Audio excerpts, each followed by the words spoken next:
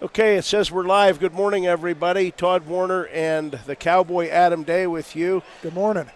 The AD Doug Dyke up here got us all set up, and he's going to check right now, do an audio check to make sure that we at least can be heard as we get ready for the Joel Confer Toyota BMW B.E.A. duels of 2020. 7 teams here today. The Eagles are the host. And as we get going, we got a thumbs up. So we will we'll do a little bit of a preview here. They called a coaches meeting just a few minutes ago. I don't know that they've changed our order of dual meets as we saw it on Thursday night. Adam and I expected.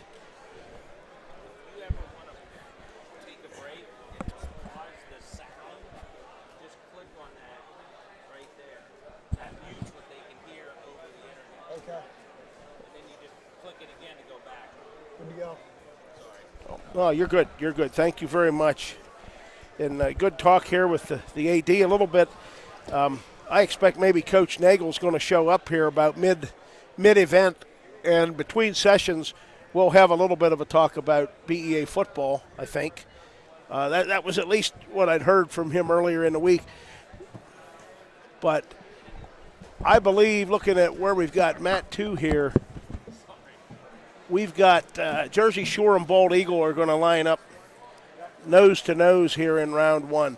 One team gets to sit out in each session because we have seven schools here, and obviously 3 matches at a time. So I'm going to look and see what we're showing for the opening round. Of course, the Eagles will be the team that we focus on, the team that we broadcast. But there are some other key dual meets going on. A lot of the Big 7 Mountain Lake dual meets will be contested here today. Excuse me. B.E.A., in fact, will wrestle Jersey Shore, Hollidaysburg, and State College.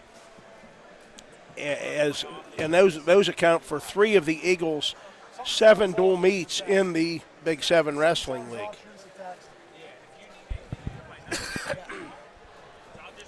So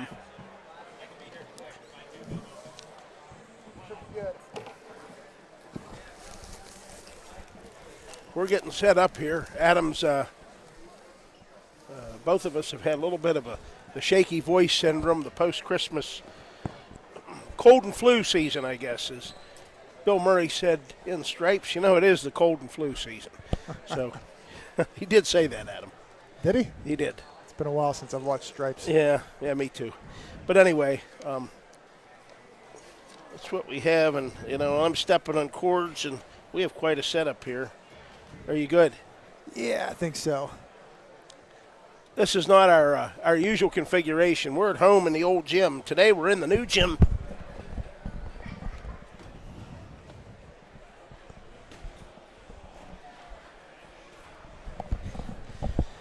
We're going to be assisted by the Eagles' 7th grade junior high standout, Caleb Close. He is our eyes on at Matt's side, right down at the scores table, because we don't have access here to a clock. So we're going to kind of wing it with that like we have in past years. The other thing that we are looking for is a pretty consistent feed on what the names of the opposing wrestlers are. And Adam's he's got a pretty good scouting report, courtesy of our great friend Tom Elling up here on all of the teams in this tournament, at least the wrestlers who were here in these lineups a year ago. Now, one thing we note, we're not going to see Bellefonte today. They're here, but the Eagles have already dropped our only loss of the year was to Bellefonte just before Christmas, 42-30. Bellefonte has a wrestler, Nate Smith, who was a B.E.A. wrestler a year ago. They also have an outstanding wrestler in Jude Swisher, who was a State College wrestler a year ago. So that's going to make for an interesting time here. And I would say that while Bald Eagle and Jersey Shore are getting ready to go here momentarily on Mat 2, which is the one that you will see on your screen and hear us talking about, State College and Bellefonte, I believe, are set to go on mat 3 in this opening round.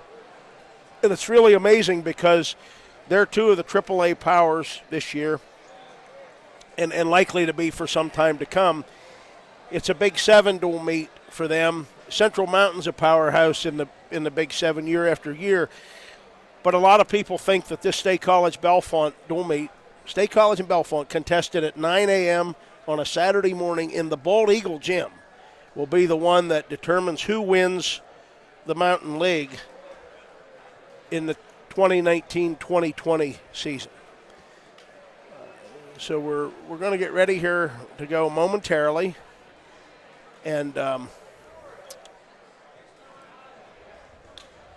Adam and I are very happy to be with you all today.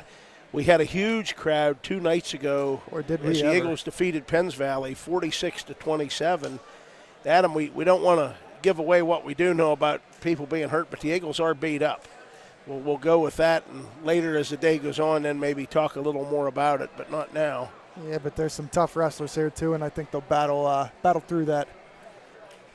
One thing that is no secret down in front of us, the Eagles standout senior Drew Coleno, was having a fine season at 152 on crutches, and you don't like to see that. You know, he had a dominant 11-3 lead 2 nights ago against Penns Valley, was cruising, looking like he was going for his 4th dual meet fall in 4 dual meet bouts this year. And then something awkward happened. He ended up on the bottom of a little bit of a flurry, and when the period ended, Drew didn't move. His knee didn't move, and Drew didn't move, and Scott DeVore and most of the Eagle coaching staff come out and looked at him, and he's on crutches down here in front of us. But he forever endeared himself to me as a B.E.A. fan when he made what I still say was a likely season-saving tackle against Bedford in the B.E.A. Sweet 16 round of football, which obviously, had that not happened, the Eagles 2 weeks later would not have seen their first ever Final Four game in Pittsburgh. So, Drew, we want you to get better. We need you back in this lineup. The Eagles don't have a lot of depth. The Godfather's in Selinsgrove today, folks. He sent me a text at some ridiculous early hour, that you normally only get from him when he's in a tree stand somewhere. But he's got a bunch of Bald Eagle youth. He's with a bunch of Bald Eagle youth wrestlers in Selinsgrove. And he said, depending on how that tournament goes, that he would check in here and see us maybe for the last dual meet around 4 o'clock. Well, if this thing's on schedule, the last dual meet is going to be just about over around 4 o'clock. At least that's how we hope the schedule goes. We're going to get set to and get started here, and the Eagles will open with Jersey Shore. Adam, has anybody mentioned to you what weight class are we going to start at? No one said anything so far. I don't know if they're going to start at 106 every match or. I can't remember. Last year, I don't think we did, right? I can't recall. Last year, you were wounded. You were coming off major orthopedic surgery, and you were one of the most impressive physical specimens in the gym as you were hopping on one leg up these yeah, it was interesting. Up the stairs to the booth. There I see a reminder, Coach Mike Maney of Bellefonte just walked by down in front, 1999 Bald Eagle State champ. I bring that up. Now he's getting ready to have his team take on State College here this morning in a huge dual meet. But I bring up Coach Maney because on Thursday night, this coming Thursday, January 9th, we're asking all members of the 1999 B.E.A. District, Regional, State, Duals, State Tournament champion, and that team was also, by the way, named National Champion by Amateur Wrestling News. And that's a special banner that's over in the other gym, which is a great banner to have. But they have their banner up here to the left of Adam and I on the wall. B.E.A., AAA champions, dual meet champions, and tournament champions. That great team probably became the pinnacle as far as postseason achievements for Bald Eagle in our history, which is now 64 in its 64th season of varsity wrestling. But Coach Maney and his teammates will be recognized, honored prior to B.E.A.'s dual meet with P.O. on Thursday night. Adam, I don't know. I think we get started here. Are we on track? It's 9:02, so we're not too far off the mark. The wrestlers are on their benches. Adam, I'm looking down here. Do we have? I thought for a minute. I see wounded Eagle Brady Proctor, who we had high hopes for this year, hasn't wrestled about yet. Right. He got injured on the second night, first or second night of practice. Yeah, we're hoping to see him here in a couple weeks. Yeah, well, when he just walked by there, I thought maybe he was like dressed today, but he's dressed, but he's not doesn't have wrestling shoes on. So that warm-up jacket he had kind of fooled me.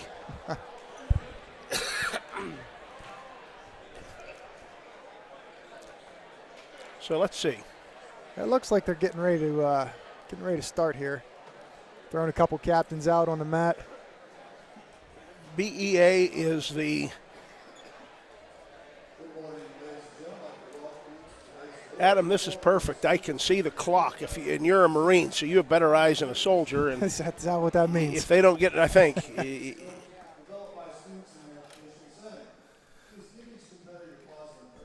We're going to pause for the national anthem, folks.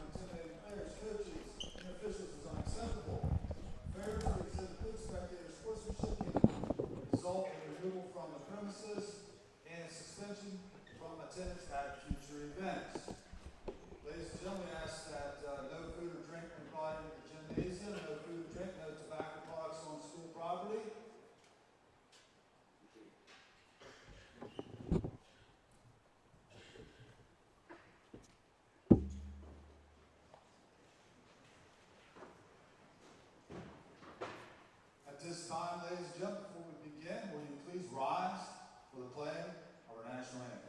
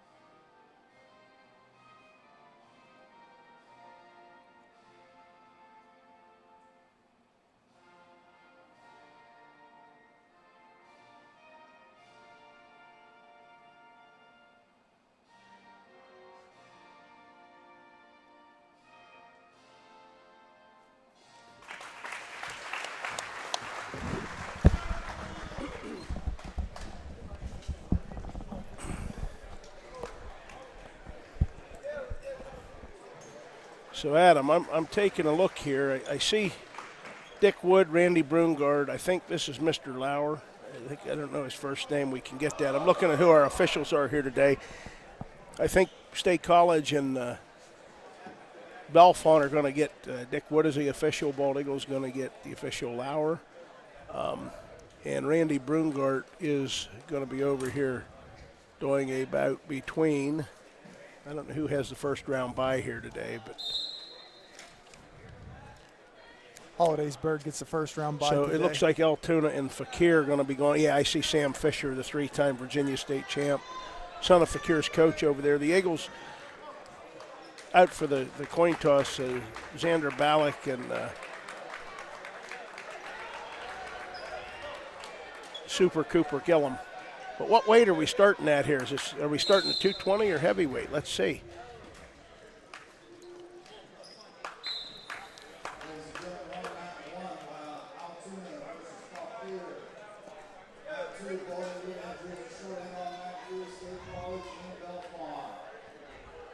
So we're going to see here. David Close is going to lead off for Bald Eagle.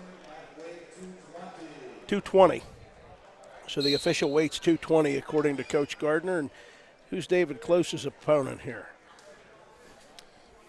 We've got Springman. Let me find you a first name here. Todd. Lee Springman. Springman? Lee Springman. Well, David got a quick takedown. He dumped in underneath on Springman's left side and popped up behind for a takedown. We have limited knowledge and access to a clock. So there's about a minute and a half to go in the first period, and the Eagles get the first takedown. We started at 2:20. So this is a little bit of ad lib for Adam and I there's no scoreboards on the walls working. Each mat has its own clock. David Close working on Springman, a Jersey Shore. Do you have any details on Springman, Adam? I can find him out real quick. Do we know if it's 220 or 220? 220. 220. Did you see that down there somewhere? Is that what? Did you see 220 down there somewhere? Coach Gardner announced that we're starting at 220, and I know we don't have a 285, and David's working a bar on that left side, so we'll stick with the action there. David Close, 73 career wins, an excellent wrestling career at Bald Eagle. He's got to get to Hershey this year. We just got to get him to Hershey.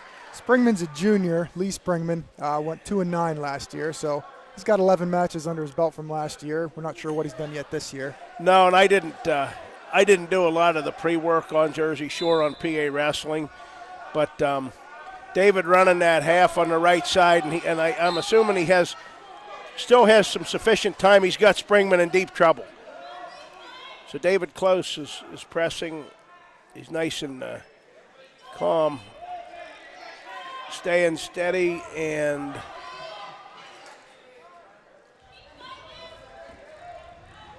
I don't know there. It's a tough position to pin, so that's the end of the period. So we've got David Close, I'm going to say, with a 5-0 lead as we go to the second period. Springman's choice, he defers. What's David going to do? Take top? Down. He's going to take down. I think he's doing that. He's saying he needs to work. So I'm looking down here in front of us, and Jersey Shore doesn't have anybody that looks like a heavyweight pacing around either. No, so I think we're going to have a no match at 285. Don't see any bigger fellas down there. David set on the bottom. Springman started right arm around the waist, now drops in on the left ankle. David shorts turn, facing out for one in about 10 seconds. It's 6-0. Eagle senior David Close looking for his 10th win of the year and what would be the 74th win of an excellent B.E.A. career.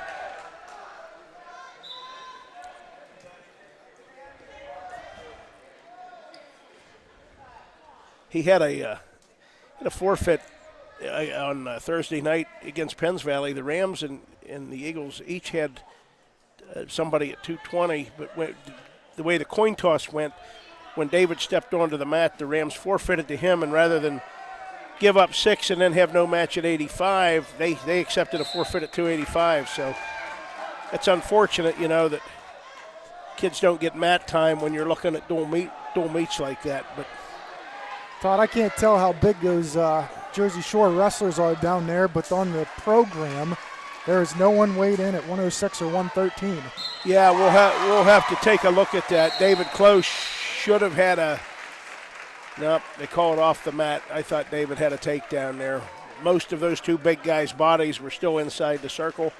But 6-0 lead, he's only had that escape here in the second period after a takedown and 3-point near fall in the first. Then goes collar tie. And I said on Thursday night, these guys have had a great football season. We're going to give them another 2 weeks yet to start feeling like wrestlers, and that's fine because wrestling season really heats up in about 5 weeks. So it's a very different sport.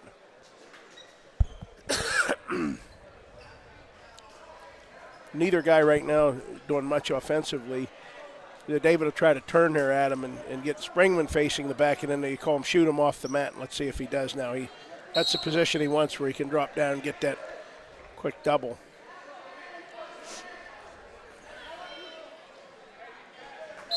If we could move the clock operator over like 9 inches to his right, we'd see the time. But well I'm a little bit to the left of you, and we got a couple seconds left here. Yeah, and now we have 2 closes on the mat because little brother Caleb's out there with the towel, and he taps the official, tells him, okay, the second period's over. My brother's now going to go to the third period with a 6-0 lead, and we're going to go neutral again.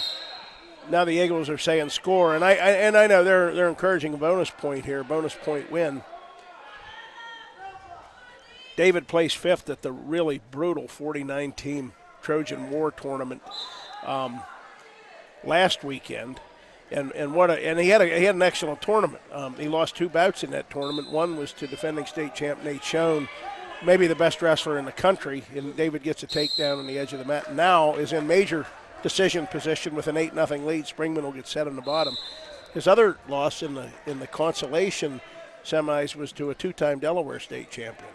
So he's ranked 3rd right now. There's 27 teams in District 6 AA, and David Close, according to Ron Stump, is ranked 3rd behind Jake Ryan from Mount Union, and I think Colin Johnston of Glendale.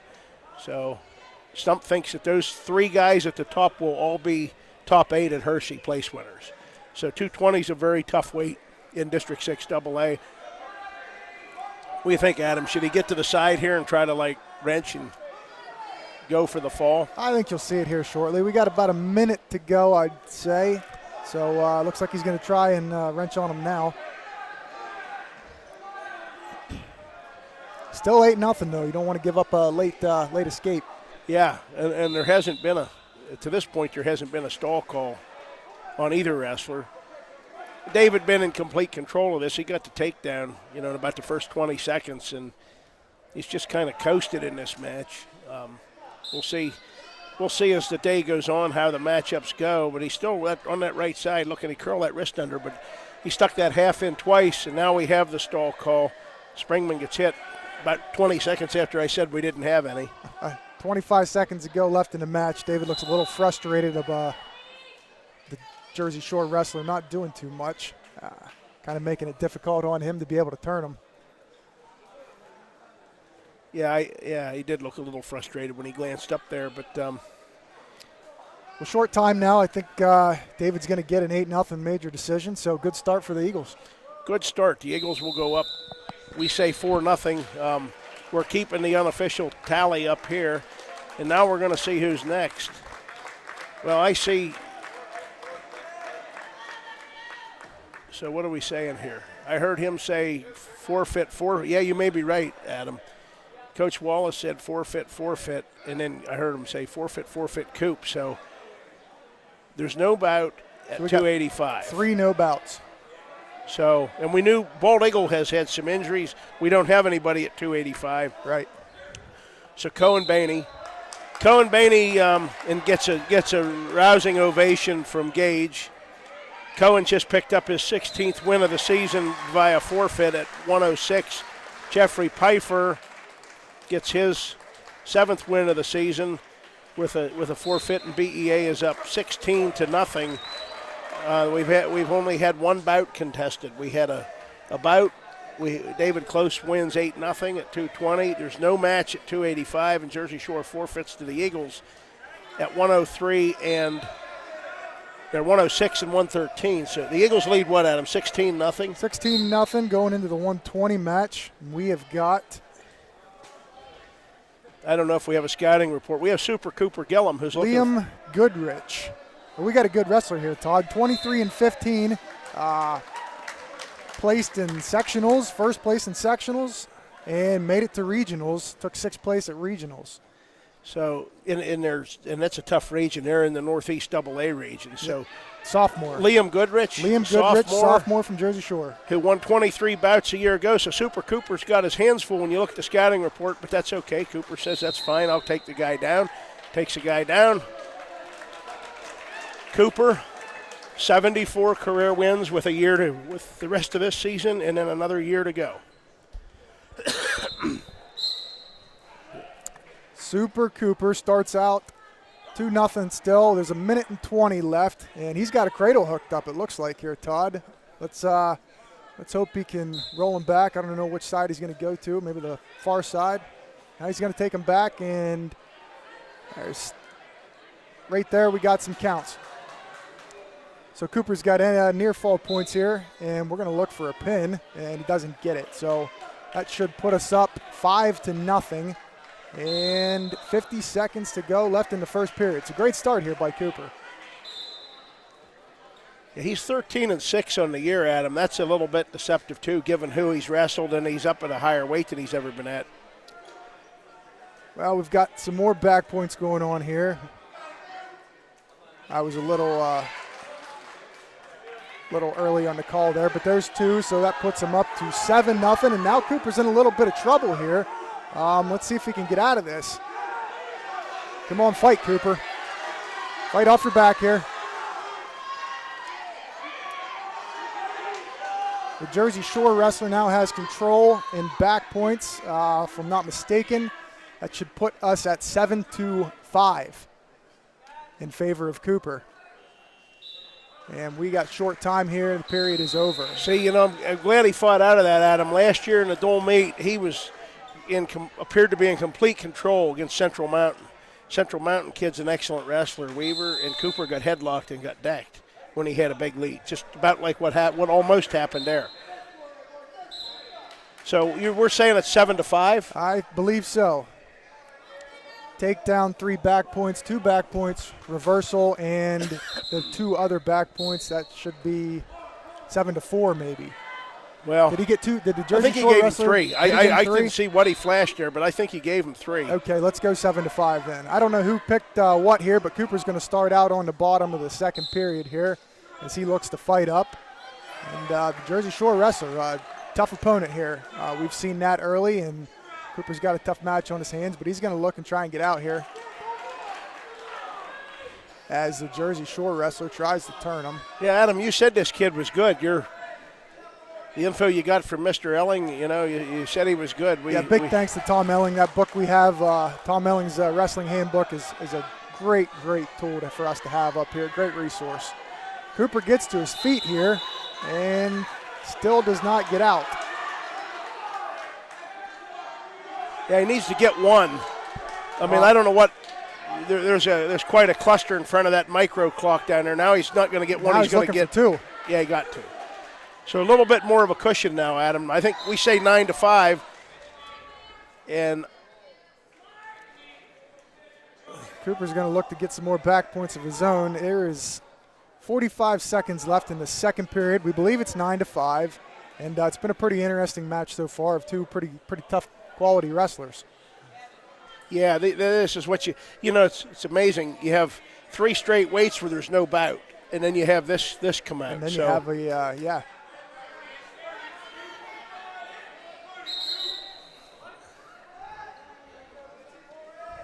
Blood time for Goodrich, and we think it's 9-5. I thought last year we could see like the flip cards or the charts, but I'm looking to see who's at Grace Stem is getting loose and warming up on deck here. And I think we have, it looks like one of our new guys in the lineup, Isaac Packer's back here, and I think Kevin Taylor. Looks like Jersey Shore doesn't have anybody weighed in at 138 here either. If the schedule and tentative lineup that we got from the front desk is correct. So we may see one more forfeit here. Well, I know, and I'm going to guess that this kid was one of their winners. I know they lost to Central Mountain 54-15 earlier in the year in a dual meet. But right now you've got Coach Gano talking to Cooper. The Eagles, if you just tuned in, the Eagles lead this dual meet 16-0. And we are actually at the 5th weight class. We started at 220. David Close, a dominant 8-0 major decision, his 74th win in an Eagles varsity singlet. Then we had no bout at 285. Oh, excuse me again, folks. And Cohen Bainey and Jeffrey Pfeiffer were awarded forfeit wins at 106 and 113. And now Cooper Gillum had given up a 5-point move after getting a big lead. So he looks like he might have a cradle hooked up here. Well, he might. You never know if Cooper, some guys would be too high in that position, but maybe not him. He's got that 9-5 lead. Short time here, Todd.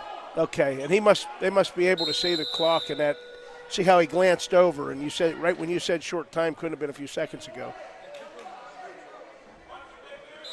So, Adam, you've got the third period. They're neutral. We believe it's still 9-5 here, correct? Yeah, that's what I'm saying. For the start of the third, and we got a great match here going. Cooper versus Liam Goodrich, who once again was 23 and 15 last year as a freshman.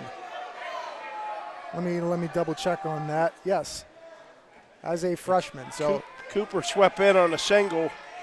Now he may try to convert. Cooper's always thinking. Is he thinking he's going to come straight through, or is he going to try to turn and catch Goodrich somehow on his back? No control either way right now, but it's very close. I think it's pretty close to Cooper getting a takedown. He's got Goodrich down on his hip. He needs to continue his motion now, or we're going to get a stalemate call, but now he's working around a waist. It looks like Goodrich has his head trapped down there, and if he keeps him down there, I think we will get a stalemate. Cooper's trying to come around a waist. He's trying to free that arm, and there's a takedown. There it is. So now you need to work for a near fall, try to get the bonus point win. Cooper Gillum ranked second in District 6 AA, 27 guys at that weight, and he's ranked number 2, and he's only ranked behind the returning state champion, Arrington from Forest Hills, who Cooper dropped a pretty tough 4-0 decision to last year in the district finals. So Cooper Gillum looking to return to Hershey, and right now he's got an 11-5 lead with 30 seconds to go in the match. My math is correct. 2 back points will get him the major decision. Yeah, I think your math and Gage's math must match because Gage is down here giving him a couple of coaching signs, standing behind Coach Geno, trying to tell him to turn him one more time if he can. Cooper with a half on that right side and trying to bar on the left. I think he sees the clock here. We got some short time, and we're going to end the match at 11-5. Ooh. The 11-5. I would say that Goodrich is a tough Jersey kid. Shore fella's not happy. No, but he wrestled a fine match. His Sure 5 did. points came all in one motion with a reversal and a 3-point near fall. Cooper was in firm control of that match, leading 7-0. Now we have Grace Stem, and we'll get the name of this Jersey Shore opponent in just a moment here. We are at 126. B.E.A.'s up now 19-0, Adam. Correct. And Grace Stem, the Eagle sophomore, she's well accomplished in some of the female wrestling tournaments. And her opponent is Gabe Andrews. Andrews? Gabe Andrews. Gabe Andrews of Jersey Shore. Again, no announcements on who they are. We have a system worked out, covert system with the table, and he took Grace down. I don't have any scouting on him. Grace got to her feet very quickly there. Good motion, good explosiveness, but you have nothing on him from last year. Nothing on him. That's a possibility of being a freshman. Or a sophomore that came up off the junior high, but right. Andrews is trying to work a parry pin on Grace, and he's got that right arm, tight waist. He's got a 2-0 lead. Grace got to her feet very well on that restart. Let's see how we do now. We may have another restart coming there on the edge, and it's pretty close over there. Official looking at it, but now Andrews tries to bring Grace back on, and he's running an arm bar, and he's got Grace in a lot of trouble. And he was pressing. Grace fought out of trouble once there, but Andrews gets a fall. I don't see the clock. It looks like minute 2. Adam says there's 0:58 in those tiny numbers. That's but Andrews gets a fall for Jersey Shore, and that puts the Dogs on the board. The Dogs, the Eagles lead the Dogs now 19-6. 19-6. And what's Isaac Packer doing? Jersey Shore's forfeiting to Isaac Packer at 132. So we know that, and now we're at 138. Xander Ballack is out for B.E.A. I don't know if Gage has a match or not. He hasn't warmed up or anything. He's just now taking his warm-ups off, but he would be next. So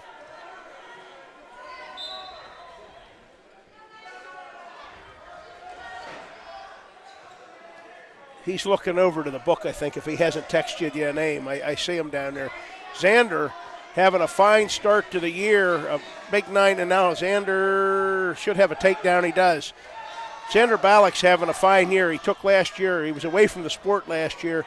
He came back. He had a dominant 9-0 win. He won 4 bouts at the Trojan War. He went 4-2 there. He had a 9-0 major decision against Penns Valley Thursday night, and he's looking for a spread eagle. He's got the dog taken down. Do you have a name on that dog? We don't, and I can see. Okay, we do now. Cade Vucolo. Vucola. Yep, Cade Vucola. Okay. I got Vucolo, but I'm guessing. No, it's the same Lock Vucolo. Haven name you know, Adam. Yep. You know that name, right? Yep. Long-time Lock Haven name, Vucolo, and I don't know if we'll see if Adam has anything on him. Vucolo reverses Xander, and now we have a 2-2 bout by my scorekeeping up here. Vucolo is a junior for the Dogs, 9-16 last year. Okay, so Xander was out a year ago, and this guy wrestled 25 bouts a year ago, so that tells me this could be a pretty good bout. Right now it's 2-2. Vucolo lacing Xander's left leg. And off the mat they go. Vucolo tried to roll through and get a tilt. Didn't get it. What do you have for a team score, 25-6? Yes. Yeah, we had enough forfeits in there, and the action without a scoreboard.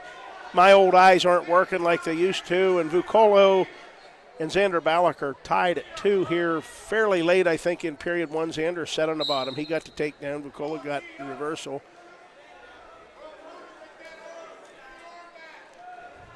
Isaac Packer getting that forfeit win. He's now 5-2, and his 5 wins are 3 falls, that 9-8 thriller against Penns Valley, and a forfeit. Caleb Close out there. That's our main guy at the table today, and he tells the official that the period's over. So we have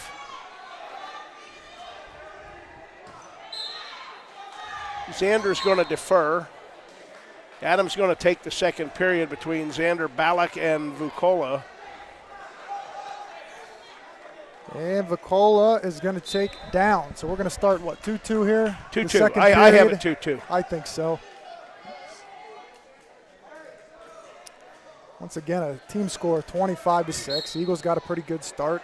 And Xander is tied 2-2 here with the Jersey Shore Bulldog, Cade Vucolo. He brings him back down to the mat here. And we're going to see if he can turn him. It looks like he's trying to hook up a cradle. I don't think he has it locked yet. Yes, nope. He's got to make sure he doesn't get out of position. He's going to go ball and chain on him, Adam. He's looking to lock it up here.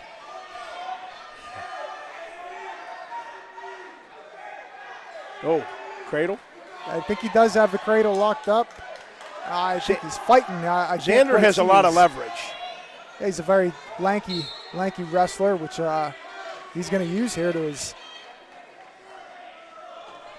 Oh boy! Oh my! Great strength! Wow! For him to be able to fight off the bottom there and get out of that. He's in good position now, Adam. Now he is in good position, but for a moment there, he had me a little scared. I'll say. Right now, he's got back points and he's looking for a fall. That was a classic counter to the cradle, though. Vucolo, Xander didn't panic, though. He repositioned. There it is. Xander pins Vucolo. Fall in 3 minutes and 12 seconds. Xander Ballack's having a fine season. I mean, he really, really is. That's a fall on the heels of 4 wins at the Trojan War and a 9-0 major decision. And what do we have here? 31-6. It's a little we're early. Going to see Gage here. We're waiting on the name of the Jersey Shore opponent. Now we know Gage. He's got 81 career wins. He's 13-0 in the year. He's ranked number 1 in the state, and he went to overtime to beat outstanding Penns Valley Ram Malachi Duvall on Thursday. And this Jersey Shore kid's a scrapper, Adam. We got a Gabe Packer, junior for the Bulldogs. He was 10-17. He actually placed first at sectionals last year. Well, he's wrenching on Gage, and they're going at it pretty good down there. Gage looking to, if he gets that leg hooked, he's going to spladle him. He's looking to spladle him, and he's got him spladled. Yep. If the Godfather, if you're listening, Gage had a spladle and it got away. Gage hadn't given up on stuff. He got a takedown. He got 2 back points. This Packer's tough. Packer's a long-time Jersey Shore name. Been some outstanding athletes from that school district named Packer. What do you have here? 6-0? Oh, I think a takedown 2 and then another 2. That's what we have. We don't have the benefit of the scoreboard. We're just trying to count the flashes of the official. that was the sequence of points. I don't know if he got 3 one of those times or not, but we'll go with 6-0. I think he gave him 2 after that Splato, and then he gave him 3 on that when he fell into that reverse half with him. Well, if he got 3 one time, it should be 7-0. And this dog's scrapping. What do we have, 31-6 for a team score? 31-6. B.E.A. is well on their way here to moving to 4-1 on the season and picking up, we count numbers here, Adam, the 706th. 706 dual meet wins it'll be with the next time the Eagles win a dual meet in school history. That's another count. That's another 2. And 2. I'm saying Gage has an 8-0 lead. It's 8 or 9. Gage probably had some nose in. This Jersey Shore kid might have been one of Coach Gravish's football players, and Gage might have had Speaking of Coach Gravish, I don't know if you folks can see, but down there in the front row sits Coach Gravish watching his Bulldogs. Yeah, I didn't know he was over there, but I see he should be on the camera. He's at Matt's side, and he's watching. Well, we got just short like time here in the first, and we believe it is 8-0. Yeah, I think he has a trio of 2-point near falls. Jersey Shore kid fighting hard though, and Gage looking to go to 14-0 in the year. Ron Stump says number 1 and number 2 in the district are also number 1 and number 2 in the region, and number 1 and number 2 in the state. The great Eric Gibson of Forest Hills, a sophomore who was 3rd in the state a year ago, is ranked number 2 behind Gage right now at this weight. Gage reverses Packer to his back. No points. No points. That should be a 10-0 lead. Yeah, we have that's what I have it too. It's a 10-0.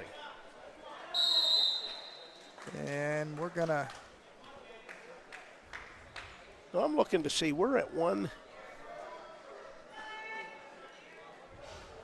So one of the things we're going to have to find out. We know that Drew Coleno's injured, and we have a guy down here moving around as Gage is hooking up another tilt and going to come away with at least another near fall. We're going to need to see. Noah's down here, but who are the Eagles going to put out at 152? Because we have somebody here with the headgear on. Could it be Camden Comley?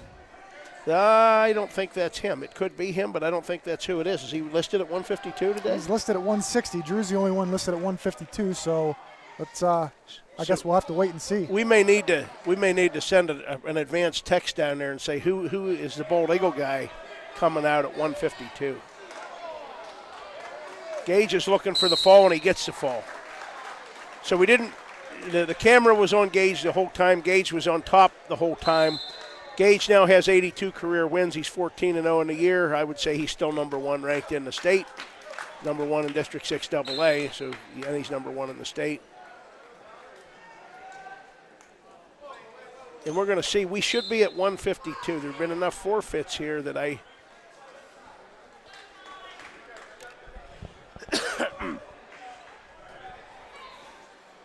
So Jersey Shore wins by a forfeit at 152. So I think maybe this is this Camden Comley coming out at 160. So we forfeited 152? Bald Eagle did. Right.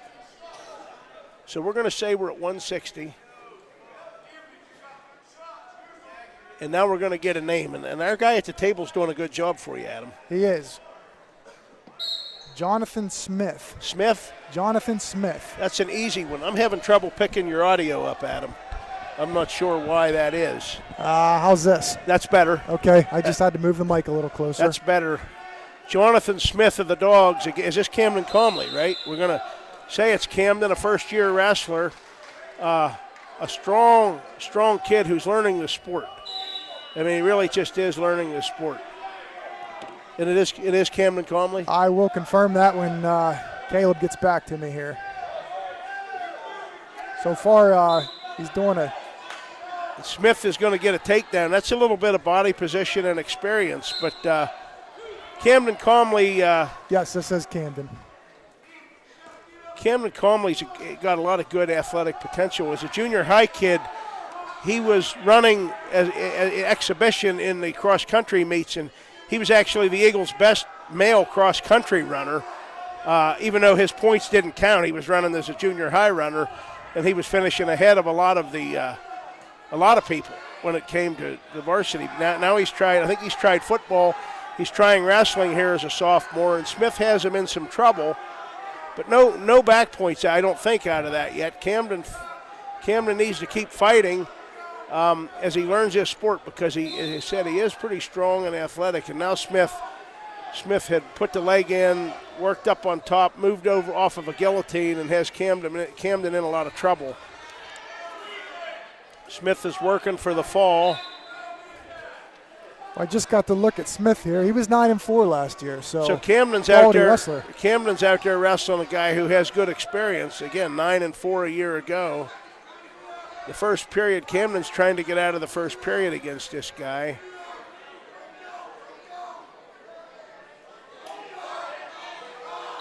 And Camden does fight out of trouble to get through the first period. So Coach Hawkenberry's starting to snap and bark down there. I'm not sure what at, but I'm sure Eddie knows. Sure. Smith has a 5-0 lead. Camden goes neutral.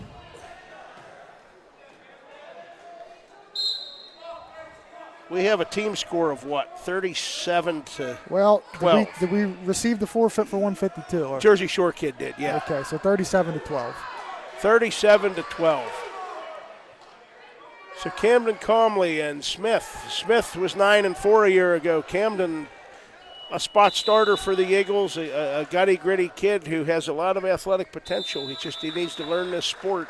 And you learn when you're in the hole, you do learn. He'll get there. Right now it's 5-0 in favor of the Bulldog. It was a scoreless first minute, and then Smith got a takedown. He turned Camden with the legs in a guillotine, and then tried to come up on top. He couldn't finish for the fall, but we're scoreless in the second period. Smith drops in, Camden blocks. Camden trying to work underhooks, overhooks.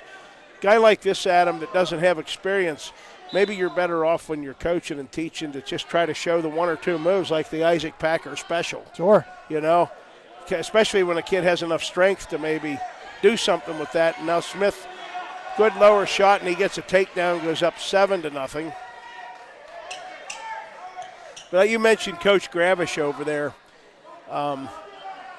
You know, he watches his kids that are in winter sports, basketball and wrestling as football players.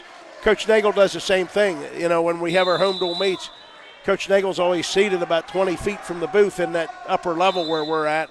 And we expect him to stop by here later today, and we'll have an interesting football wrestling discussion with him if we do. Right now, Camden calmly trailing 7-0, trying to avoid being turned. Smith is really kind of too high there. A little bit of experience with body position. Camden may have been able to do something with that, Adam. Right. Well, short time here, so as you can see, Caleb out there on the mat getting ready to help out the ref, and I think we're going to end the second 7-0.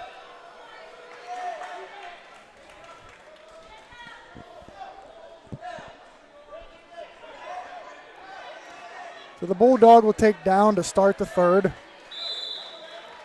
Still 7-0. Still 7-0. Camden gets set. I don't think Camden has had a varsity bout in the few he's had. He hasn't had a varsity bout go more than a minute until now. So he's improved in this match against a guy who was 9-4 a year ago, but now it's 9-0. Smith gets a reversal.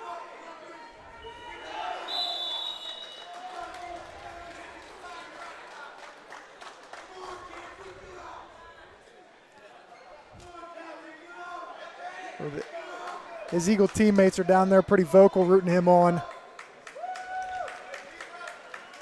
Yeah, and he's fighting.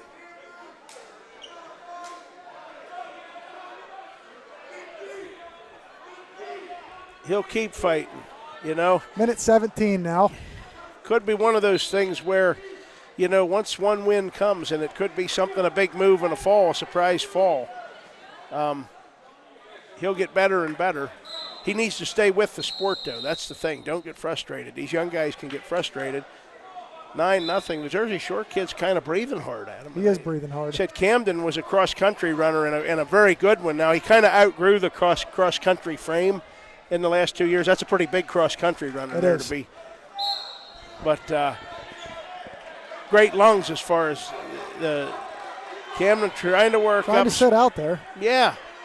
Yeah, it's a little bit of, it's just an experience and body position thing. Well, if you're in your first year of wrestling and you're trying to sit out on the bottom, you're learning. Yeah. Yeah, now, see, here's a case where if you could elevate your hips, you may be able to get Smith. Because Smith is crouched too far and too high. Yep. Get up on your feet there and shake him off. Nope. 25 seconds to go here in the third. Camden fighting hard. And like I said, this would be, it's a tough outing for him, but it could be the best varsity bout that he's had. Now, some of these kids wrestled in the JV version, the JV edition of the Trojan War, and won some bouts there. We'll see here. So Camden calmly will drop, the Eagle coach is pleased with that effort, I think. He will drop a 9-0? I think 9-0. Major decision. Yep. He'll drop a major decision to John Smith from Jersey Shore. And what's that make our team score? 37-16. 37-16. Here comes Noah Foltz. And who's he got? We're going to look for Caleb to tell us who this is. We have got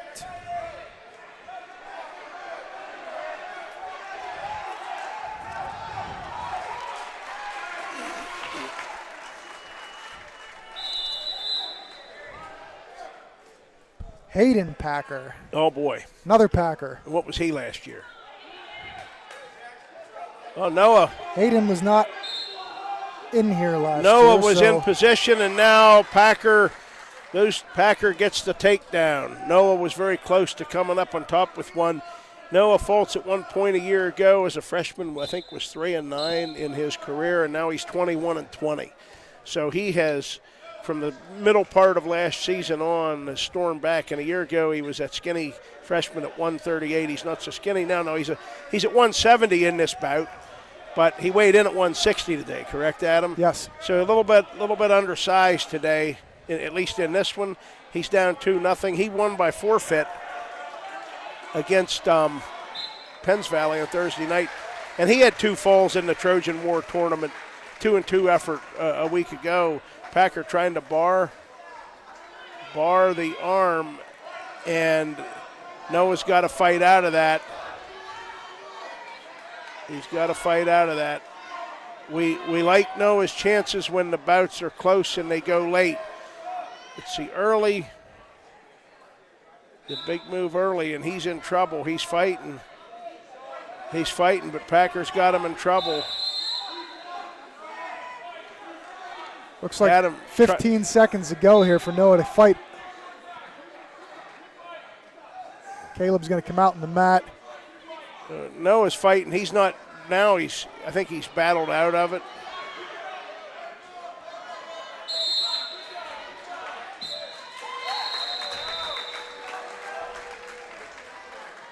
So no, there was no fall there. The Jersey Shore coach is Jersey Shore coach is pretty emotional right now. But Noah was flopping back and forth there. And what do you have for a score here, I Todd? have 5-0. Okay. I mean, he was on his back that one non-stop. About 50 seconds he was on his back, but now he trails 5-0. Now let's see. I think Packer took down. If he took the bottom, let's see if Noah can hold him and stop the first move, and he does not. So you say this Packer didn't have a record last year, but I said the Packers' name in Jersey Shore has historically been synonymous with winning. Well, it doesn't. Wrestling mat. This Hayden Packer doesn't look like an underclassman, just judging by his frame and size. But he could be. Could be a guy that was out a year ago, but we don't have a report on him. And right now, he's got Noah in a world of hurt. Well, I can give you a report right here. He's done a pretty stellar job right now. Yeah, against a good opponent. Noah's in trouble. And it's very, very, very close. Packer has a 7-0 lead if he doesn't get the fall here, and he doesn't get the fall there, but he's got 3 more, so we have it 10-0. And Packer trying to run that arm bar again and step up around on Noah. And Noah needs to fight that. Packer, the key to this was the second period to start when Packer got the quick reversal at him. Noah's pretty tough on top usually, and Packer nullified that by getting a reversal, gaining control in the first 5 or 10 seconds of the period. And he's been dominating here. And he pins Noah. Packer does get the fall, but how many seconds or minutes do you think Noah was able to fight off his back there? That's he fought a long time, but that's we'll find out. We'll find out during the break what grade that Jersey Shore kid's in. I'm interested. We didn't have any report on him from a year ago, so if he was on the junior high team a year ago, the Dogs have a good one on the way. So now we have Matthew Knepp.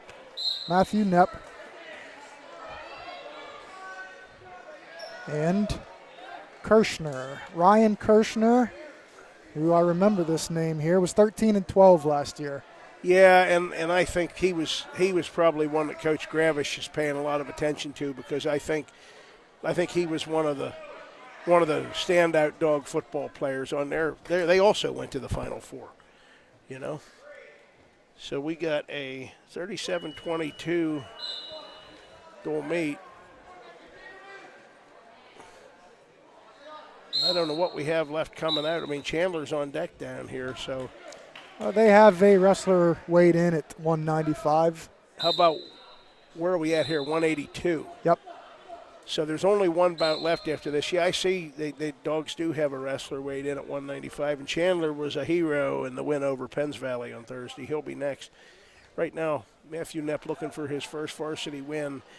He's outsized and out-experienced, and right now he is fighting, and he is scoreless with I would say a favored Jersey Shore wrestler in this bout, Kirshner. You can tell the football background of Kirshner, that bounce in the head, the tight head to face, head to hand control. Right. And he's trying to wrench a chancery on Matthew, and Matthew avoids. We got some blood, I think. Trouble there. Who's bleeding? The dog? I think the Jersey Shore Bulldog. The dog was the aggressor there, but the dog is bleeding. So. Well, I saw it on his face, so. Well, and you are the guy who can see the clock, because, again, a 30-year-old Marine has better eyes than a 56-year-old soldier, no doubt. But B.E.A. has clinched the dual meet. So this is while we have blood time here, the Eagles lead 37-22. Matthew Knepp is on the mat right now in a scoreless bout against a Bulldog, Kirshner, who went 13-12 a year ago. Matthew's looking for his first career varsity win. And he's a battler. And once he gets that, now he's up a weight too, though. He weighed in at 170 because we've moved these guys up. That injury to Drew Coleno on Thursday night really ramifications throughout the upper part of Bald Eagles lineup. Sure did. Chandler Burns, though. Chandler Burns got the sign. And he's jumping around down here. Maybe he's going to remember that Jersey Shore Bald Eagle football game, which didn't go so well for our boys out here.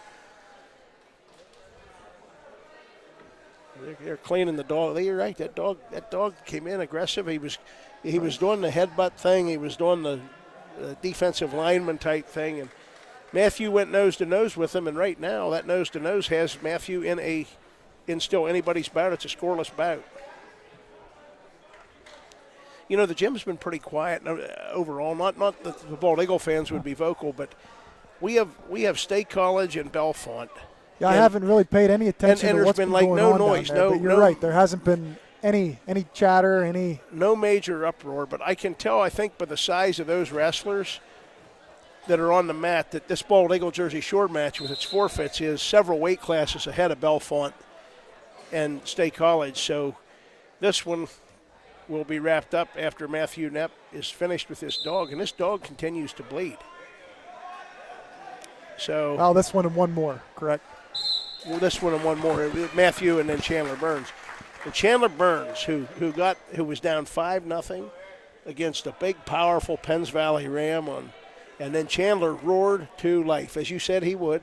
2 double leg takedowns, and after the second one, he just kept that ram on his back for good and got the fall.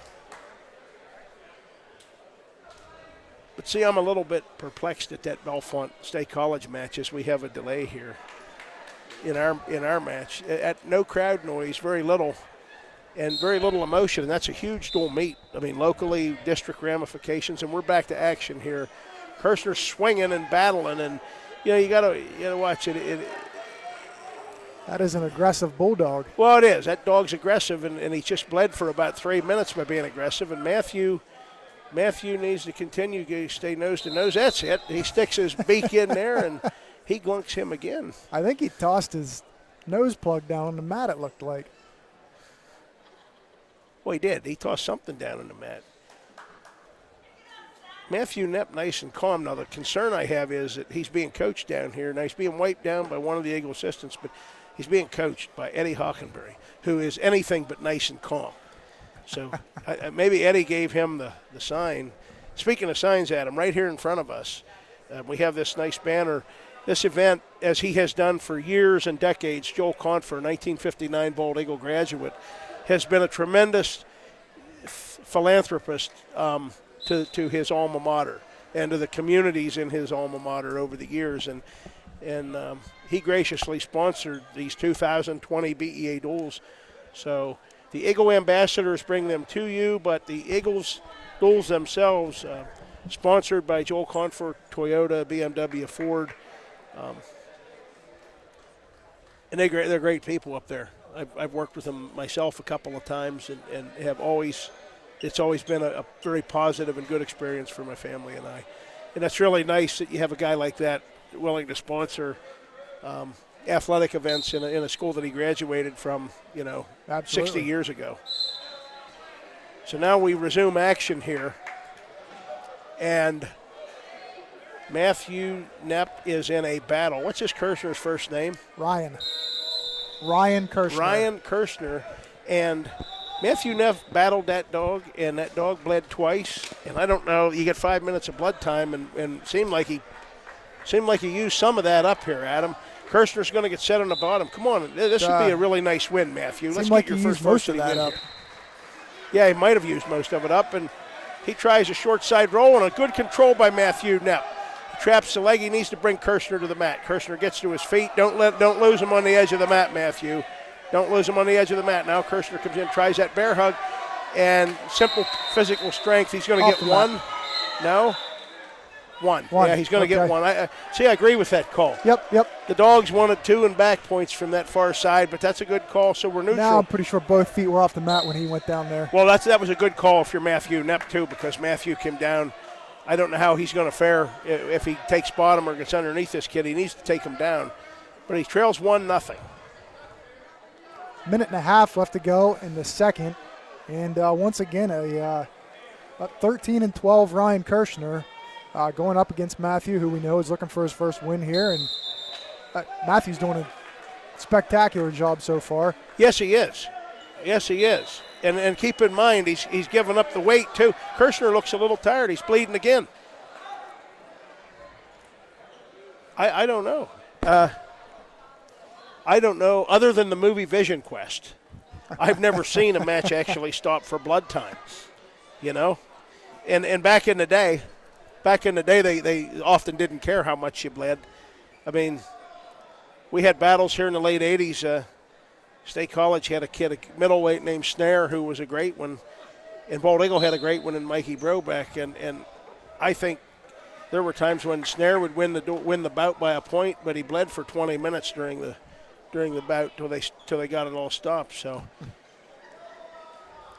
this is an interesting situation. Now I'd be concerned. This is the third blood stoppage, and you rarely see more than 2 of them, too. So now they're cutting blood time. And for all that's going on here, Kirshner leads. Kirshner leads this bout 1-0. Matthew Knepp, now he's still getting most of his mentorship down there from Eddie Hockenberry, and he's nodding, so I think Matthew understood what. I think Eddie. He likes what he's hearing. Well, I think he's telling him to go collar tie and control the head. Don't let him control your wrists. I think that's kind of what he said.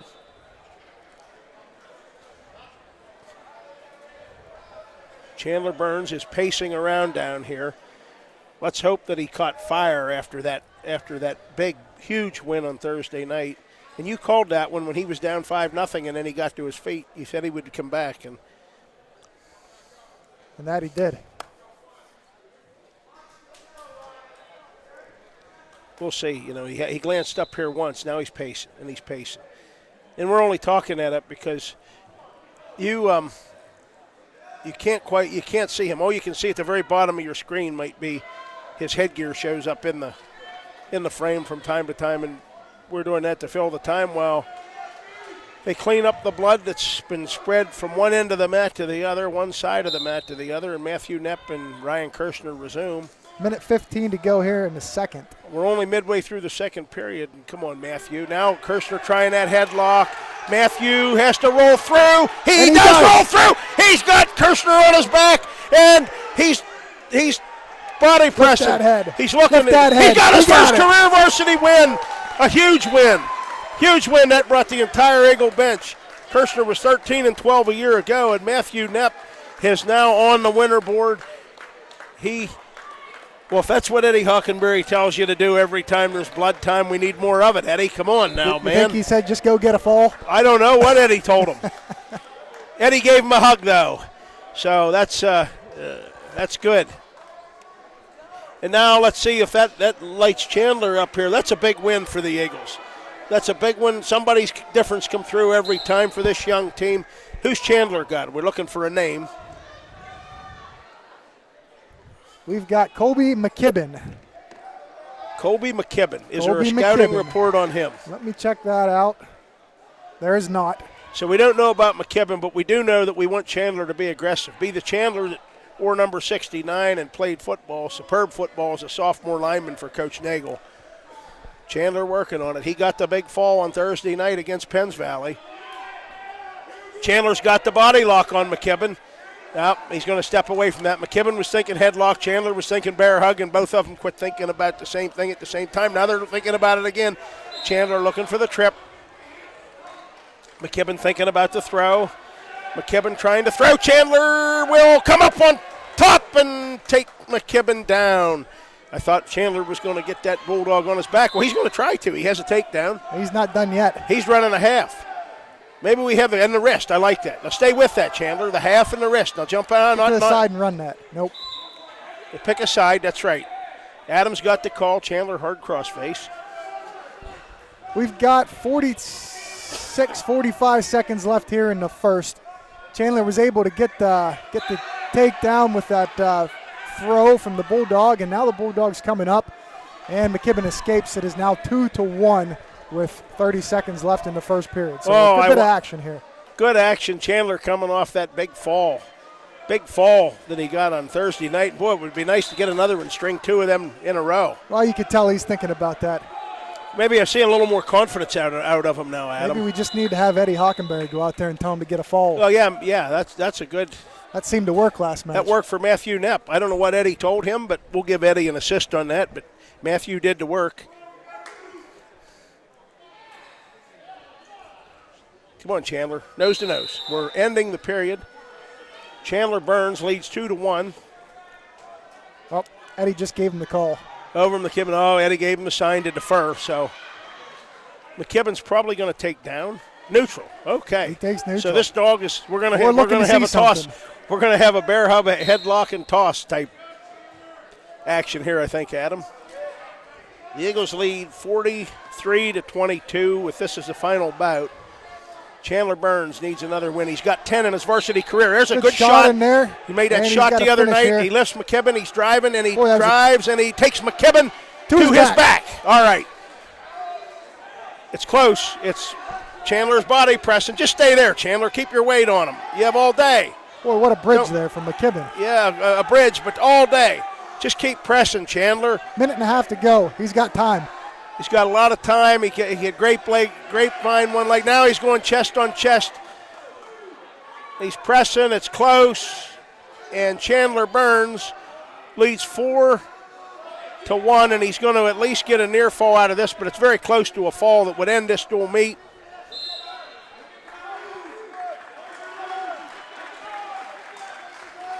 can bounce on him, and he does. Chandler gets a fall. I can't see the 58, does that say, Adam? Yep, 302. So in 302, Chandler Burns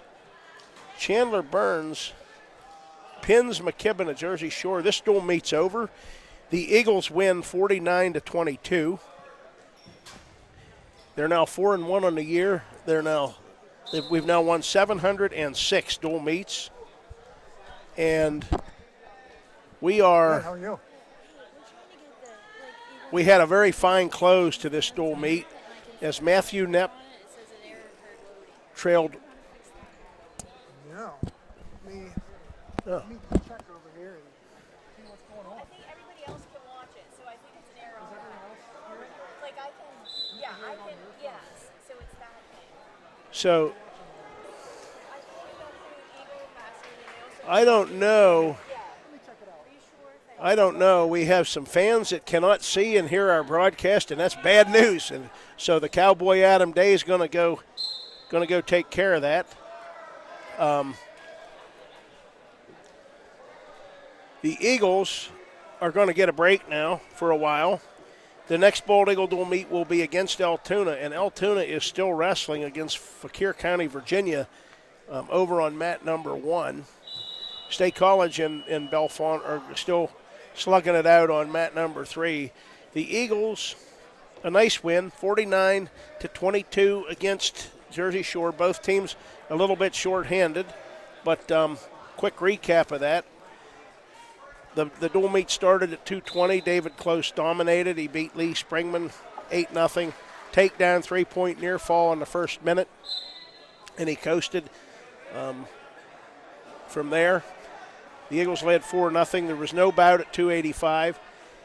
Bald Eagles top-ranked, District 6 AA top-ranked Cohen Bainey, the lightning bolt, wasn't on the mat long at all because he got a forfeit. That was his 16th win of the year. That was at 106. B.E.A. led 10-0. Jeffrey Pfeiffer, the 7th-ranked wrestler in District 6 AA at 113, went on to the mat, and he got a forfeit, and the Eagles led 16-0. At 120, Jersey Shore's Liam Goodrich, excellent wrestler. Cooper Gillum, a Bald Eagle, defeated him 11-5. Cooper was in control, dominating with a 7-0 lead. Goodrich reversed Cooper to his back, made it 7-5. Cooper scored the final 4 points of the bout and was physically in solid control at the end in that 11-5 win. That was Cooper's 74th career win as an Eagle wrestler. He's got the rest of this season and next year yet to go.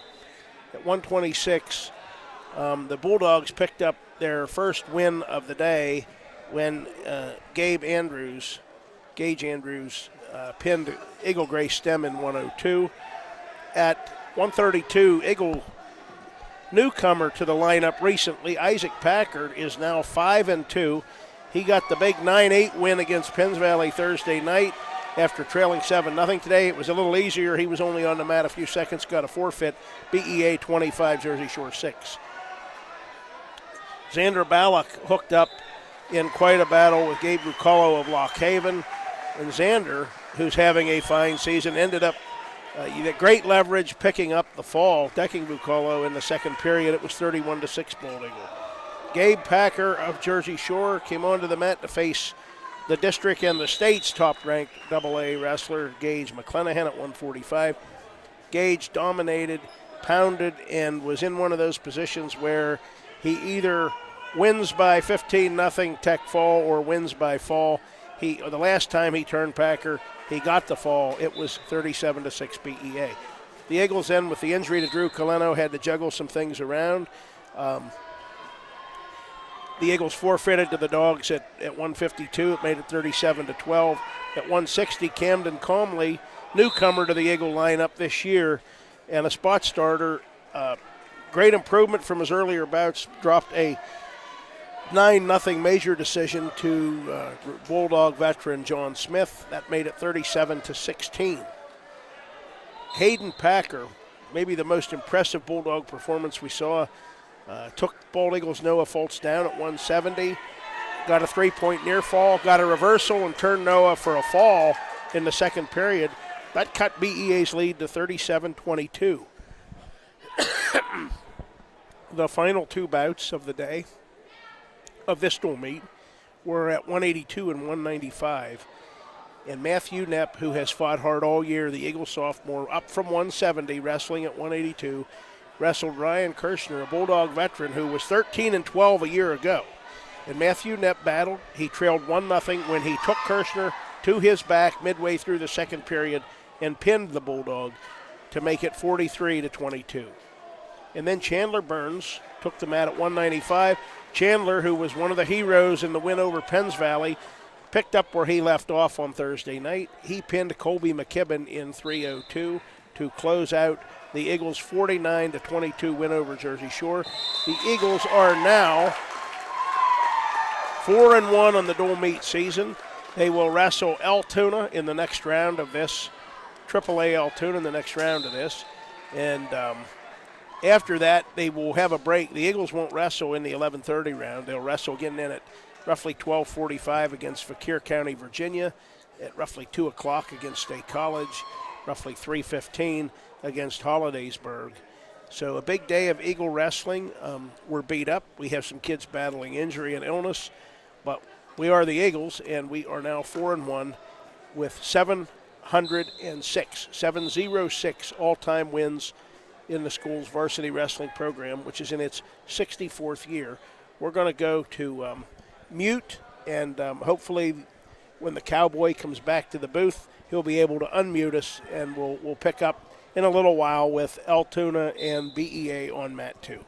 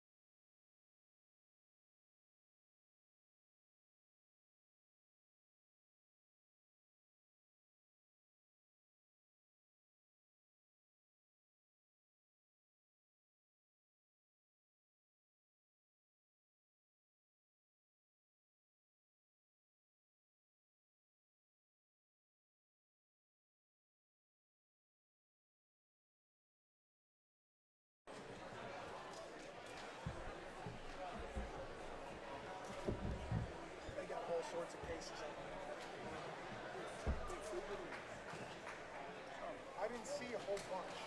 I'm sure they will come this year.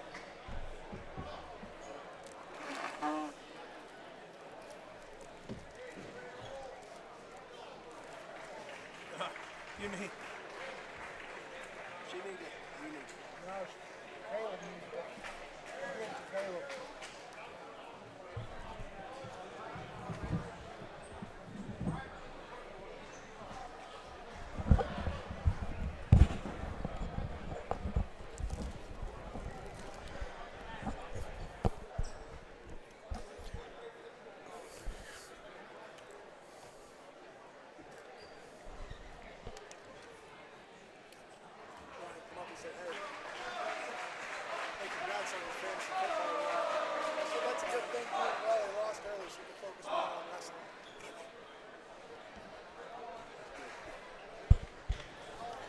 So we are back. Todd Warner and the Cowboy Adam Day. We're back for round 2.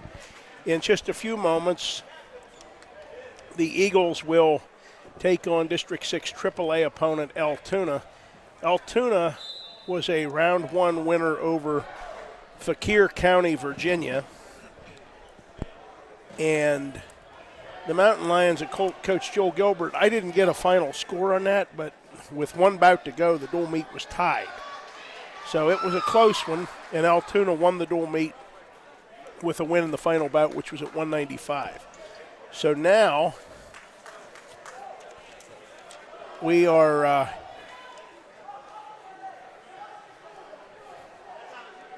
looking at the toss between B.E.A. and Altoona, and we're going to get ready for round 2, as we said. Sounded like the toss was critical, excuse me, in this match, talking to some of the coaches down there. Yeah, they're saying that this is one of those, we'll see how the flip goes. It could go either way. And Bald Eagle and Altoona these guys won't see each other the rest of the year because the Eagles, as you know, are AA. And speaking of the Eagles being AA, the PIAA cycles came out, and as we get into next year, so we're going to start at 285. And 285, Altoona will open with a forfeit. Adam Port gets that forfeit win. Adam Port from Altoona. And he's pretty good. So this dual meet's going to end with David Close. Hopefully we're in it, and then we'll see how we go. And right now we've got Cohen Baney, and let's see who Cohen's opponent is from Altoona. Cohen gets an immediate takedown. Cohen, the lightning bolt Baney, 16-3 on the year, top ranked in District 6 AA, and he's a freshman, and he is going to be a great one. He gets an Eli Weiser, who I do not see in Tom's book, so that could mean freshman or sophomore. Well, it means that Eli's in trouble. Cohen had a forfeit in the last match. He's got Weiser on his back and a quick fall. Cohen Baney now 17-3 on the season in his very young B.E.A. career. And last year when we didn't have anybody at 106, we kept saying, oh, well, we watched him pacing around down there before the junior high matches and saying, well, help is on the way. Well, folks, help has arrived at 106 in Wingate. So Cohen Baney has tied this dual meet just that quickly, and now we are underway at 113, and we've got Jeffrey Pfeiffer against. 113 looks like Jordan Colucci. Jordan Colucci. Colucci, a sophomore, was 16-16 last year. Yeah, that's going to be, Jeffrey's got his hands full then, and Colucci, a big, tall, rangy wrestler. Are you right? Is it Colucci? Yes. So this guy wrestled 32 matches a year ago. Jeffrey Pfeiffer, a freshman, he's 7-5 on the season, and he is ranked 7th in the District 6 AA rankings by Ron Stump, who does a great job of ranking the 27 wrestlers at each weight. And the teams in District 6 AA, Jeffrey in on a leg. He's picking up on, trying to lift up on the right leg of Colucci. This is a big bout. It's just told me this is one of those swing bouts that we think could go either way, and both teams need it because last year in this Eagle Duels, this match went to criteria. They tied and Altoona won it. They got the extra point.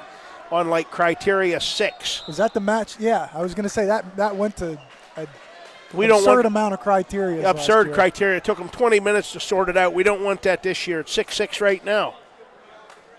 2 bouts in. Bald Eagle forfeits $285 to the Mountain Lions, and Cohen Baney gets a lightning fast fall at 106. Now Jeffrey Pfeiffer and Catalucci from Altoona are scoreless. No, nose-to-nose, head-to-head. Can you say Colucci's a sophomore? Sophomore, correct. He's a sophomore, but a sophomore who was 16-16 a year ago, and another nice shot by Jeff, and they're off the mat. Yeah, 500 season for a freshman's pretty good. So pretty good, and Jeffrey Pfeiffer right now is a little bit above 500 at this stage of the fairly young season, yet he's 7-5. He endeared himself to Eagle fans with that fall against Clearfield, though, in the season opener. Gave the Eagles what most thought was at the time was an upset win over Jeff Avini's Bisons. And right now, collar tie, nose-to-nose. Jeffrey trying to, he's made 2 nice shots, but that leverage and that length of Colucci has enabled the Mountain Lion to fend those off, and we're going to go scoreless, I think. That young man in the gold sweatshirt out there is our timer, also our wrestling place guy. Down there, he's telling Adam by code who the opposing wrestlers are, because we don't have any announcements or anything. We're going to go neutral to start the second period after a first period went 2 minutes neutral. Another good nice shot by Jeff. Pfeiffer. Pfeiffer's able to get in on the leg, doesn't have the takedown yet as he tries to tuck the head down, and he's going to have to pull that up, but doesn't look like he's going to get it here. Good shot either way. And now they're going to go down and get the 2. Great job, Jeffrey Pfeiffer. Yeah, big takedown, Adam. Big takedown. So a minute and a half into the second, and Pfeiffer's got the 2-0 lead with that takedown. So I'd like to see Jeff. Jeff's been pretty good on top. We've seen cradles. We've seen tilts out of him. And there, can he get a count? I'm not sure why they're not counting right there. Oh, my. No. Did he give him an earfall? He didn't award an earfall. The Bald Eagle coaches might have said a little something here, but I don't think it got any points, though, did it? No, it did not. If it were me, and maybe I'm biased, I would have started counting them. Yeah, I was counting, but my count didn't count like that guy's count didn't count. Jeff's trying that cradle. He's hooking it up nice and slow, and watch that extended counter by Colucci with that length. He's trying to post that leg and counter. Now Jeff's in pretty good position with it, and he's got some time left. A near fall would be huge here, and he rocks Colucci to his back. Big, tight cradle by Jeff Pfeiffer. It's close. There, I thought he had him. Right And there he does. He's got him. So Jeffrey Pfeiffer has done nothing to hurt his ranking in the District 6 AA rankings. He just moved his record on the season to 8-5, and he gets a fall over Colucci of Altoona. Did Colucci place in District 6 last year? 6th. So he was a place winner, so that'll be some added seed points when we get to the individual tournament at the end of the year. Is this the Cooper-Gillum-Finnegan matchup? I believe so. I'm waiting for the official word at this Finnegan, and yes, it is. So you can talk about Finnegan, Adam. We know he's good. Damian Finnegan, we'd heard about. He was also a 6th place finisher at Districts, 22-16 last year. We'd heard about him, and hopefully he's going to hear about Cooper Gillum after this match. I hope so, too. Finnegan, very good, very tough. The Eagle coaches were concerned about this matchup. Super Cooper, Finnegan hits unusual things, a lot of scrambles, no control yet. Cooper has the leg. He needs to power through it. Wizard maybe get his leg in. If he can lace the leg in the far side, he'll get the takedown. But now Finnegan trying to step over, and he's funky, as they said, and if he brings Cooper to the mat, another nice counter. What a scramble. What action, Adam. All this action and no points. Well, I'm glad you were talking there because I don't know if I can follow that. All this action and no points, and Cooper's hanging on to that ankle, trying to go into what they call the funk, and we may end up with a stalemate. I thought we would. No points. A lot of action, no points. Huge bout in this dual meet. The Eagles lead 12-6. And everyone counts against these Mountain Lions because Joel Gilbert has his share of fine wrestlers coming out here in the lineup. Cooper Gillum and Damian Finnegan. Finnegan, 22 wins a year ago. Cooper's 14-6 on the year, ranked number 2 in AA in District 6. And he's only ranked behind the returning state champion Jackson Arrington of Forest Hills. Those two will meet, I'm sure, later on. But right now, Cooper has his work cut out for him against Altoona's tough Damian Finnegan. 20 seconds to go in the first period here, and this has not been a boring nothing match. Cooper's got to avoid giving up points here in the waning seconds of the period. Oh. And he might be able to get 2 of his own here. Oh boy. Nothing. Wow. So we saw what they were talking about. This one's going to come down. This reminds me a little bit of Cooper's match against Lane Ike from Bellefonte. Wild scramble like that. Ike came up with the 5-point move and ended up winning the bout, I think, 6-2. That one didn't end with any points, but it was close both ways a couple of times. Cooper will be on the bottom and come right out. So Cooper Gillum with a precarious 1-0 lead here early in the second period. B.E.A. leads the dual meet 12-6. We started at 285. We'll end at 220 with Eagle Senior David Close. We want to keep the match where it needs to be. Until then, Cooper needs a takedown. He has to post ahead. Cooper. Finnegan continues. Finnegan still has his leg.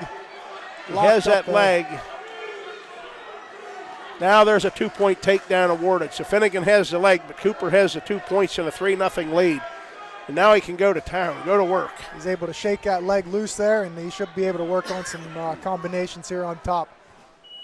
3-0 with 1 minute and 15 seconds to go in the second. Cooper Gillum leads Damian Finnegan of Altoona. Nice little crossface there by Cooper. Finnegan comes up, and Cooper's able to bring him back down to the mat. Just under 1 minute to go here in the second. 2 quality wrestlers here. We're excited to watch this match. Yeah, that's a big bout in this dual meet. Right now, Finnegan not doing a whole lot. Cooper looks okay down there, and if I got this right, Finnegan will have the choice in the third. So we want to either build on this lead or keep it where it is before we get to the third period. Cooper Gillum with 75 career wins, looking for number 76. He had a battle in his last match here. In round 1, he beat a really solid Jersey Shore wrestler, Liam Goodrich, 11-5. And right now he leads Altoona's Damian Finnegan 3-0 as the second period's winding down. Cooper looking good with that bar and half. Oh! Well, we want to see one of those here in the third period. That bar and half, Cooper shoved it. That one came about 15 seconds too late. Finnegan says, I'm taking neutral. Coach Cano likes what he sees here. I'd like a takedown. Don't give one up. That means get one, Super Cooper. Let's go. Get the takedown and then go to work and maybe try to find a way to turn this into a bonus point win.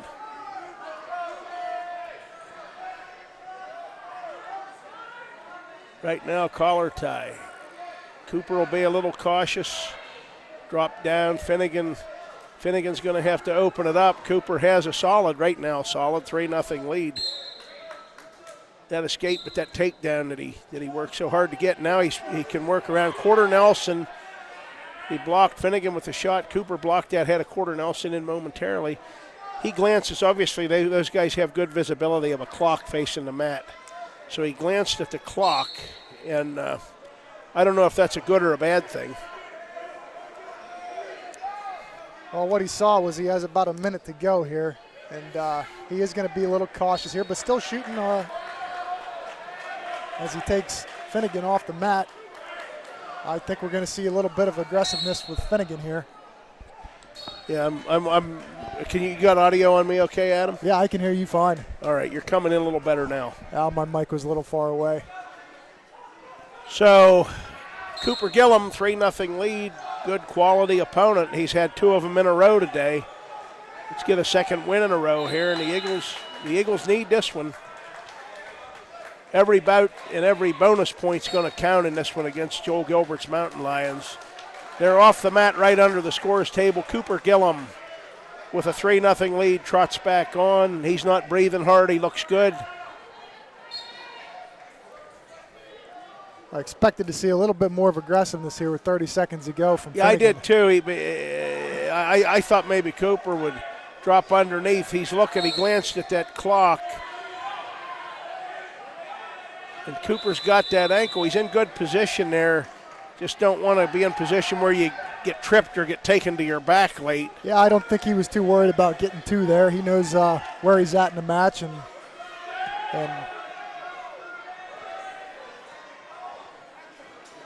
the Eagle bench is standing, and they got to win, and they know that's a big win. So Cooper Gillum moves to 15-6 on the season. He has solidified his number 2 ranking so far today in District 6 AA because he's beaten 2 quality opponents there. He knocks off Damian Finnegan. All the scoring in the second period, Cooper got an escape. Pretty quick after that, he got a takedown. Now we have Grace Stem out for the Eagles at 126. Who's Grace's opponent, Adam? well, I'm waiting to see here. Grace was pinned in the last round by a Jersey Shore wrestler. She's 2-4. George Boutelier. Oh, Boutelier. I don't know if that's Boutelier or Boutelier. We pronounced that multiple ways last year because there have been a couple of that last name's been in the law. Well, I think this is a younger Boutelier than what we're used to. This one was 3-2 last year. He's a sophomore. I believe the other one has graduated. Right. I think you're correct about that. So right now, Grace and we'll call him Boutelier are scoreless, and the Eagles could use a big win out of Grace Stem here. Grace 2-4 on the year. A good shot. She's trying to turn the corner.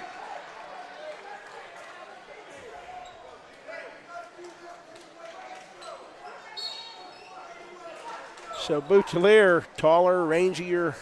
Grace made a nice shot there, Adam. I'd say Boutelier has about 3 inches on her. Yeah, I'd say. At least. Yeah, height-wise, he's got.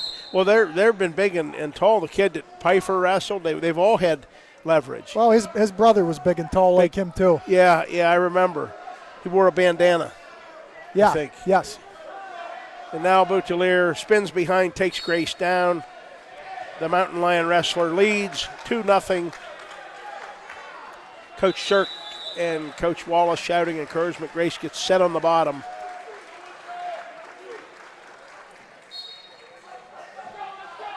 Grace comes to her feet and gets taken back down to the mat here by Boutelier.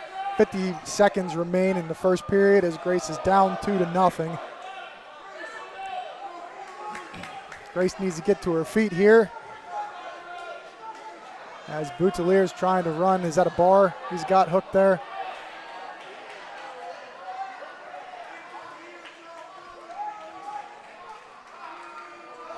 So 30 seconds ago, still 2-0 in favor of Altoona's Boutelier.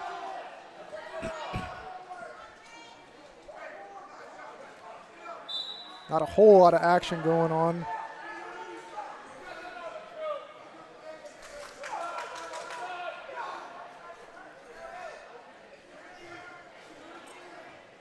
As the period winds to an end. So 2-0, folks. We'll see who gets choice here. And looks like we got blood time. Who's bleeding?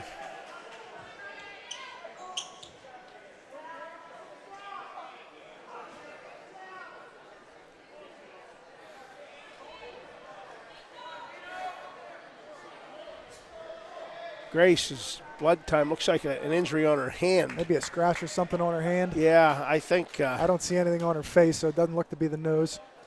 So we are how many bouts in? We started at 285. The Eagles forfeited. This is then the the fifth bout. So the Eagles won 3 in a row. We got a fall. 2 falls and Cooper's big win over Damian Finnegan last match. Yeah, 2 falls. Cohen and Jeffrey, the freshmen. And they've looked very, very good. You think about that. The Eagles have 2 wrestlers ranked number 1 right now in Stump's second set of rankings. He comes out with about 5 through the course of the season. But you have Cohen Bainey number 1, 106. Gage McClanahan, number 1 at 145, also considered to be number 1 in the state. Then you've got second-ranked Cooper Gillum. So we have a really good mix for tournament time with potential placers if those rankings are anywhere. Sure do. Drew Coleno, who's injured right now, is ranked 3rd at 152. Grace is on top to start. Boutilier's choice, and he took down. So Grace, let's see if Grace can do anything with him while he's on top. Turnham is chopping the arm. Left arm tight waist around. Boutilier strong, tries that, not really a Granby, a shoulder roll, now another roll. Grace could be Boutilier was in position maybe to hit a Peterson, but he left go of the leg, and now he's trying to pull Grace's right leg over. She's out of position. If he elevates, he should be able to get a reversal, but right now Grace is hanging in there pretty good with him, and there is the reversal. So Boutilier gets a reversal. The Eagle bench exhorting Grace to continue the fight and continue the motion. Boutilier, though, strong, and that leverage, Adam. Leverage strength is a tough strength. He's definitely got the leverage here. He's got that left arm around the waist, and he's chopping. He's got Grace broken down now on the mat. Left arm tight waist. He's looking for, I thought he was looking to shoot a half.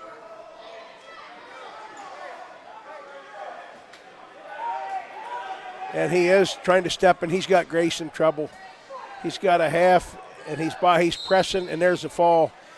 So you get a time on that, Adam? Yeah, 3:30. 3:30. Boutilier of Altoona at 126 pins Eagle Grace Stem in 3:30. And the Mountain Lions have cut the Eagles' lead to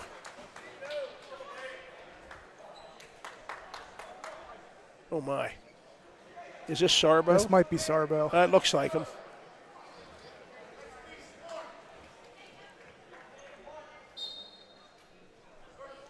We're looking for the sign, but no official word yet.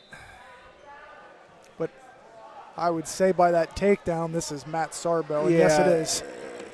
So Matt Sarbo, Isaac Packer is out there with him at 132. The Mountain Lions trying to get the matchups to give them the advantage in the dual meet. And Sarbo, who'd been at this answered my question, though. I wondered where Sarbo, what weight he'd be at. So he's really only a 132-pounder. He'd been in their lineup at 138, and he might have, I don't know if you could or legitimately wrestle about at 145 and be down at 132. I don't know if you can do that or not, but he was sent out there by Coach Gilbert to try to put the Mountain Lions back on top. Isaac Packer off to a fine start, 5-2. Sarbo, very, very experienced, and what was he a year ago, Adam? As he's got Isaac in 32-5. So 32-5. I think was he a regional champion? So was not able to place the states, but and he pins Isaac Packer in the first period. So Altoona's best wrestler, Matt Sarbo.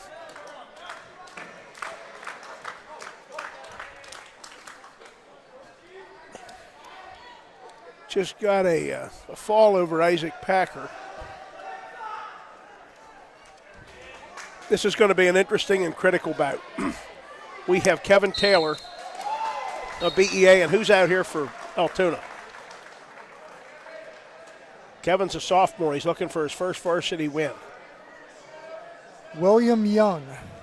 So we have William Young.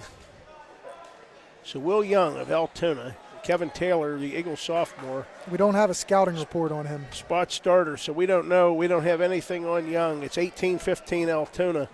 Kevin Taylor, this should be a great time, buddy, to pick up your first varsity win to bring the Eagles back to at least even in this dual meet. Altoona, and a nice shot by Kevin, and Kevin has don't get elevated. You're a good takedown, a good solid good takedown. Finish.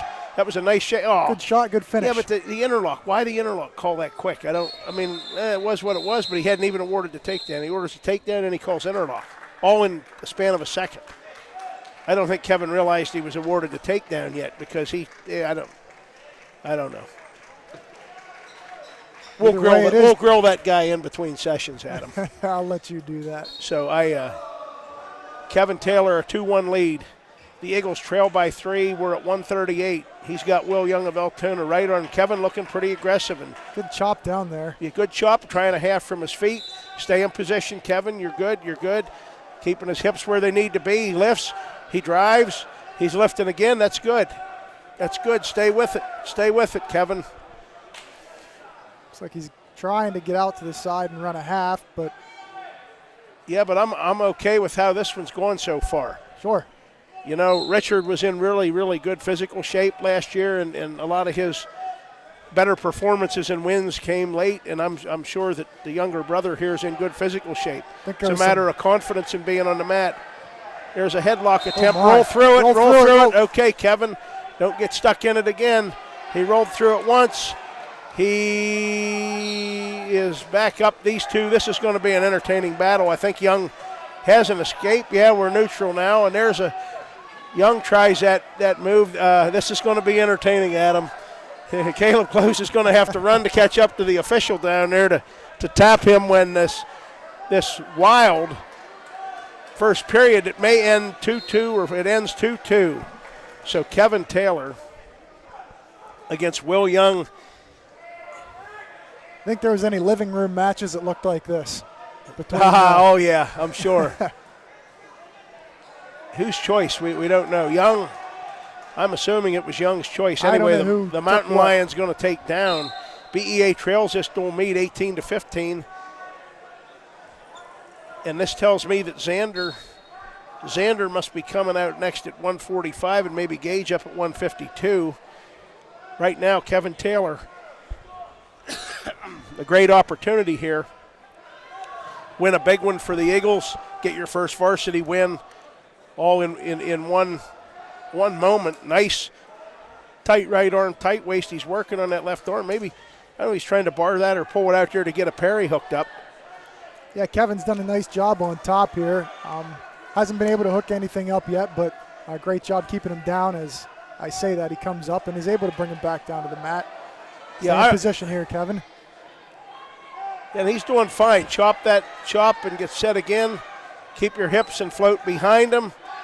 He's doing okay. And I think back, I don't know how much time. We got a minute left here, so he's rode him for a minute now in the second period. He's halfway through the period. He's going to get a little bit high, and Young looking for that headlock again. And we have what, neutral? Gave him one. Now here's what's unfortunate. That I still am not sure about that interlock call, the timing of it. Mm-hmm. And right now Kevin trails 3-2. That interlock call now looming large.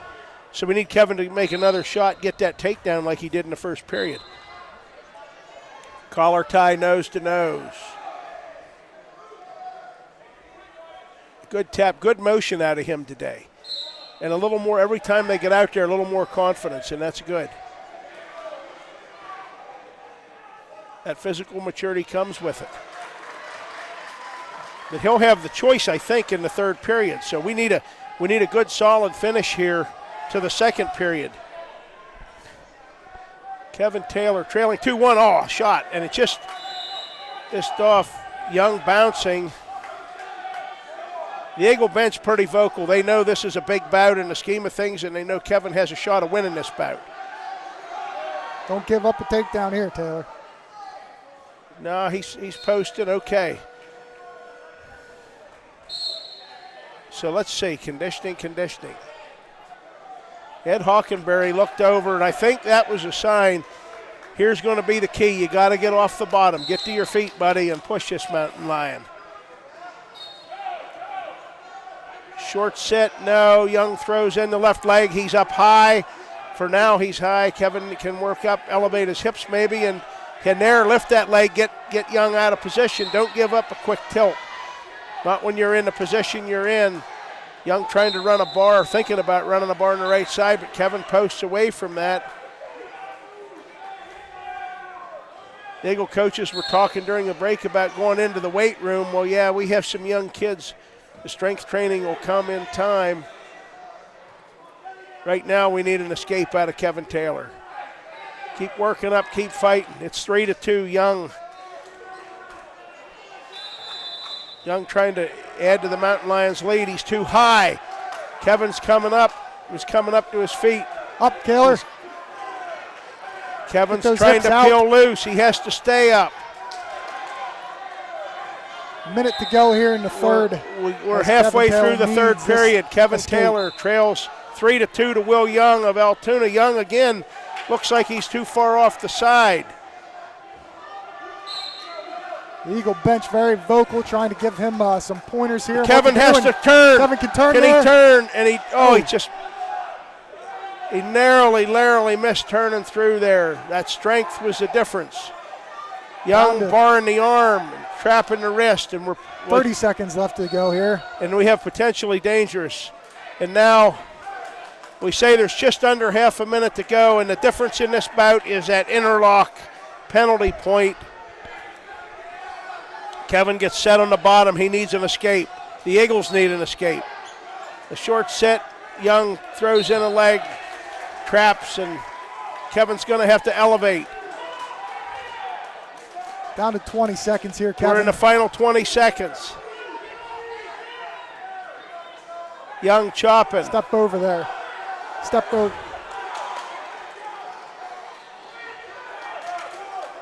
Young brings him back to the mat. And the Mountain Lions win a big bout there, 3-2. You're right, that interlock was That interlock was huge, and I'm not sure. You have a guy here who's still developing his physical strength who got the only takedown in the match.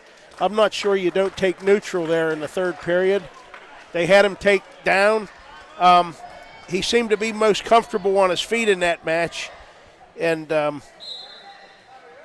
so that's one that I'll grill Coach Hockenberry about between sessions, Adam, because he had plenty to say after the last match. So now Xander Ballack, and who's he out here with at 145? The Mountain Lions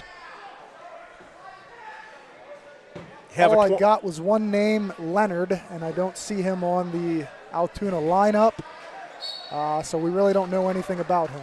Well, Xander is having right now a fine season. He went 4-2 at the Trojan War. He got a fall in the B.E.A. win over Jersey Shore about an hour ago, and he got a 9-0 win against Penns Valley. So a fine start to this junior season for Xander Ballack, who's at 138, but he's up at 145 for this. The Eagles trail by 6. Xander in on a shot on Leonard. Good leverage. Xander has a height advantage. I think he's given up a little bit of weight. I don't know about strength, probably pretty even. Xander had a headlock hooked up, and they're off the mat. A lot of action again and no points. Gage has his headgear on. Gage is on deck. We'll see what the Eagles do because they have to move some folks around.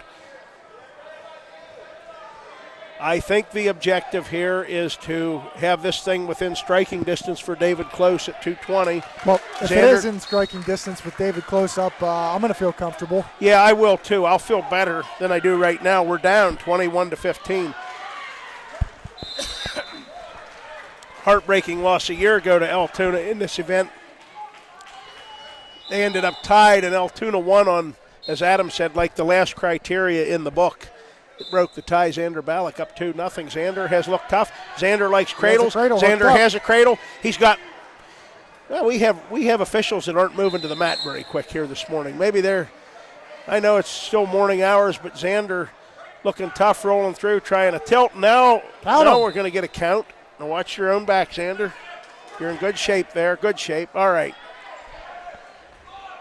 So those 3 points put us to 5-0 here for Xander. 20 seconds, I believe, left in the first period, and he's going to try and get 3 more. Adam, Xander's a very good wrestler. He's having a fine. He pinned him. He pinned him. Out of a tilt. I looked at you. You looked at me. You said he pinned him. 1 second, and the mat got slapped. Well, you never relax when you're being tilted. And Xander Ballack has now recorded 2 falls today. He recorded 4 wins at the. I'm counting those up at the Trojan War. He's having a very, very fine season. Absolutely. And I mean, he's not too many more fine days away from ending up in Stump's rankings. at some weight. You're probably Now correct. here's Gage, and we're at 21-21, and we have a Donnybrook here.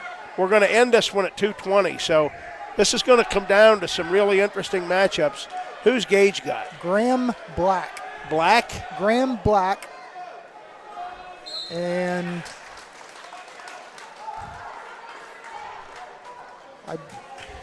well, Gage has 2 takedowns and a 4-1 lead, and he's hooking up what I used to say was the Alton, and well, he gave up on that, but now he's going to hook up that inverted. It's the inverted cradle, one of the tightest cradles. It's hard to pin somebody there, but Gage does a lot of things that are hard for normal people to do. And he's 14-0, and he's looking for a fall here, and the Eagles need a fall, Gage. They need a fall. Xander Ballack tied this dual meet with a fall.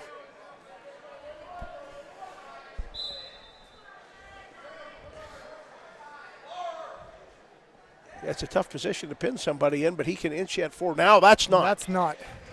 That's a good position to pin somebody in when you're Gage, and there it is. It's over. Minute 8. A minute 8? A minute 8. Adam says there's 52 seconds left. Gage McClenahan, his second fall of the day. He's 15-0 in the year.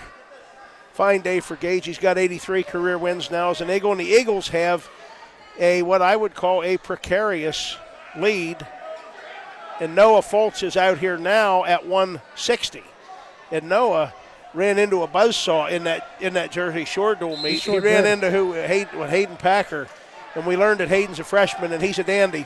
So Noah, the Eagles now Noah needs to recover from that Jersey Shore match and get a win, and he takes a mountain lion down. Do you know who this mountain lion is? Adam Zerby. Zerby, oh yeah, he was there last year. Zerby was No, that's a 6-18 last year. See, now here he gets hit with a full Nelson. We have that on tape. Yeah, he stuck one in, he pulled the other one out. I don't.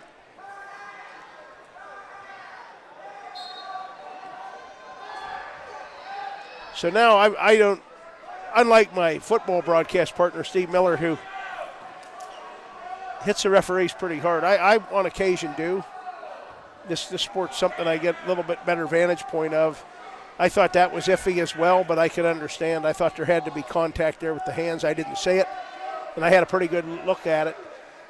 But Noah leads Zerby of Altoona 2-1, a takedown, then he gave up a penalty point. He was hit with a full Nelson. Right now, the Eagles need a win out of Noah Foltz. We're at 160, and the Eagles have a 6-point lead, and we have 170, 182, 195, and 220 to go.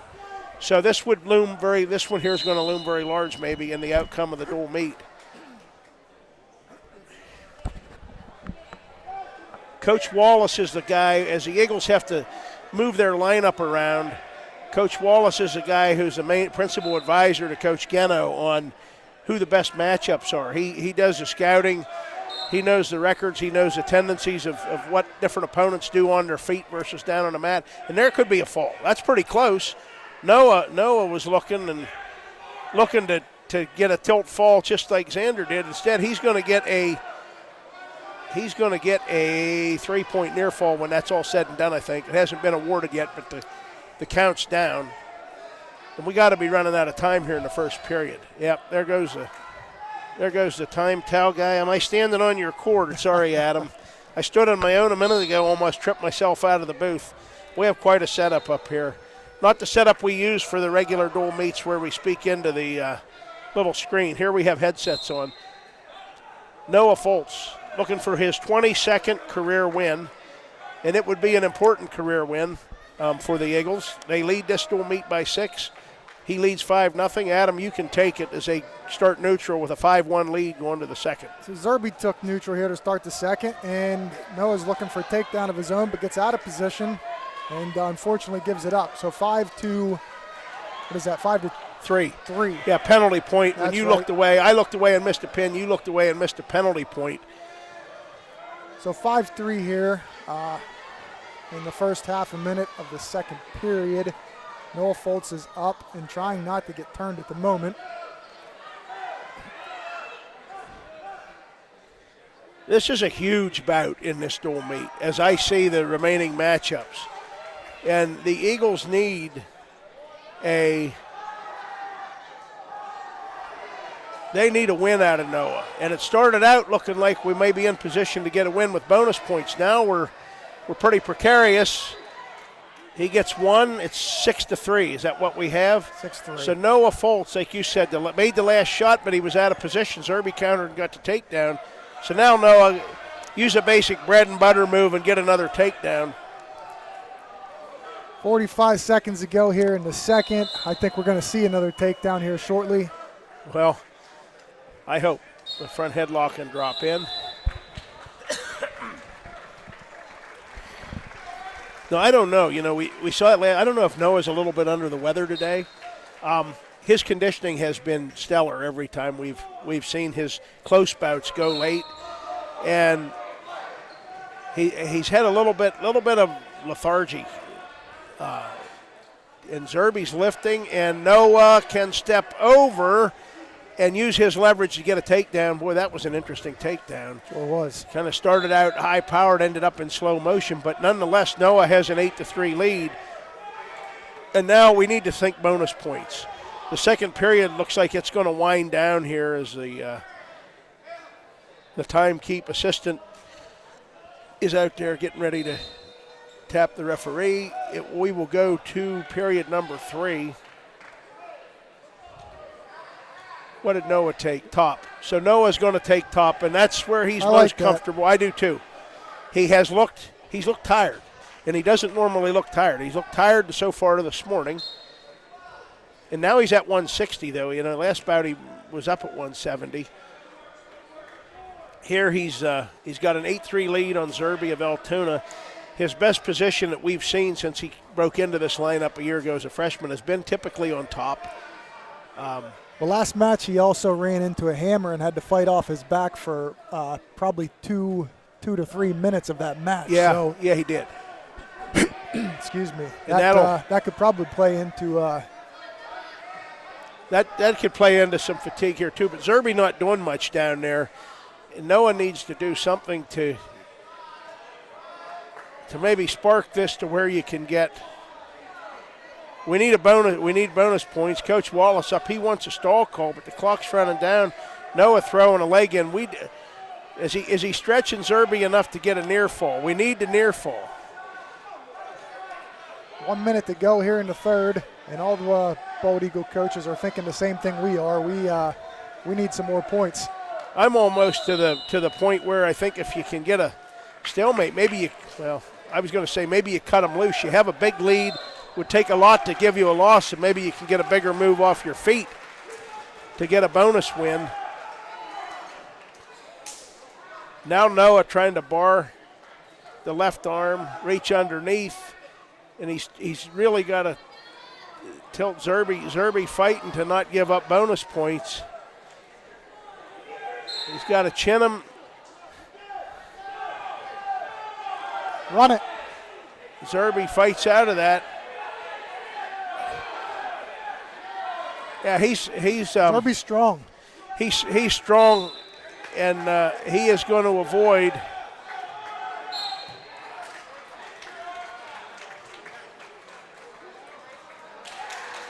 He did not avoid. Well, we'll see if he avoided it. Joel Gilbert not protesting that. I think we got a major there. The Eagles should be 11-3. I have 11-3. That's a big one.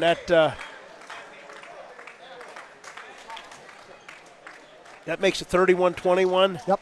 With 4 bouts to go, the Eagles have a 10-point lead. And here comes Matthew Knepp, who I think and I hope has a pile of confidence. And he's at his normal weight now, 170. Matthew got his first varsity win this morning, and it was a dandy.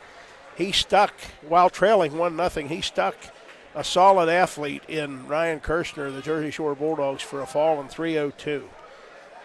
And who's Matthew's opponent here, Adam? Connor Reimer.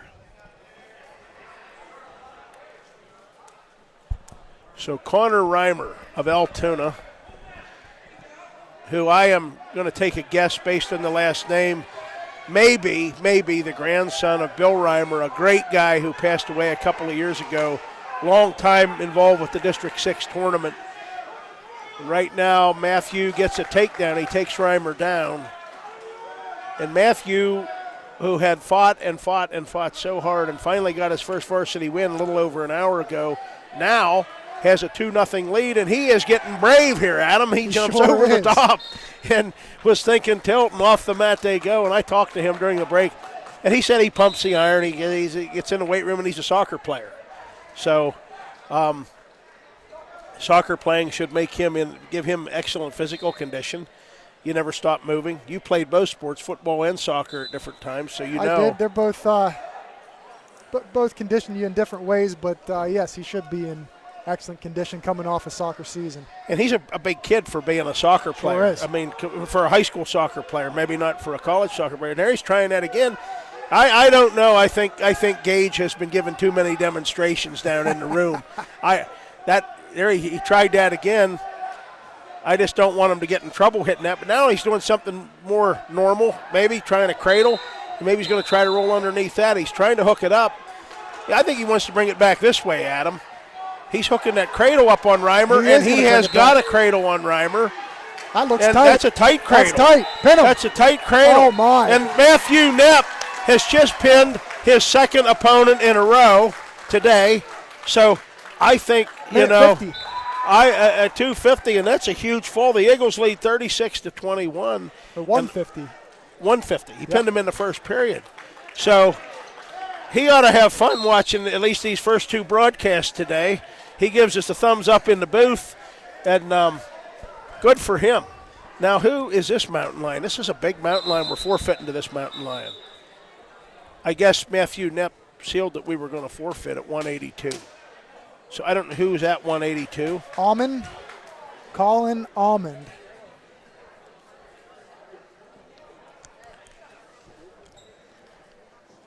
Almond was 12-16 last year, and he does pick up the forfeit. Okay, and he's big, and I understand that. We have 158-pound Camden Comley, who we're not going to send out there against him. So that forfeit is a good, smart move, and here's the situation. The Eagles lead, 36-27? Is that what we have? 37-27. Oh, yeah, 37-27. Forgot about that extra point. So we have a 10-point lead with 2 to go, and we are in great position right now. Who does Chandler Burns have? Josh Kieran, Keirn. We're going to call it Kieran. Kern. Kern. Yeah, that's an Altoona football name. Okay, even with the I in there, it's still Kern. So yeah. Connor Kern. Report on him, anything? Nothing. They must have a pretty young team. Yeah, I think so. I think they do. And Chandler Burns, who's been on fire since Thursday night, he got a fall Thursday against the Rams at Penns Valley, and he got a fall here this morning against Jersey Shore.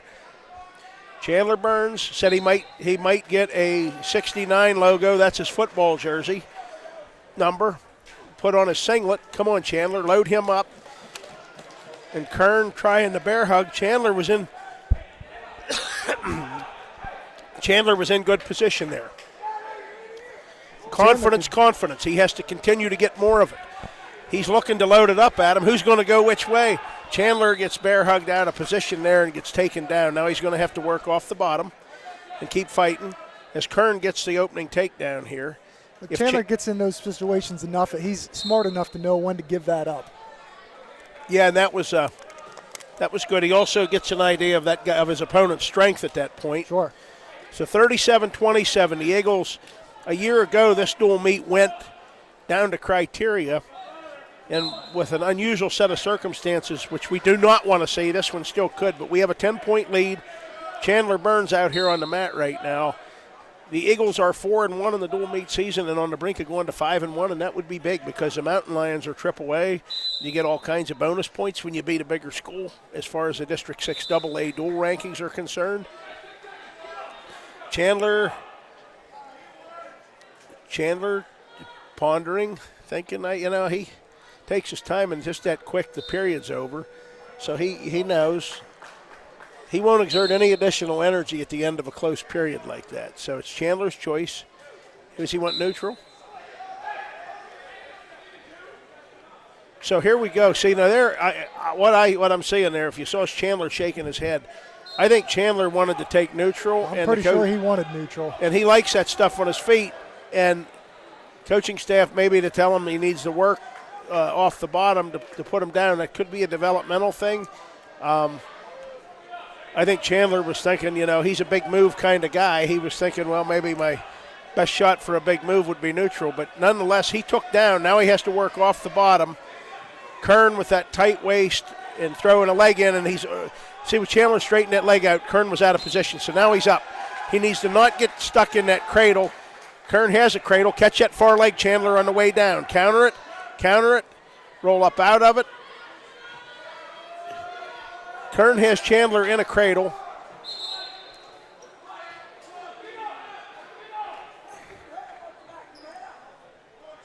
And it's 5-0. And he was just that close. You can kind of play possum and battle yourself out of that. Elevate this way. He needs to use that right leg to come up and over the top. And that doesn't work. And now he's going to need. We may need a fall in this one to get a win at him. Well, in hindsight, now you're looking back, wishing he would have went neutral. Well, I think that's what he wanted to do. Somebody down there. There we had a full Nelson, he didn't call it, but he called it on our guy. He called it on our guy. This guy. Now Chandler's out. Now we need a takedown. Just the other night he was down 5-0 on Thursday night, and he came roaring back and he pinned a Penns Valley opponent in the third period. Now he trails 8-1. A takedown would be the first step in that.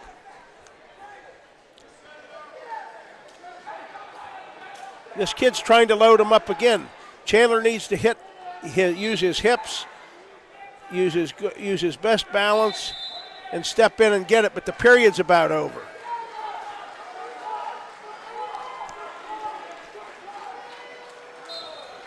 Chandler whizzers out of trouble there, but he'll trail 8-1 going to the third period.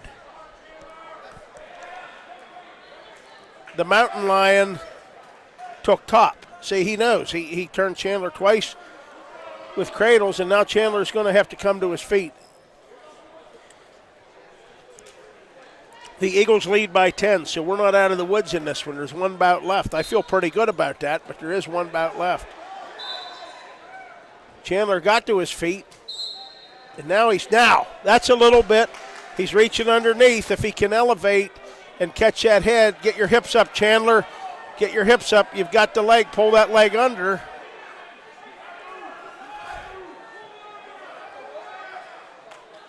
Momentarily, he was in pretty good position there, Adam, to maybe reverse Kern to his back.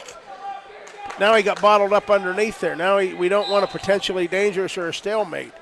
Need to elevate and keep moving. He's going to elevate. Elevate, don't crowd in that way. That's it, on your toes. Catch the head. Kern's up too high. Clear the hip, Chandler. Get the reversal. That's two, so it's 8-3. I don't know how much time's left. Chandler's lifting and driving. I can't see the clock right now. I know we're probably under a minute.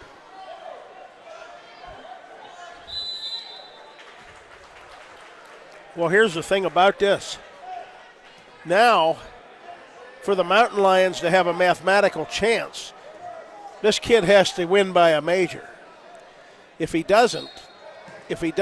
Chandler loses this bout by decision after he battled back from an 8-0 deficit, Bald Eagle will clinch the dual meet win. So that's the team aspect of the dual meet versus the individual aspect of the sport. That's a great point. I think Chandler still has aspirations of winning this match. Yeah, but I don't know how much. 30 seconds left to go, but he's not done fighting. No, he's not. He's going to need to deck him, though, to do it. He's going to have to get the head and the side and drive hard. And he is driving hard. Might be too little too late, but he's driving hard.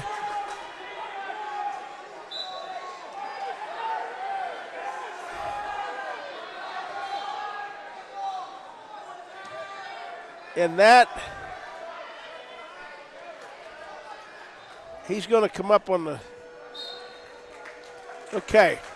Chandler Burns was down 8-0, and he battled back, and he had a couple opportunities there. He ends up losing that bout 8-3. That clinches, that gives the Eagles a 37-30 lead with one bout to go. The Eagles have just won their second dual meet of the day. They'll go to 2-0 today. They'll go to 5-1 on the season. And David Close is out here at 220. Who's this opponent, Adam? Did they give you a name? I don't have an official name yet. Looking on the roster, it could be a Raymond Boos. Boos? Boos. Yeah, I saw. Yeah, that's the name I'd seen in their lineup earlier this year. So we'll call it Boos. Yep, there's the official word. It is Raymond Boos. Boos for the Mountain Cats. of Altoona. David Close is looking for career win number 75. And there's no pressure on him whatsoever. You know, we talked to him after the Jersey Shore match where he won a solid 8-0 match. Said he has to get his motor going. Okay. He won 8-0. His opponent didn't move in the bottom, and now he gets another takedown. He takes Boos down and leads 2-0. No pressure on this one at all, and he gets to close it out. Big day for the Eagles here today. They needed multiple dual meet wins, and that would really help in the District 6 AA team dual rankings. What happens with that is that there's 27 schools and the top 12 get in, and the top 4 host a 3-team meet. For example, top seed hosts 8 versus 9 wrestle, and then the top seed in their own gym gets the winner. That's how they do the preliminary and the quarterfinal round in district. So we'd like to be in the top 4, and David's got Boost barred up on that left side. So that top 4 finish not only gets you the home field advantage, but it gets you a bye. Gets you a bye. You get to watch your 2 potential opponents wrestle. David very calmly working that bar, looking on that right side. He threw out a half over there, but Boost has made his way off the mat, and now they're off the mat. We'll get a restart.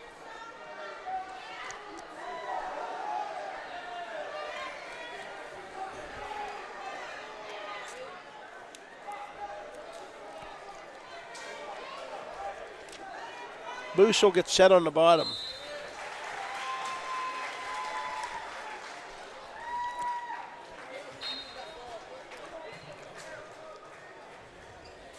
David chops.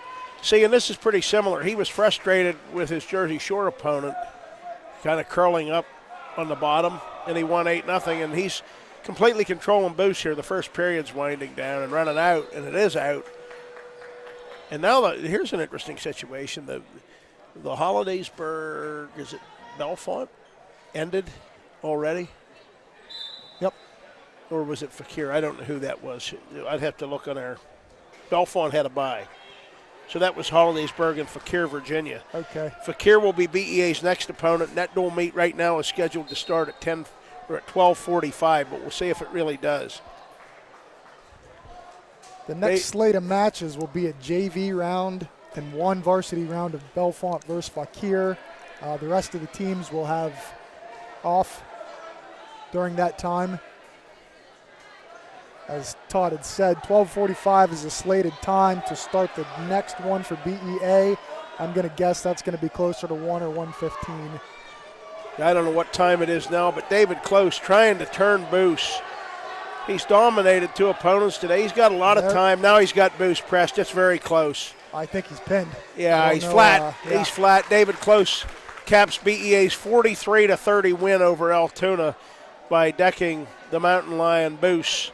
And that's David's 75th career win. So Gage picked up number 83 today. And now we have, this is going to be an exhibition bout. So this is Gavin Eckley.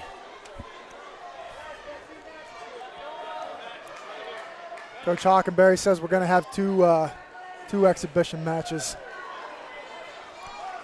Okay. As you said, this one is Gavin Eckley. And it looks like Camden Comley's going to wrestle next in this round too. So we'll stay here for these 2 young Eagles.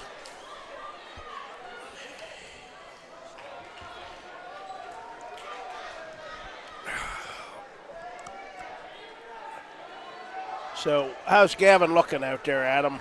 Eckley will be wrestling a cover. Cover of Altoona. Cover. So Gavin Eckley. Now, here's what I'd say about him. This guy, we knew him as B.E.A. varsity football player number 40, and he's got cover. Well, he had cover in a cradle, and cover spun out of that. I think he rolled just a bit too far, but he's looking to hook something back up here. Trying to rip those arms out from underneath of cover. Eckley's a really, really good athlete. You know, we saw him play football. Wrestling's kind of his third sport, I think, because the reports I've heard is that he is a superb baseball player, that he will be a factor in Coach Gardner's baseball program for 4 years.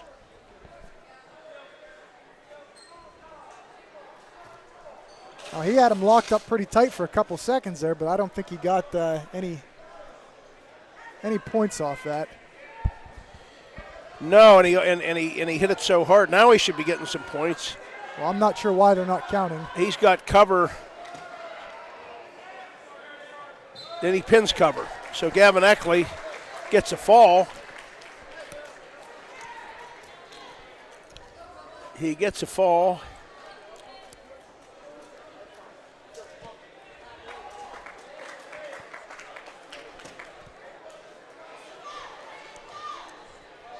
Here comes Camden Calmly.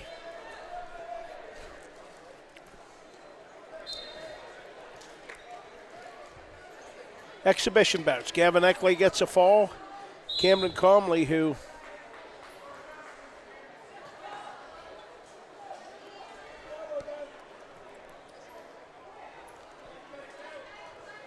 the Mountain Lion is last name Carini, Carini. Carini.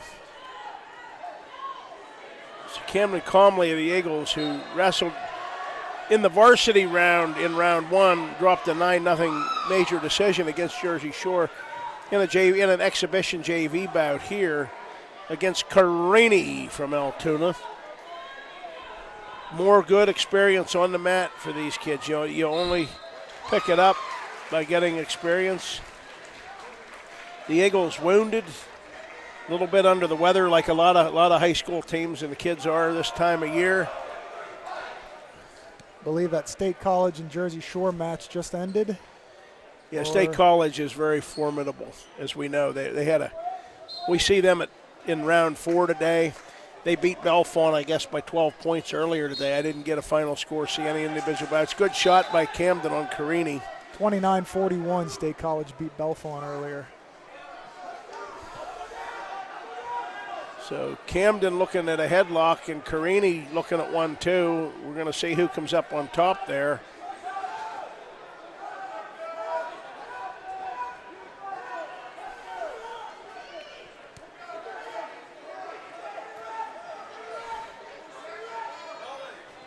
Camden and Carini, no control from either one.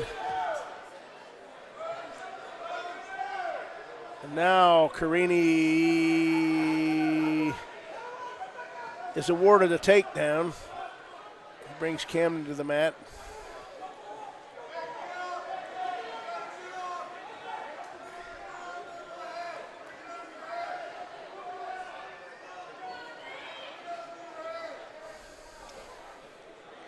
So the Eagles now 2 wins today, 707 in program history. We'll count them. Camden spins out of that. He heard that. That motivated him. He spins out of that, gets one. Well, I thought he had one, but he gets one and was moving hard at the end there.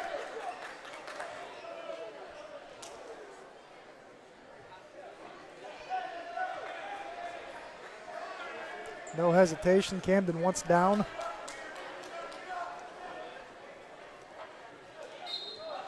Comes up. Good movement to his feet. Has to control the wrists, control the hands. He's trying to peel those hands off. Yeah. Good hip movement.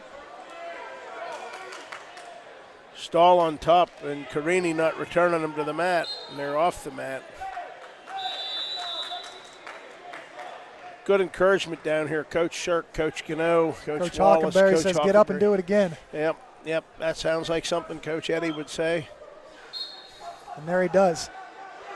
He comes back to his feet. He trails this match 2-1. So now all that energy, he pushed that stall call.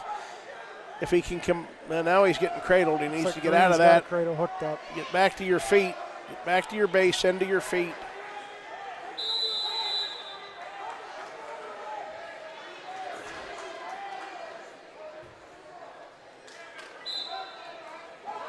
Okay, there, he's clearing the hip. He's coming up, and that should be one. Should be one. It's one. They're neutral. Camden Comley has tied his bout with Carini here in the second period. A lot of vocality. Camden, the shot from a little too far out. Carini sprawls and breaks away out of trouble on that. Carini's been hit for stalling. Another shot attempt by Camden. A little bit too far out, but he's working in. There. Worked in a little tighter. Nose to nose. He's fighting forward. Every time's more mat experience.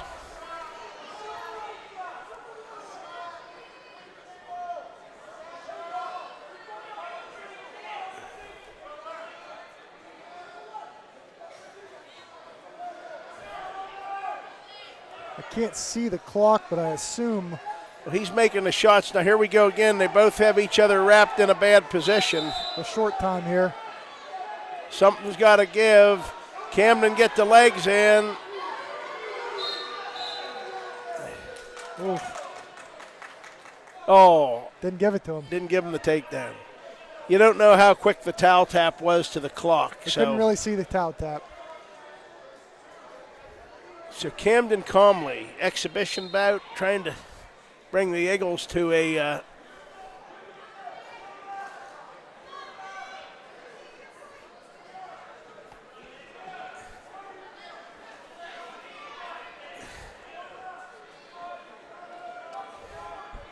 well, I don't know, Adam. Carini was hit with stalling earlier, so Camden's going to need some points from the top. A near fall. Otherwise, the pressure's on him as he's. Well, if he doesn't do too much more, he's going to get hit with another stall call. Yeah, that would be good. I just don't want to see Camden get hit with one on top. Carini's balled up under there. He's not doing much of anything. Well, Camden was working a tilt there a little earlier. And yeah, twice he chopped and it rolled through. Now he can't bump that hip up and over the top, get a tilt. Camden being aggressive over there on top. It's a 2-2 bout. He's on top. His opponent's been warned for stalling. And they're going to go off the mat and get a restart. Carini will get set on the bottom, and Camden Comley will take his position on top. And Ed Hockenberry is on his feet again. And he's giving the Eagle sophomore some advice. He got a good grimace look from Camden there.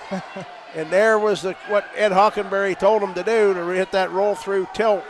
He rolled too hard, and there's a little bit more of a tilt, and there should be a count. And he has not counted. There he's got a count. So Camden Comley's going to get back points out of that. He jumped to this side. Clear your leg, Camden. Clear the leg. Clear the leg. There you go. And now he's got Carini turned and in good position. He may get a fall. He's got Carini stuck.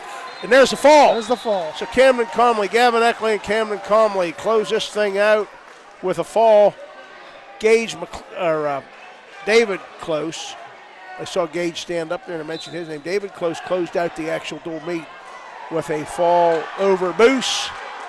And that gave the Eagles a 43-30 dual meet win. And like I said, looking at the time, I think it'll be a little later than 12:45. It's already 10-12. And our agenda says the Eagles will wrestle against Fauquier County, Virginia, coached by 1991 B.E.A. grad Doug Fisher. That dual meet was tentatively set for 12:45. Adam and I are guessing that maybe more like 1:15 is the time that we'll see that. we're going to go off the audio sound, put the microphones down, and rejoin you all sometime right around 1 o'clock for round 3. The Eagles are now 5-1 on the season, so they haven't done anything to hurt their top 5 ranking in District 6 AA. And we will be back in a while when the Eagles are getting ready to take on Fauquier, Virginia. Again, we expect that to be sometime after 1 o'clock.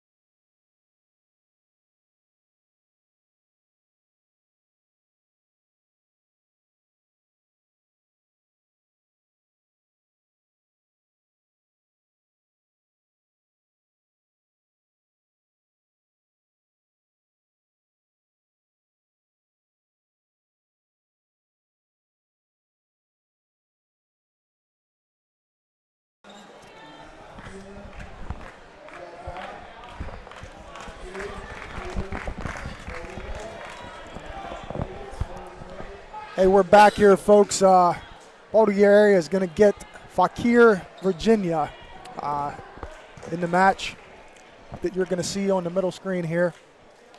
I believe we're going to be starting at 1:13. Yeah, it looks like Jeff Pfeiffer's Looks like Jeffrey getting ready to Pfeiffer. come out. And I need to find out if I'm getting some text here on who this is going to be.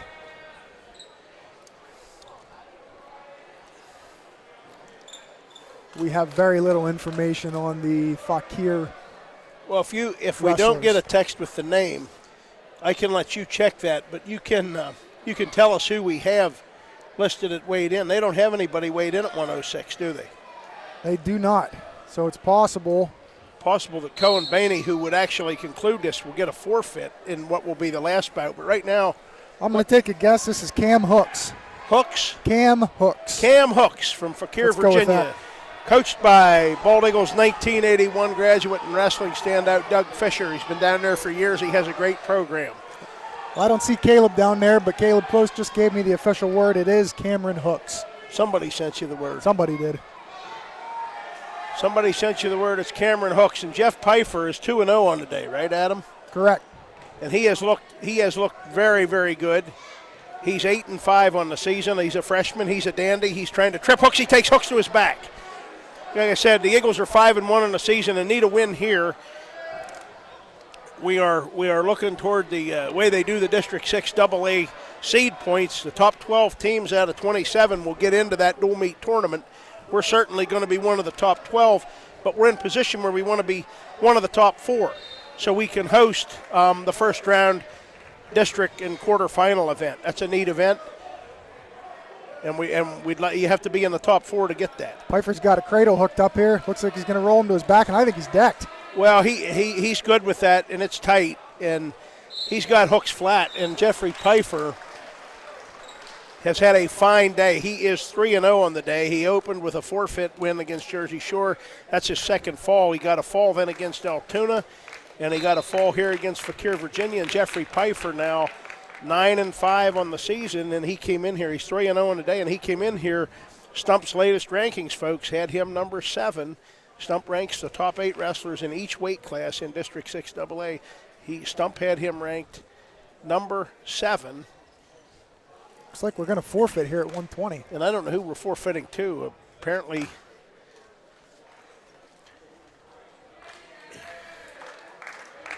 so the Eagles forfeit at 120. DJ Richards gets a forfeit for Fauquier. So Cooper Gillum, Super Cooper, bumping up to 126. Is up to 126, and this must be a pretty solid Fauquier wrestler, we think.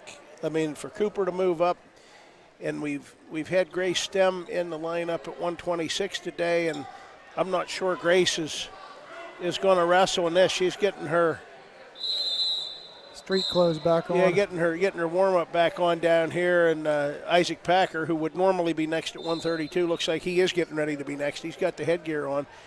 B.E.A. and Fauquier are tied at 6. Jeffrey Pfeiffer gets a fall to start it, and the Eagles forfeit 120 and move Cooper Gillum up. Reese Coons is the opponent here at 126. Reese Coons is a sophomore, correct? Yes. He's a sophomore. He's going with the underhooks on Cooper. And again, another big, tall, rangy opponent. The Eagles have faced a lot of height today. Cooper has that single, and he takes Coons down and has a 2-0 lead. So Super Cooper Gillum now with 76 wins in a great Bald Eagle career. He's looking for number 77. The Eagles are working hard here in the Joel Confer Toyota BMW Ford sponsored duels. And Joel has been a great philanthropist and donor and contributor to so many activities at his alma mater, a graduate of the class of 1959, the third class that ever graduated from the school here in Wingate. Now, Cooper Gillum, he has the leg laced. You want to keep that laced. He's got Coons down on his side, and he's crowding toward the head. I don't know if he had enough there to get – he got a 1 count. I don't know Not enough for anything yet. No points, Adam. That's what you're saying? Correct. I can't see the clock anymore. I was able to the first couple matches, but unfortunately cannot Well, at Cooper this time. he loves that spot, to be hooked up on the left side of his opponent with a cradle, and now he does have a count, and the count saves what may have been a fall there. The count saves what may have been a fall. Cooper Gillum gets a 2-point near fall. He'll carry a 4-0. 4-0 lead, the Cowboy says, into period number 2, and his opponent from Fakir, Virginia says, I'm taking neutral. If it didn't save a fall, it saved him a 3-point near fall. Yeah, it did. Saved by the towel. The Eagles 2-0 on the day, and now 5-0 in the season, and they have had a pretty solid run, and that's amazing when you consider the amount of injuries, both pretty serious and minor dings and bruises, as well as the annual battles that we have with things like the cold and the flu and ailments that affect every high school winter sports team, be it wrestling or basketball. Cooper, a nice ankle pick right into a cradle, and he's got the cradle locked up. Got to drag him back in here, and he does. Got Coons. Nice. This Fakir kid's a scrapper. Sure. He's scrapping well, Adam. Cooper has a 6-0 lead. B.E.A. and Fakir are knotted up at 6 right now in the dual meet, and this is the third weight class. He's got it locked up tight, but just at a weird angle to where he probably can't turn him. Yeah, well, he may have heard you there. Let's see if he's going to adjust, and he's trying to adjust, and there he's going to adjust enough to get back points.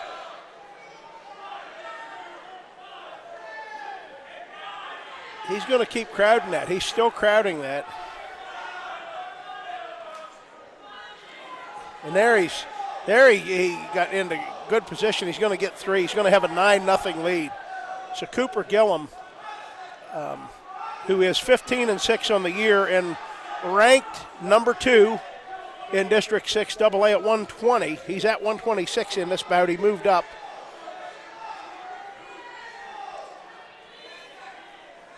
He is looking very solid. And the second period's winding down here. Again, we have no clocks. If you just joined us or if you've been in and out, the Eagles opened this morning by beating Jersey Shore 49-22. And after a brief intermission, they defeated Altoona 43-30. And we had different heroes and big action. We've had a lot of things we talk about, all the kids. Maybe the high point of the day, though, is that Matthew Knepp, the sophomore, who just started wrestling as a freshman, came in here. He had not had a varsity win. I think he came in 0-8 on the season. And some of those 8 were painful. They were close. He's still learning the sport as we talked to Coach Stem. And Matthew Knepp recorded back-to-back falls in the wins over Jersey Shore and Altoona. And that Jersey Shore wrestler was he was good. He was established. He was aggressive. He was established. He had a 13-12 record. A year that ago, was yeah. Very quality win that Knepp picked up there for his first one. And he was losing. He was losing that about Right. 1-0 when he hit the big move and took the Bulldog to his back. But right now, Cooper not in any trouble whatsoever. Just completely controlling Coons of. I think he really wants this cradle pin. Yeah, he does. And Coons is having nothing of it, hanging on to that far leg and wrist and arm. Cooper heading aside.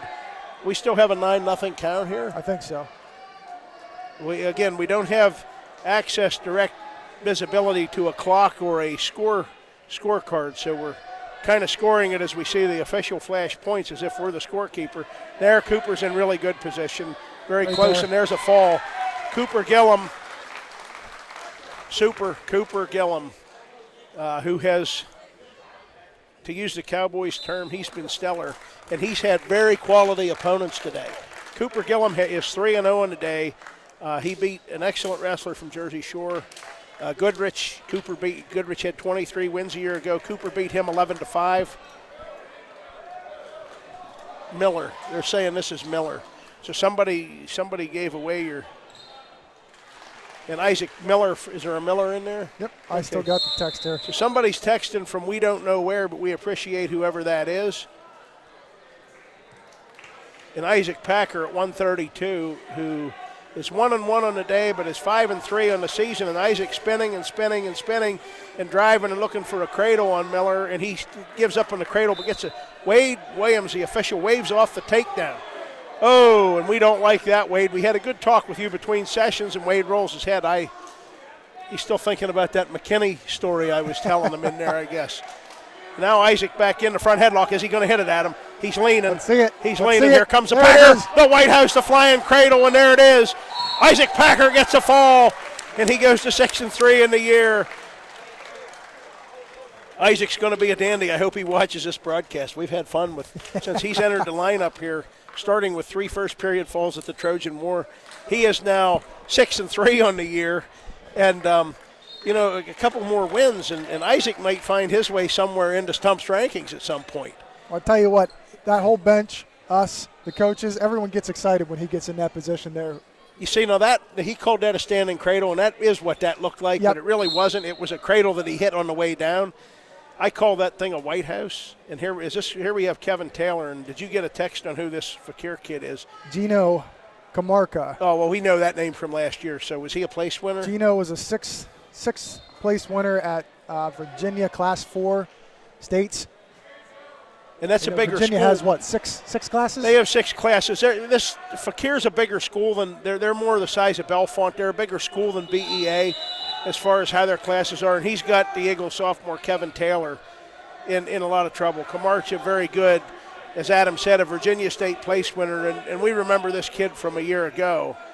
So he's one that's been impressive here, not only this year and today, but last year in the B.E.A. duels. And right now Kevin's fighting, but kind of physically outmanned. He fights out of that, and Camarcha goes right into a half again. And he's stretching, and he's looking for the fall. The Eagles lead 18-6. Kevin and Camarca gets a fall. So this dual meet with Fakir is moving at a rapid pace. We're going to go to 145. And I'm assuming Xander Ballack, who has had a magnificent day. And who does he have coming out here?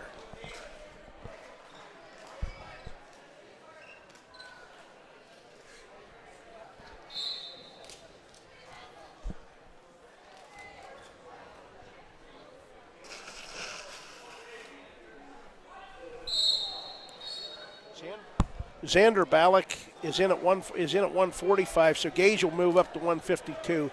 Xander front headlock spins quickly behind the Fakir wrestler. Xander has been superb today.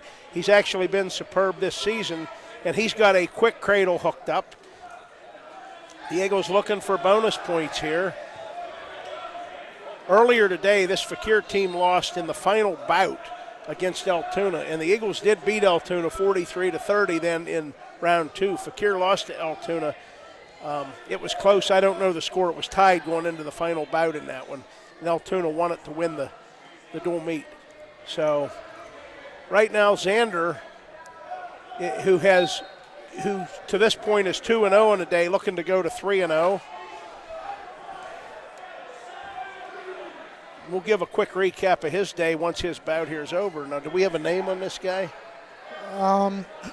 We've got two wrestlers who it could be here. I got a Mick Walsh, and we have a Mick Eachin or a Nick Walsh.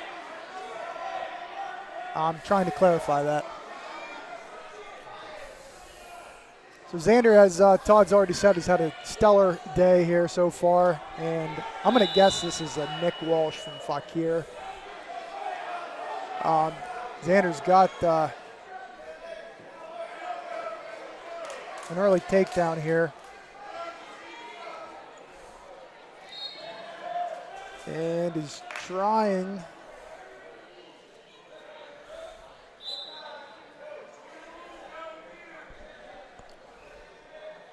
to stick him with the cradle. Can't seem to get the back down.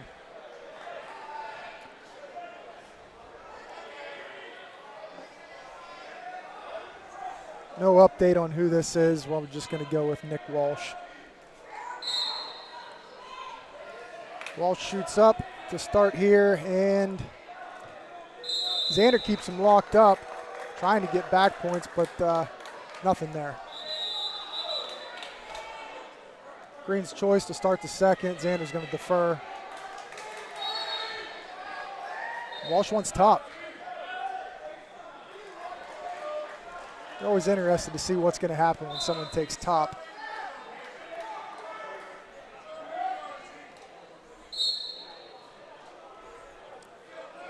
So the second period starting. Walsh tries to get a leg in, doesn't quite have it the whole way. He's getting a little high on the back there. Maybe Xander can get up on his toes and shake him off.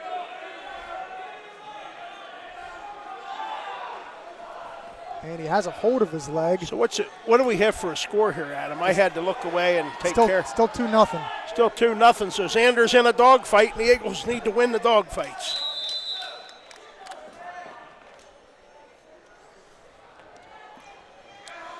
Adam, while you handled the broadcasting duties there, I was handling an assortment of potential invitations that you and I got to go to the Olive Garden after this event's over. Oh, wow. So now there's a bunch of females in the other end of the county going back and forth in text to figure out where you and I are going to have dinner after the Eagles finish off these duels later today. Well, that's important as well. Yeah, that is important. Once again, terrific job by the B.E.A. folks here with the hospitality room for the coaches and the officials and the tournament staff. We do miss having the Godfather here today, though. He's not here. He's in Selinsgrove. The Godfather, as you know, is Troy. Papageno, as I call him, or the Godfather. He is with some of the younger Eagles in Selinsgrove. Sent us a message earlier that he thought he'd be by here about 4 o'clock. If he gets here at 4 o'clock, he's going to see some B.E.A. wrestling.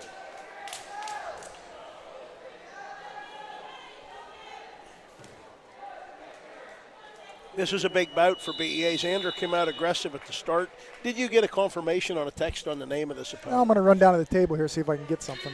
Yeah, and find out who's responsible for texting us now. So action will resume here, and B.E.A., keep in mind, 2 years ago at this event, when B.E.A. didn't know it at the time, but they were on their way to a perfect season, undefeated regular dual meet season, only the 6th one in school history. Their dual meet with this Fakir team came down to the final bout, and David Close won it, and the Eagles won that dual meet 36-31, and that preserved the undefeated season. And we're not quite in that boat now, but this is a huge dual meet, as they all are today. The Eagles 5-1 on the year, and they need to continue to pick up. Today was an opportunity to pick up a lot of seed points, a lot of bonus points as they establish the District 6 rankings. Now the Fakir wrestler threw the leg in. Did we get a name? I've confirmed this is Nick Walsh. Walsh. Walsh. So we have Walsh. There's also a McEachin in the lineup, and my text looks similar to that. It's not the McEachin from last year who placed 4th at States, but we're assuming a cousin, brother, so we're maybe yet to see him. Yeah, and Xander is really in hot water down here right now. He was doing very well. He is fighting to avoid back points, and now there was a 1 count, and maybe a pair of 1 counts and no back points. That was an excellent job by Xander Ballack to avoid giving anything up, but he took a lot of punishment down there as Walsh cranking on that half, and I think Xander still has a 2-0 lead given our... Yep, still 2-0.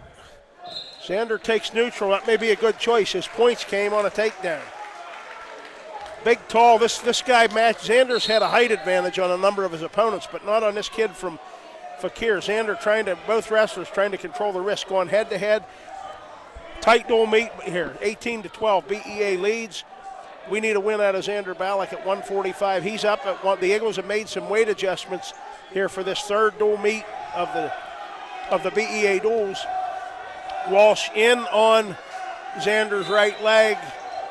Xander, maybe right here, best case we could get a stalemate. We got a potentially dangerous. That's probably just as well. Adam and I will take that. Walsh has picked up the aggressiveness. Xander has been very, very tough today. He's been very tough. 4 wins in the Trojan War, a major decision against Penns Valley, and 2 wins today.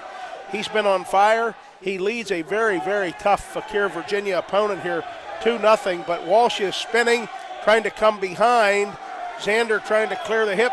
2 guys with a lot of leverage. Xander's cross-facing. Get that cross-facing a little harder. Trying to come there. around the right side of Walsh. If he could just slip around there and get a leg in. He's hanging on to that 2-0 lead. You don't want to get down on your hip.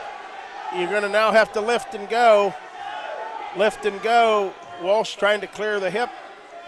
Xander bottled up underneath him. Still no changing control. Xander, nice job, Xander Ballack there. Well, that worked out well. That worked out well. You need to stay in good position there and dig that crossface in. Walsh reaching back for the head. Xander, man, two quality wrestlers going at it here. Xander Ballack is coming around close. He has to kick that left leg free. Crossface and kick that leg free, and he can get another takedown. We got to be running down on time. The timekeeper's getting ready to go out. And there's no control.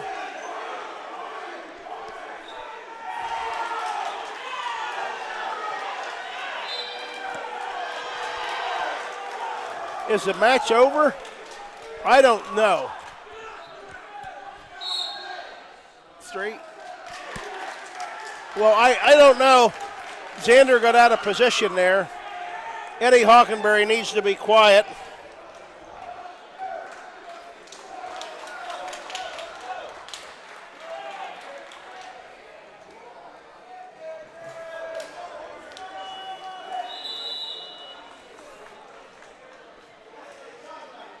Well, I don't know what we're complaining about there.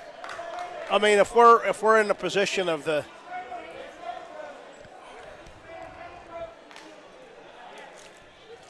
Eddie Hockenberry's protesting, I don't know. I disagreed with referees 4 times today. I'm not disagreeing with that one. We just got a little out of position, and that tightens this dual meet up that much more. It does tighten it up. Who does Gage have? Gage versus Eric DeWald, another 6th place finisher at States last year for Virginia. Well, Gage has not wasted any time. Gage doesn't care about that 6th place Gage doesn't care.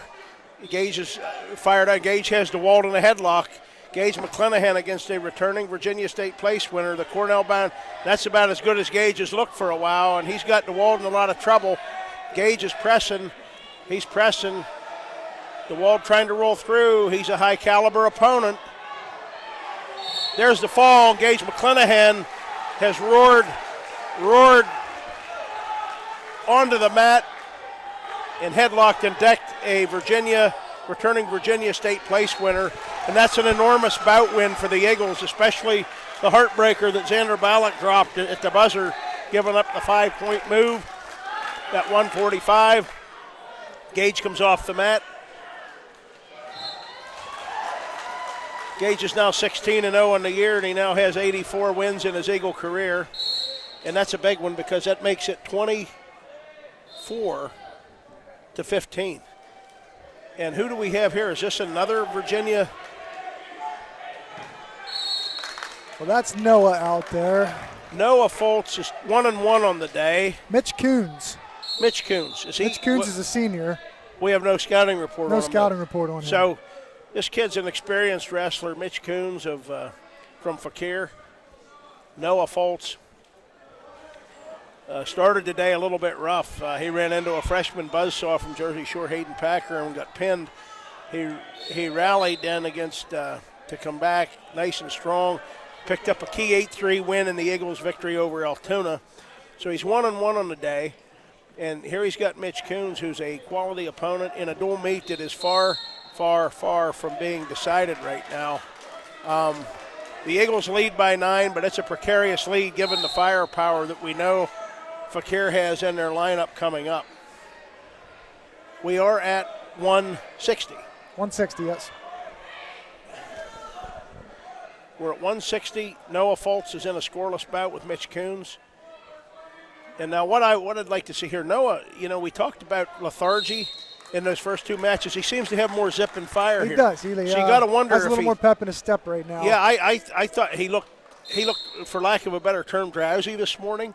And I know we had some kids that were under the weather. So a little more zip and a little more fire here in round 3.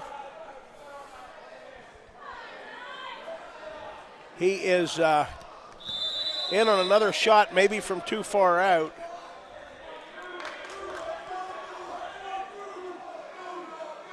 Bottled up too much underneath there, and you don't want to give up the defensive score. Coons coming in with that, trying to push with that quarter Nelson, and we have a stalemate. They're going to come back to their feet. Still so a scoreless bout here, getting winding down in the first period. Well, I'm okay with Noah being in these kind of bouts usually.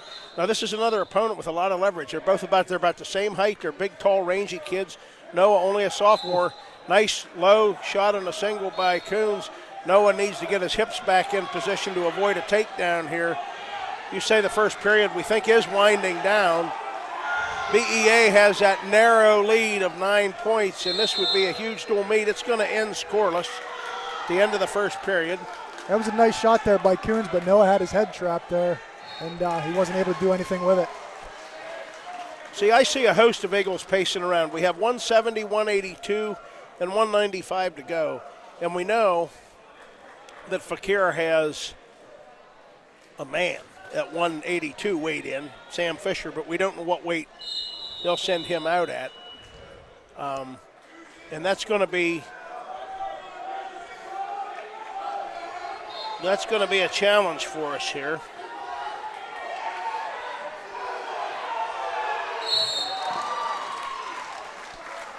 And Noah gets a pin. And Noah gets a fall. A fall the Eagles desperately needed.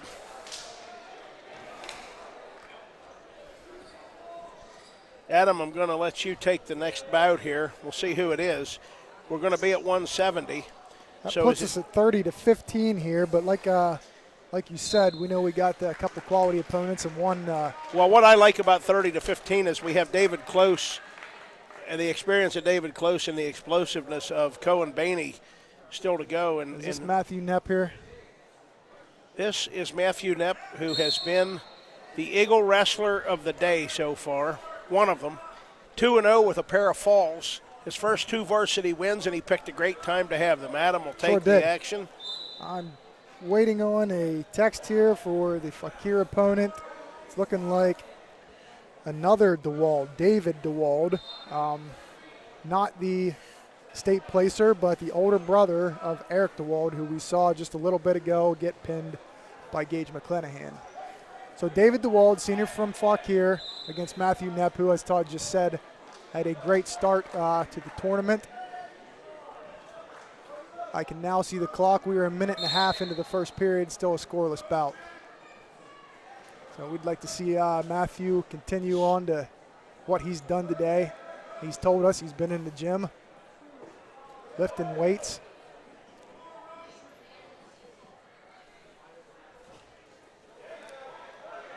The older DeWald gets in on the double leg and is able to come around with a takedown. That makes it a 2-0 bout. 1 minute here to go in the first period. Coach Wallace goes to check the score just to make sure it is indeed 2-0. You know, we talked at the break to the Eagle Junior High coach Steve Stem, and they speak great about all of our kids. But what great things he said about Matthew Knepp. Said he came out as a 9th grader last year. He's a soccer player. I talked to Matthew down here, and I assumed just in a few minutes of talking to him, I made the quick assumption that he's probably an excellent student. Very, very well spoken. Excellent conversation with him. He's fighting hard here, but he had 2 falls earlier today, and they were big ones at the time that they came. They were both huge in the Eagles dual meet wins. But right now, Walsh, very established Fakir wrestler, has Matthew in trouble. The Eagles lead the dual meet 30-15. We need to keep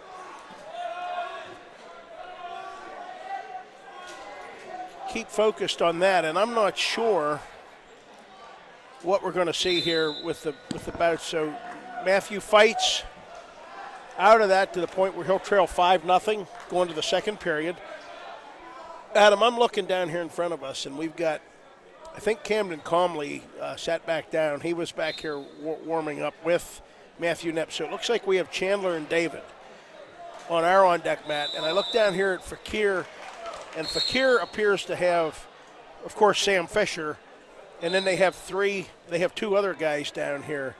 So I'm not sure what kind of matchups we're going to have, but I think that the dual meet, given that I don't see any little guys down there that may match up with Cohen, I think the dual meet is going to be firmly in Bald Eagles' control right now. Seems that way. What I would like to see, though, is Sam Fisher on that mat,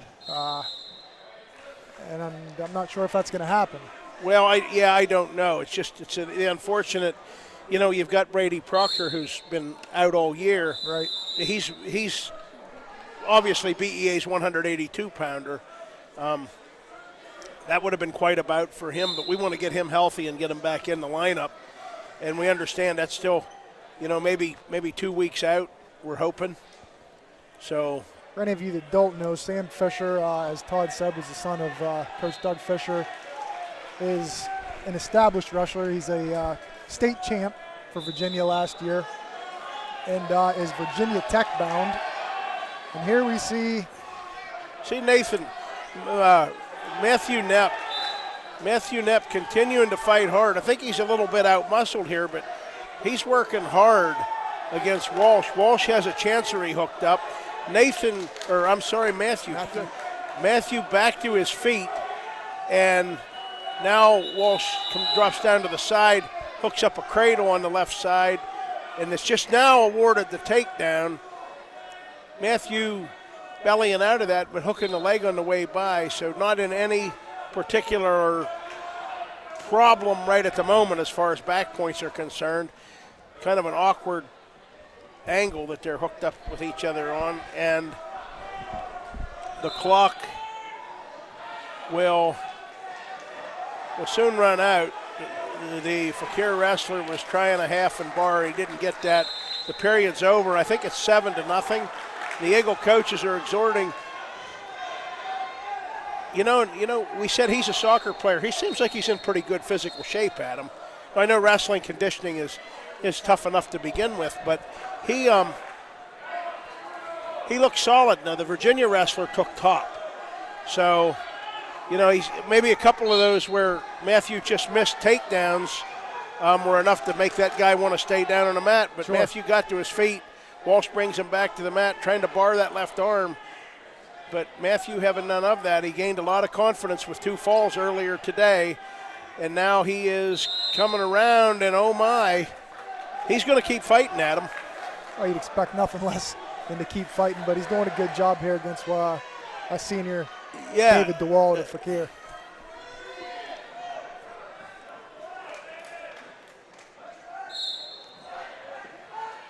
Matthew jumps up, but gets tripped back to the mat here. He's got his hand stuffed down, and DeWald is trying to get his hand out, I believe. So we still only have a regular decision at this point. Right. Well, if Matthew could get out, we'd have, I can't tell that he's in from this angle. Yeah, he's not. His opponent has a half in off the left side, but he's running right, and you got to watch here. Now he's just trying to stuff the head. But that's a pretty difficult way to pin somebody. Well, those trips to the gym he was talking about, I think they paid off. Yeah, he's strong, and he breaks a cradle attempt by Walsh. He's up on all fours. He does a roll through and keeps moving. The Eagle bench likes that. They like the fight out of him, and he's coming right back on the mat. This Eagle's going to be a good one, I think, Adam. I think so, He's too. a 10th grader, and we're going to need the upper weights in the next few years. Walsh set on top. I don't know who the caution's on. Caution's on the Fakir wrestler, so.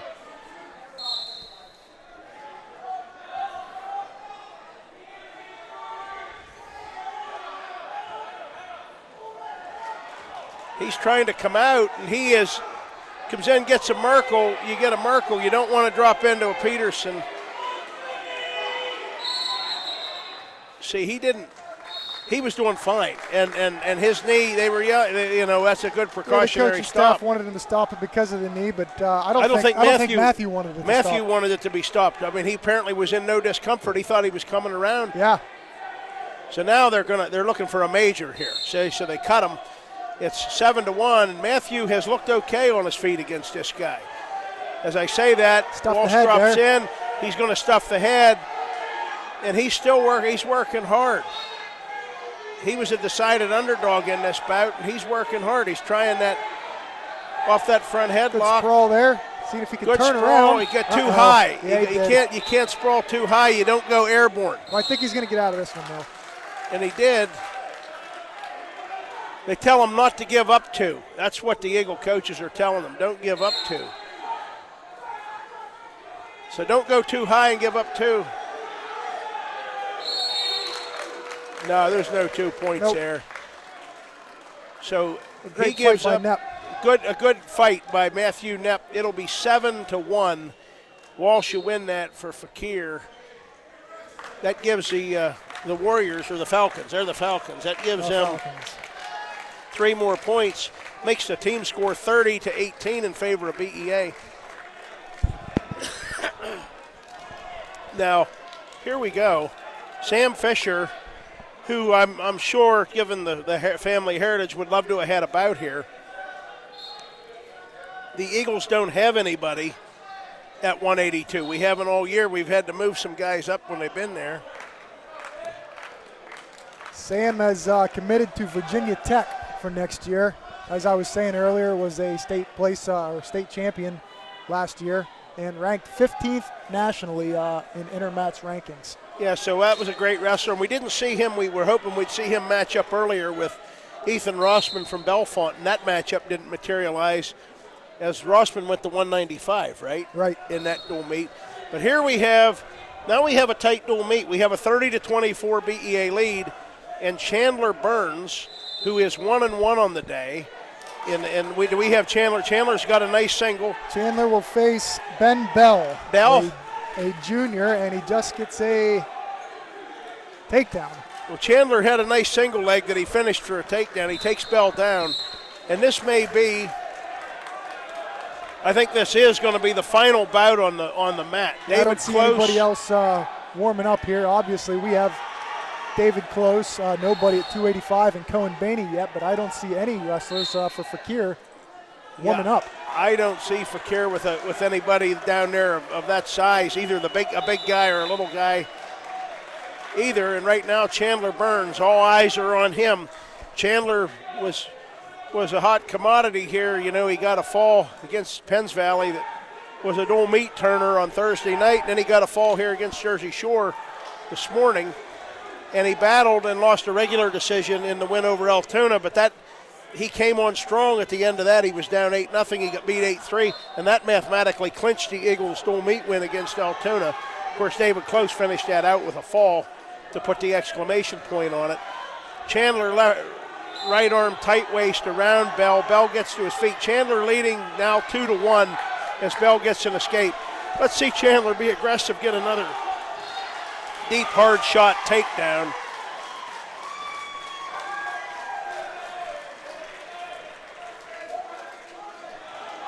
And now Bell's in, and he lifts Chandler and takes Chandler Burns to the mat. It's 3-2. Just relaxed there, Adam. Yeah, he did. Eased up, relaxed on the edge of the mat, got lifted high and got taken down. You can't relax.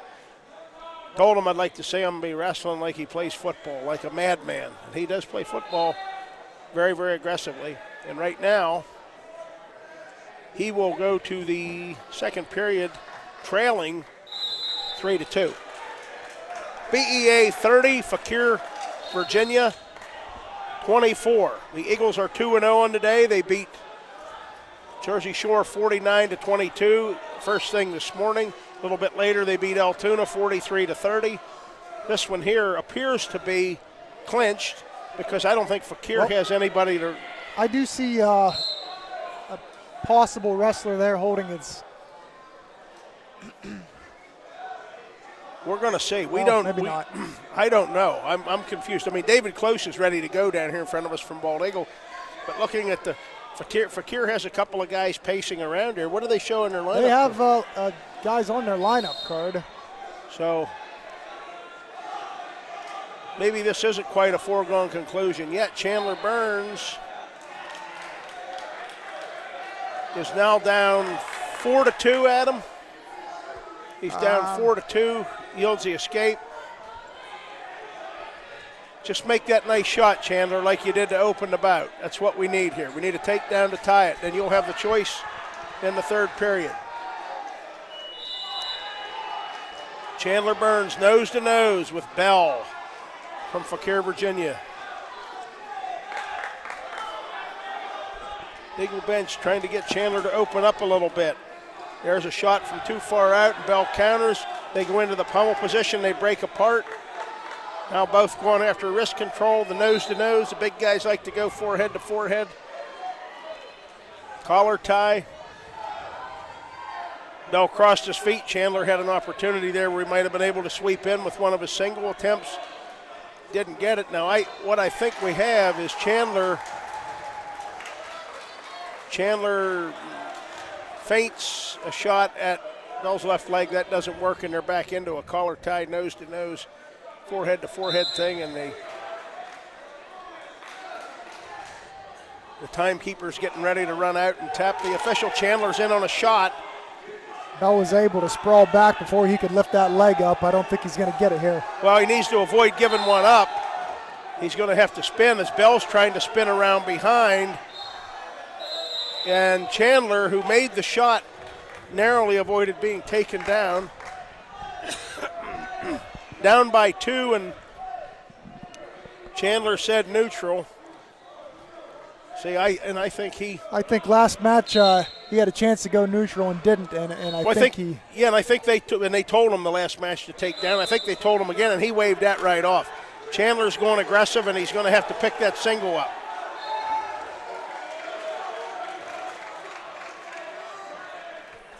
You know, he's getting in on some nice shots, but just isn't able to finish quick enough before Ben Bell sprawls back. If he can just finish those a little bit quicker, I think he can make this an even score. We need to tie it up, and if he ties it up quick, he may want to go back on his feet, because this guy's rolling around all over the place down there and look pretty dangerous on top. Doug Fisher's team looks pretty tough on top. Yeah. But Noah Foltz with that fast fall is a key moment in this particular dual meet. If that, for example, if that weight class is reversed, we're behind right now. So Chandler Burns, nose to nose, pummeling, trailing 4-2. It's anybody's match, but he's going to need to score. Don't relax on the edge, and there's another nice shot, and off the mat they are, in front of the scorers table. Both head coaches and both coaching staffs kind of exhorting their wrestlers on here.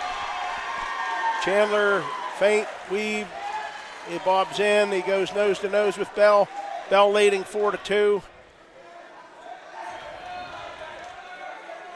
Chandler has a good double leg when he can get it set up.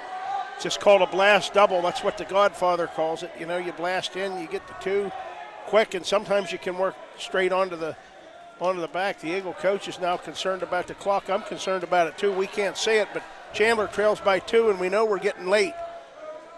The timekeeper hasn't stood up yet. Chandler shoots in. They are off the mat again, neutral, and Bell narrowly missed spinning behind Chandler and getting a takedown. Can't be more than half a minute left here. The timekeeper's now out of his seat getting ready to go. Chandler's going to have to open with a shot. That shot was a little too late, and Bell drops in on the front headlock, the block, and now comes around and cradles Chandler, and he takes Chandler down. He's going to go up 6-2, and that will end the bout at 195, and it will cut B.E.A.'s lead to 30-27. And yeah, the Fakir has somebody coming out here. Well, it looks like they're going to have a wrestler for 285, which we don't have. So here's what you got. Because we have a 3-point lead, right? And we're going to get one forfeit, and they're going to get one forfeit. So this is a dual This is meet. going to decide the dual meet here. So Adam figured that out. So we're going to forfeit at 220 and send David Close out at heavyweight. So Fakir has a 33-30 lead. And hey, it's funny, Adam, and I'm not laughing at how this one's worked out, but 2 years ago, when we did this match and we didn't realize that Bald Eagle was on their way at the time to an undefeated regular dual meet season, the Eagles trailed, and the last bout of the day was David Close and some kid from Fakir, and we trailed 31-30, and Close got a fall. And we didn't know it at the time, but that preserved what would be an undefeated regular dual meet season, where the Eagles went 14-0. This is senior Casey Burr from Fakir against obviously David Close. And yeah, this is the match here. And it is the match. And David Close in, nice shot, and he has to clear the hip. And it's a big one. It's a big one, you know. I say David Close in the last match against Altoona got a fall, and that was his 75th career win. And 76 would be big here because if David were to lose by decision, the score would end up tied and would go to criteria. Are you sure about that? Yeah, you are. We're down 33-30. Yeah, you got it, buddy. And Cohen Bainey's on deck, and I don't see a little guy down there. No, they don't have anybody on their lineup card for 106 either. So. David Close has no intention of losing this bout, so our fears right now are unfounded. He leads 2-0, but in control, a nice takedown. He chops on the wrestler. Who'd you give me for a name here? Casey Burr, senior. Casey Burr. Senior from Fakir.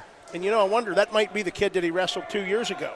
Very well may be. I mean, that's a familiar name. That is a familiar name. And Burr is out, and it is 2-1. 2-1.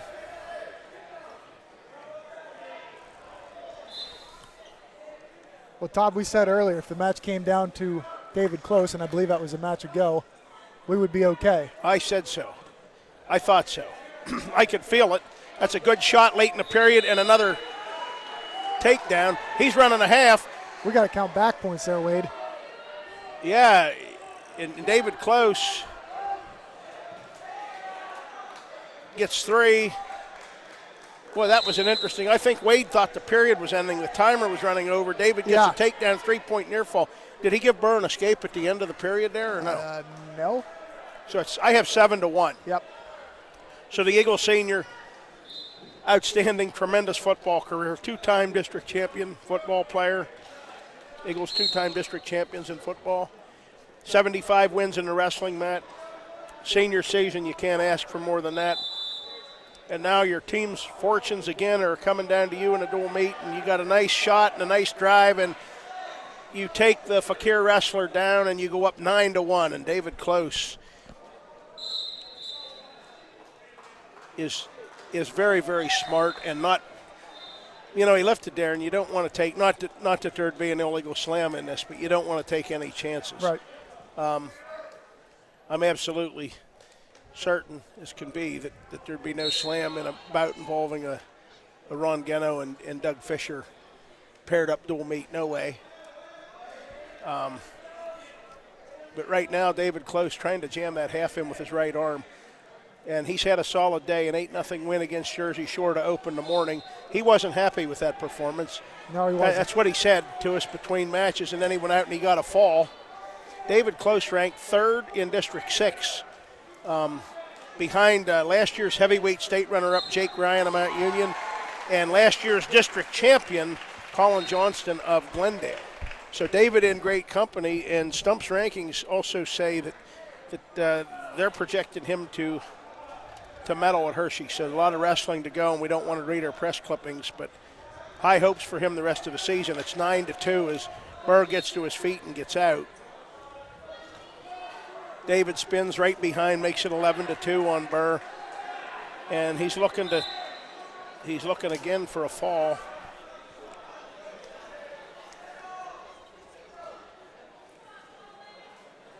You know, I didn't realize these Fakir kids, the kid that went out at 220 and this Burr, they're big kids. They were down here in front of us with like T-shirts on and shorts over their singlets, and I didn't realize they were that big. Now, David Close is a big kid, but Burr's a big guy. I mean, this is at 285. David weighed in at 220. And he's in that Merkel position now with an 11-2 lead. And he calmly lets Burr out. No mistakes there. Second period winding down, and David Close is, according to Adam, David Close is 2 minutes away from finishing off a third dual meet win for the Eagles of the day. And that would be big. That would move our record to 6-1 on the season. And I'm looking forward here in a week or so to the first District 6 AA team rankings to come out. It's all based on a point system. Right now, David working off that left side of Burr with an 11-3 lead, trying to split. I didn't know if he was going to go Indiana hook or Navy right. He went neither. He was in position to Turk the leg. He didn't do that. Instead, he comes up on top. He's one-on-one on the wrists. He got a fall against Altoona to seal the match, to end the match a couple hours ago, and that was his 75th career win. 76th career win could be the dual meet sealer, would be the dual meet sealer against Fakir, Virginia, and Burr scoots, and David is kind of methodical. And, you know, it's good. David wasn't happy with his performance, but it's probably good that he's spending a lot of time on the mat, Adam, because that football conditioning we talked about, especially for a big guy, at one point he weighed around 240. Now today he weighed in at 220. Sure. That Clearfield dual meet that we did just back on December 9th, or was it December 11th? It was less than a month ago. He weighed in that night at 233, we understood,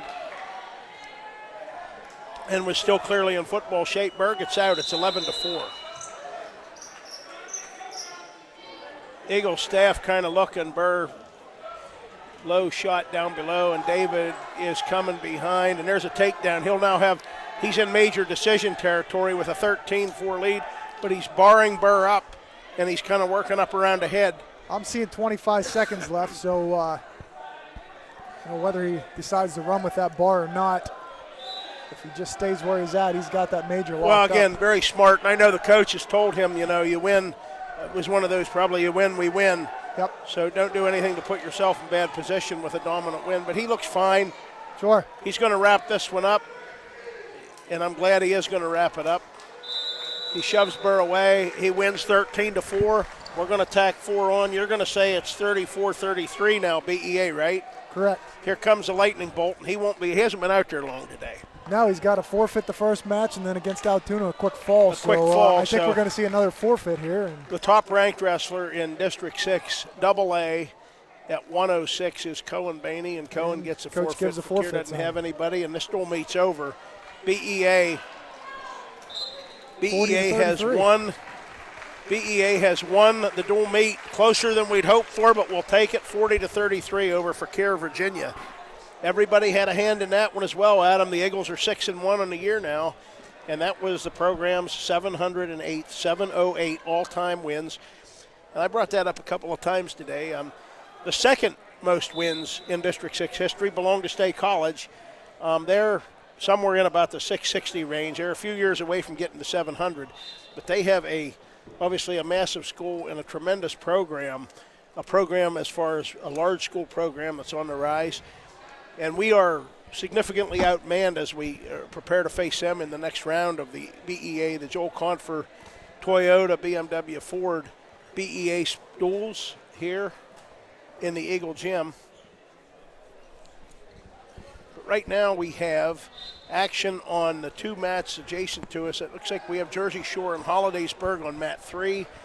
And I think Bellefonte and Altoona on mat 1. So it will be a little while. The next Bald Eagle dual meet will be against State College on center mat. After that one's over, we will conclude the day by wrestling District 6 AAA Hollidaysburg. And Adam and I are going to go off the air and go down and talk to some of the Eagle wrestlers and coaches here, because I'm going to guess that we have a 15 to 20 minute break until we're back on the air with B.E.A. and mighty State College.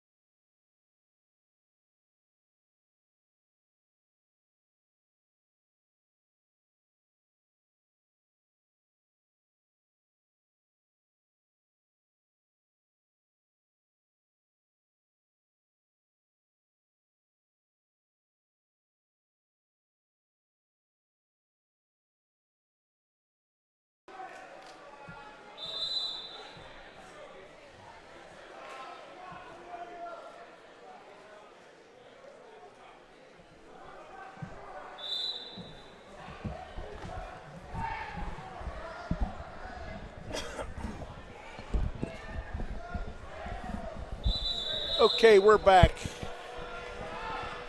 We have an exhibition bout that I thought it just concluded. I guess it's not over yet, between a Bellefonte wrestler and a State College wrestler on mat 2. But as soon as that one's over, we're going to get underway with the Eagles' 4th dual meet of the day.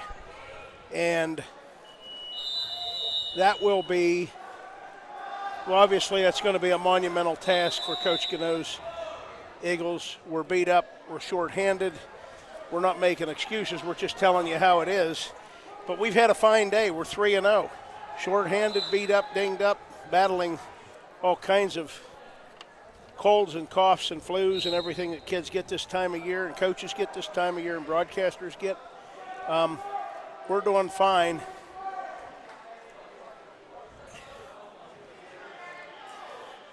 We got a text from, just got a text from the 2-time District 6 AAA football head coach champion. And he did not make it in today, but he and I will catch up at another time. His football playing wrestlers, and that's Coach Jesse Nagel, have done very well today, as they always do. And I've, of course, had a great talk about all of them between sessions here. But the Eagles are 3-0. We have our work cut out for us in the next one, and it should be coming up here momentarily as we face, I don't know if the term yet is mighty, but a powerful and increasingly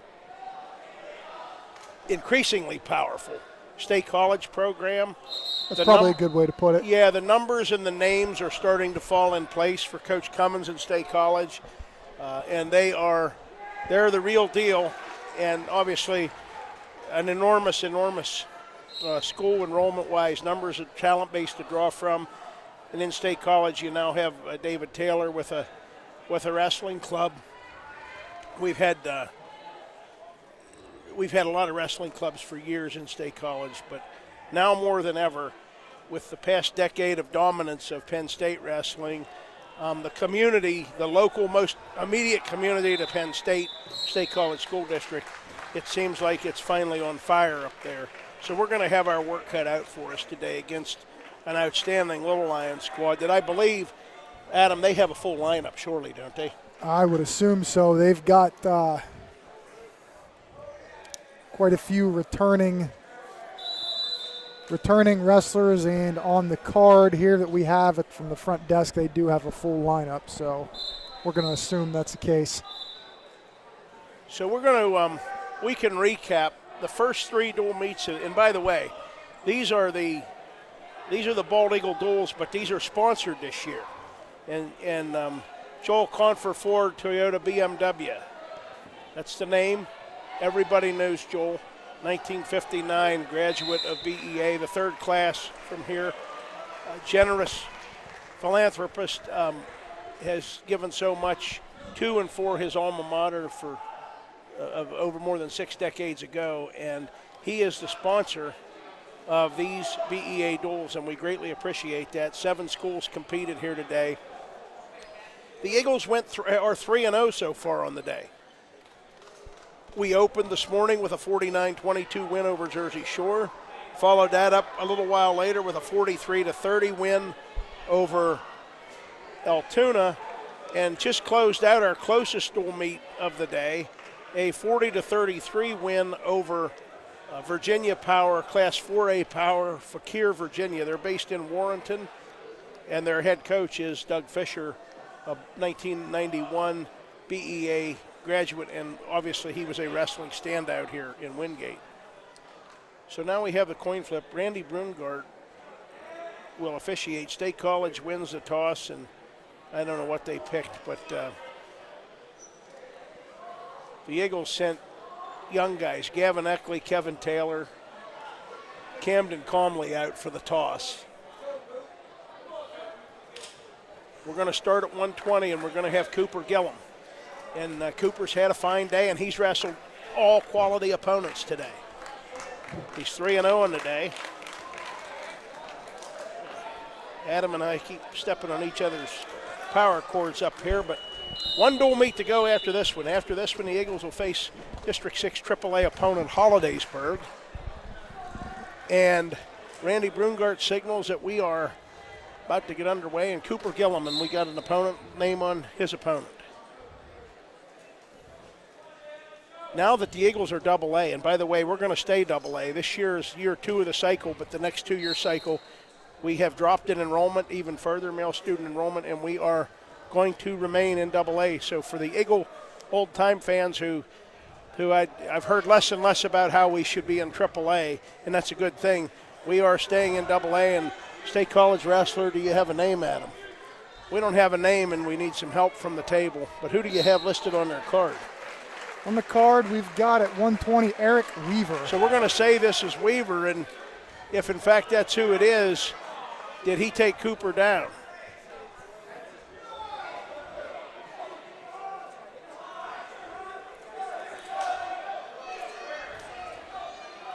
Cooper coming around.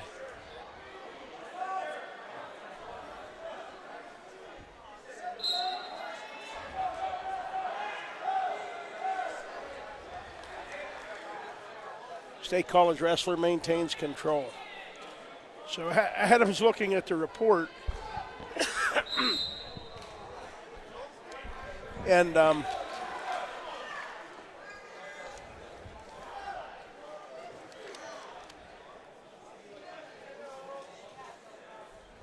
we'll get this straight, folks, but we don't have access, as I said. Eric Weaver.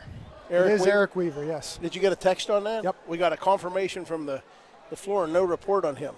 No report So on is he him. a He's not freshman? in Tom Elling's book. That could mean He's a freshman either or a sophomore. freshman, sophomore, or transfer. Yeah, freshman, sophomore transfer. Could be any of those things. Cooper sweeps in on that single. He knocks Weaver off his base, and he gets a takedown, a good takedown for Cooper Gillum. Super Cooper, 76 career wins, and he's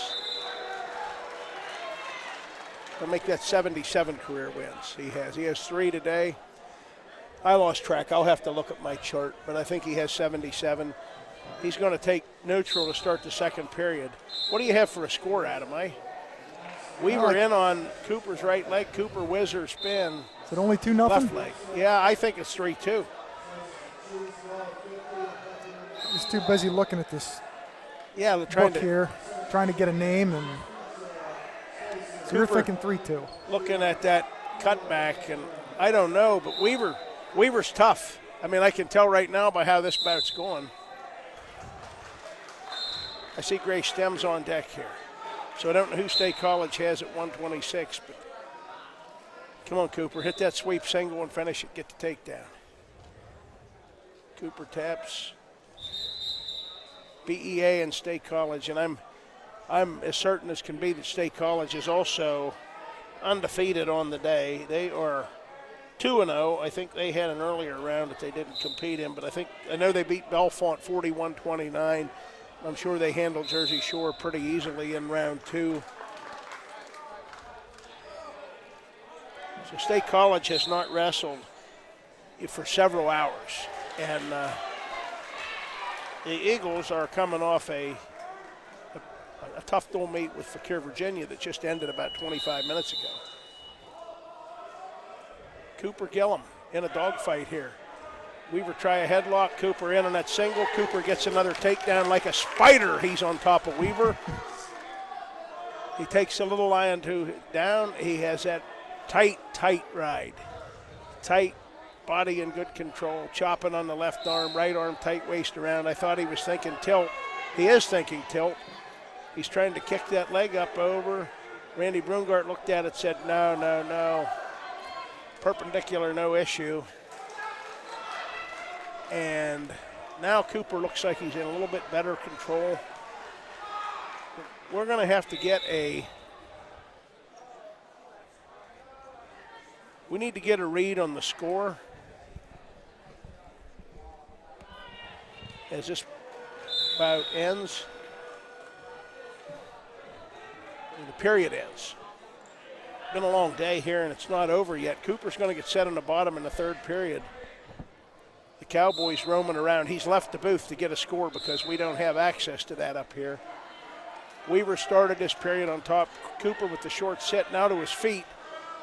Good job. Cooper comes out for one. and right away went back like he was going on the offensive. Now, Cooper, I'm assuming, has the lead because he did that quick glance at the clock. He's in on another nice low shot, and shouldn't have a takedown there. He takes Weaver down. Weaver very quick, bounces off his back. Cooper picked up an escape and a takedown. So the Cowboys returning to was 6-2 at the end of the period. So the Cowboy says it's 7. It should be 9-2 then. And well, that's good. We're glad to hear that. Glad to see it. Cooper, if it is 9-2, Cooper may think about cutting them loose and picking up another takedown, working for the major, or else he's going to work for a tilt to get that to ensure a bonus win. Oh, a hard cross-face. Cooper comes across left arm. Now, still working with that right tight waist and dropping under that left side, trying to kick Weaver over for a tilt. Gets a 1 count, gets a pair of 1 counts. Weaver flops around pretty good down there and doesn't give up back points. Cooper very smart. He's always aware of the time, always aware of the score and the situation with the bout, whether it's bonus points, whether it's something on the edge in a tight match, he knows. Cooper 16-6 on the year, ranked second in the district at 120 in Class AA, and he's working on Weaver pretty solidly here right now. The timekeeper's getting ready to move out onto the mat. Cooper, we may end up here. We have a stall call on Weaver in the bottom. Cooper hooks up a cradle, and I think he's going to need a near fall to get a major decision. At least we think so, and that's why he is working pretty hard at that, but he's only going to get a regular decision, I believe. So we're going to say the Eagles get a regular decision. We have it unofficially we had it at 9-2. Cooper goes to 4-0 on the day, 17-6 on the season, his 77th career win, and B.E.A.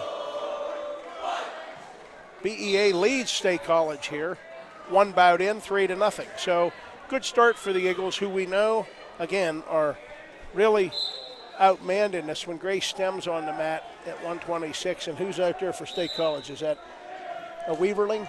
Weaverling, Carter Weaverling. Carter Weaverling, and I think the Weaverlings are pretty good. Is there 2 of them? Yep. Yeah, they're both pretty good. And this one, Carter, he took Grace down in about 5 seconds, and he's got a right arm tight waist, and he's chopping on the left arm. Grace 2-5 on the year. Now Weaverling trying to Turk the leg. And now he gave up on that. He didn't need to do it. He's got both arms crossed. He's got Grace in trouble. He's got Grace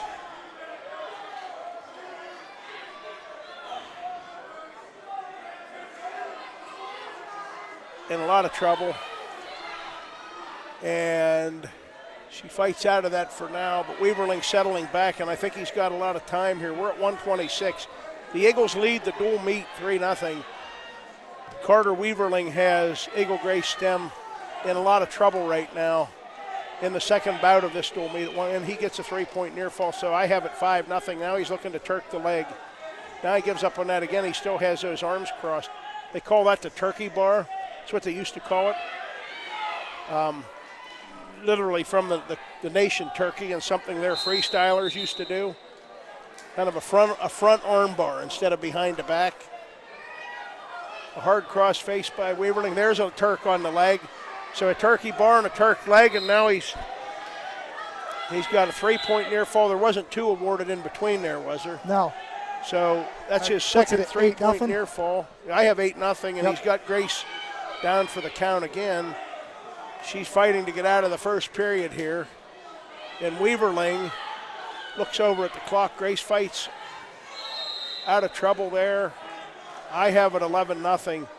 So Carter Weaverling has been impressive in period number 1, and I have an 11-0 lead for him, a takedown and 3 3-point near falls. Grace defers. Weaverling looks over to Coach Cummins, the Little Lion staff, and he says, I'm going neutral.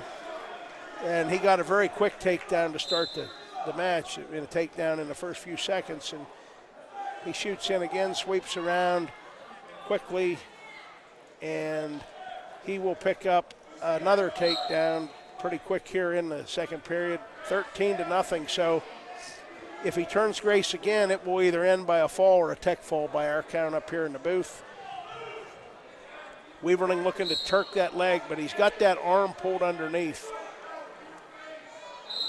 And he knows, the State College wrestlers, they're well coached. He knows, too, the situation with bonus points. And right now, I don't expect to see a tilt here. No, and Grace does a good job fighting to her feet. And I have it at 13-1 now. Right. Weaverling bobs and weaves, and Grace still scrapping, digging into him. Weaverling, though, relentless chain wrestling.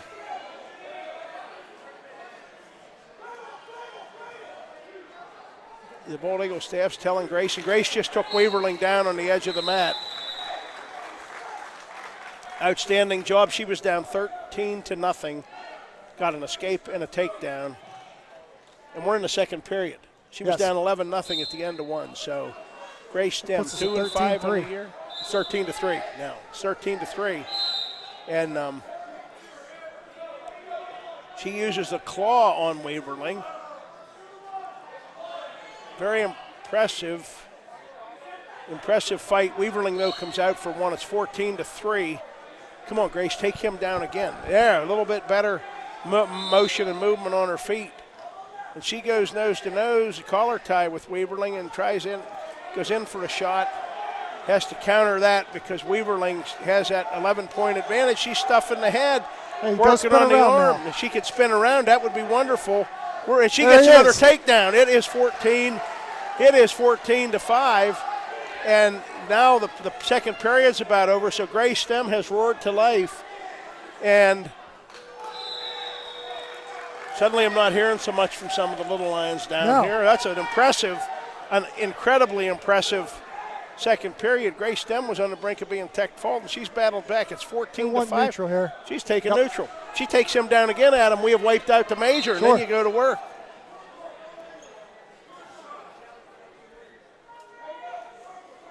Grace tries another shot too far out, and Weaverling counters, but Grace is in on that leg. She fights through that whizzer. Weaverling gets a takedown, and he will go up 16-5. 16-5. So keep fighting, Grace. Come out of there again. I mean, she nearly took him down again there. Almost. So they like that crossed wrist ride where you pull the wrist under and you pull the forearm underneath the person, underneath your opponent. Weaverling lace in the leg. He has we think a 16-5 lead, but he was up 11-0. And since that first period, 11-0, it's been a 5-5 bout. Now, that doesn't count, except that that's a great fight. Yeah, and however this match ends against one of the Weaverling brothers, she's done a fine job. Yeah, I think so. She's going to get set on the bottom. And we've seen her, she can get to her feet pretty quick. If she does that here, well, she worked up. He chopped that left arm and stopped it with a bar. I'm looking to see where we're at time-wise. Of course, we don't know. We only know by when the timekeeper starts out that way. Weaverling trying to run a bar. He's pressing. There he's getting the count. The Eagle bench teammates and coaches telling Grace to fight. So if she gets out of this, that'll put that at 19-5? Yeah, it would be 19-5. So right now, I don't know how much time she's fighting, and the scorekeeper's getting ready to go out there, trying to avoid the fall, trying to avoid being pinned by Weaverling. She took Weaverling down twice, and her left shoulder's clearly up off the mat. She's in a bridge. Grace did a good job and gives up a major decision to Weaverling, and she took Weaverling down twice. He was thinking, take down and fall or tech fall to start the second period. They end up in a major decision, right? So State College. 19-5. 19-5 we have it. Grace fought hard there. And State College has a 3-4 lead. 4-3. 4-3 lead. What are the Eagles doing here? They're waiting to see who checks in. Yep. And they're going to forfeit. Who is this, Wolcott? Probably. Is that who they have listed? That's who's listed there. So State College standout with Owen Wolcott. And given that the Eagles aren't AAA anymore, we didn't see him. We didn't see him in the postseason. So we used to know the State College wrestlers inside and out the lineup. In all honesty, folks, I don't pay much attention to them anymore because this is the only time we really see them for anything that matters. So now, looks like we have Isaac Packer. Who's wrestling up a weight. He's up at 138, and we'll look for a text from the table to tell us who this little lion is. Clayton Leidy. I recognize that name. Yeah, so you'll have to check him in the book. He was also very good. Leidy was a 5th place finisher at districts with a 21-9 record last year. Yeah, so he's got Isaac Packer, who is 2-1 on the day, correct? I think Isaac yes. was 2-1 on the day. So, and Leidy has Isaac in a lot of trouble with a half and bar. And I know this Leidy has been, it seems, around. Is he a senior? It seems like that name's been there forever. But he pins Isaac in the first period. And that makes the team score just that quick. He is a senior. Is it 16-3? 16-3 now, and I kind of lost track. We moved guys up. Xander Ballack is coming out now at 145. Xander is 2-1 on the day, and that one really hurt against Fakir. He had a high quality opponent. They were in a dogfight, a scrap. Xander led 2-0 almost the entire bout, and got taken down in a really awkward position, taken down, and gave up a takedown near fall in the final 10 seconds and lost. Other than that, he's been stellar today. He won his first two. And who do we have from State College here? Kyle Martin. Oh, Kyle Martin. Martin, a junior, was 3-24 last year. Yeah, and he's greatly improved, though, from a year ago. I've seen him. He's had some wins for them. Well, he actually did place 6th in districts. And he takes Xander down. And if I'm not mistaken, I don't know that he's wrestled very long, but I think his dad was an NCAA champion for the Nittany Lions. You think so? In 1989. So, I think so.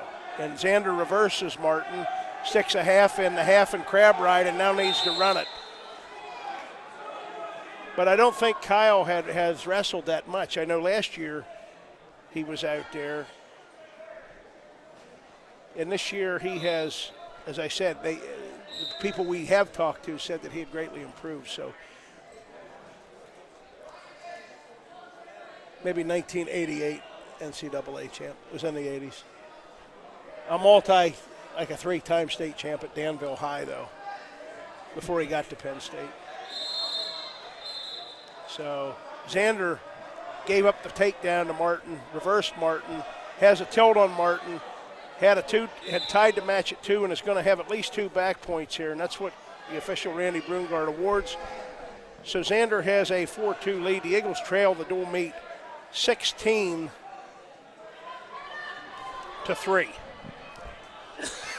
Xander's looking for another tilt here. Nothing yet.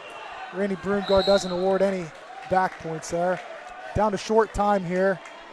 Xander's done a great job as he was away from the sport for a year.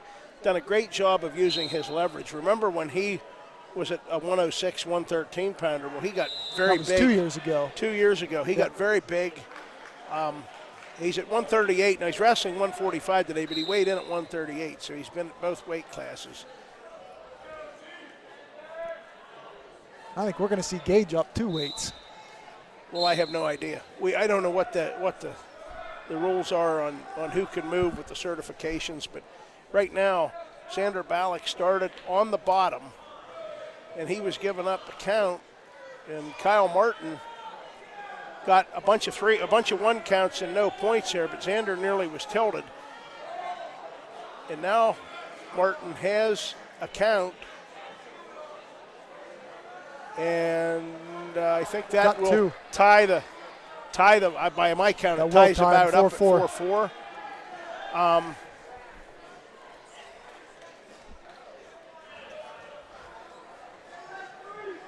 So a couple of tilts by each wrestler here to yeah, and they're, and you said Martin. like you said, what, 3-24 a year ago? Uh-huh. Well, you can tell by watching him wrestle, he's greatly improved. Yeah, he's not going to be 3-24 this year. No, not hardly, and he's got Xander all botched up down there, and I think that looks like that might have been long enough for a three-point near fall. And he's driving for more. Randy Brungard has 3 down, 3 up. It's 7-4. Kyle Martin dominating this period. A 2-point near fall and now a 3-point near fall.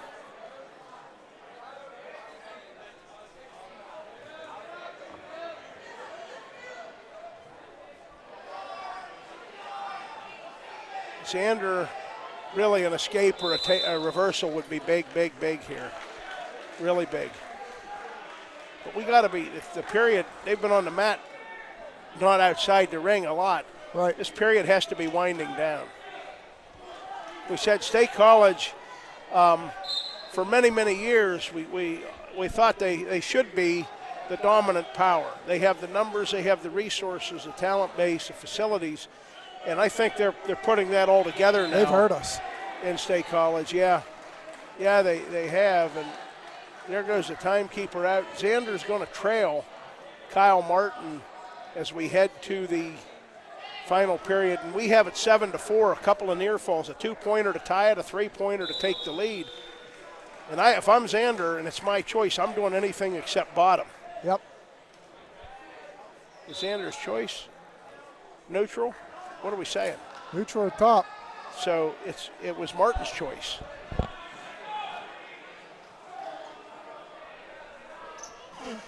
Okay, so Xander must have took bottom there at the beginning of the second. Yeah, he may have, and we've seen some stuff there that we're going to need to work on.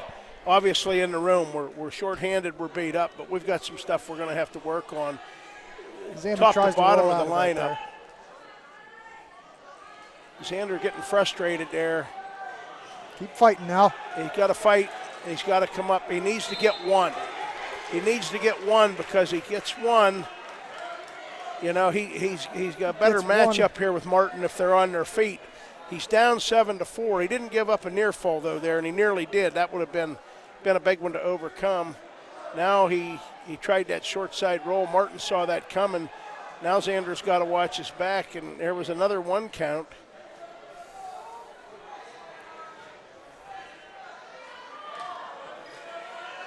Well, Martin's got that bar in now. Xander's going to try not to get turned, as that would put this match a little out of hand. Yeah, and I don't know. Another 1 count. Xander's had a really nice season. Martin looks good. Yeah, he does. Martin looks good. He looks like his strength has greatly improved. He's got Xander in trouble. It's very close to a fall. Very close. Xander fights out of that for now, but Martin in good position. The little lines wanted to fall there. Well, I could see that the right shoulder was still up, from what I could see. Martin very tenacious. And he's what coaches want to see improvement. They've seen a lot from that kid from last year to this year. He's got a tight half in. And, I don't know. Looks like we got short time. Yeah, well. And he doesn't give up the fall. So great job by Xander fighting off there, saving a couple team points. Well, I think he saved 3. That ended up being a regular decision, didn't it? Oh, maybe it did. I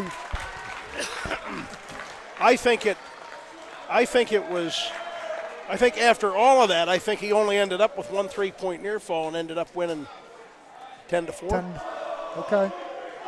We'll see. That's what we'll unofficially go with. So here's Gage. Now these Eagles, keep in mind, they're up. Gage is at 152. Gage is wrestling 160 here. Really? Yep. All right. Well, no wonder we're way out of whack. Yeah, we forfeited Isaac's weight and bumped Isaac at 132 and bumped Isaac up to 45, which. Well, what about 38? Okay. I apologize here. That's my mistake. Yeah, the Cowboy was really excited. We thought Gage was up like 20 pounds. I was all excited. Gage is not, doesn't matter where Gage is at. He's got a quick fall. Well, he's only up 8 pounds. Well, he's up. We don't know how far up he was, but Gage was where he normally is, on top, getting a fall, and the Eagles now have 9 in this team score, and we are going to 160. And let's see who this State College kid is coming out. Who's coming out for Bald Eagle? Is it Noah?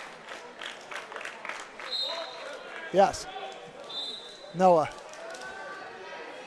Noah Foltz, 3-1 on the day. Is that what we think?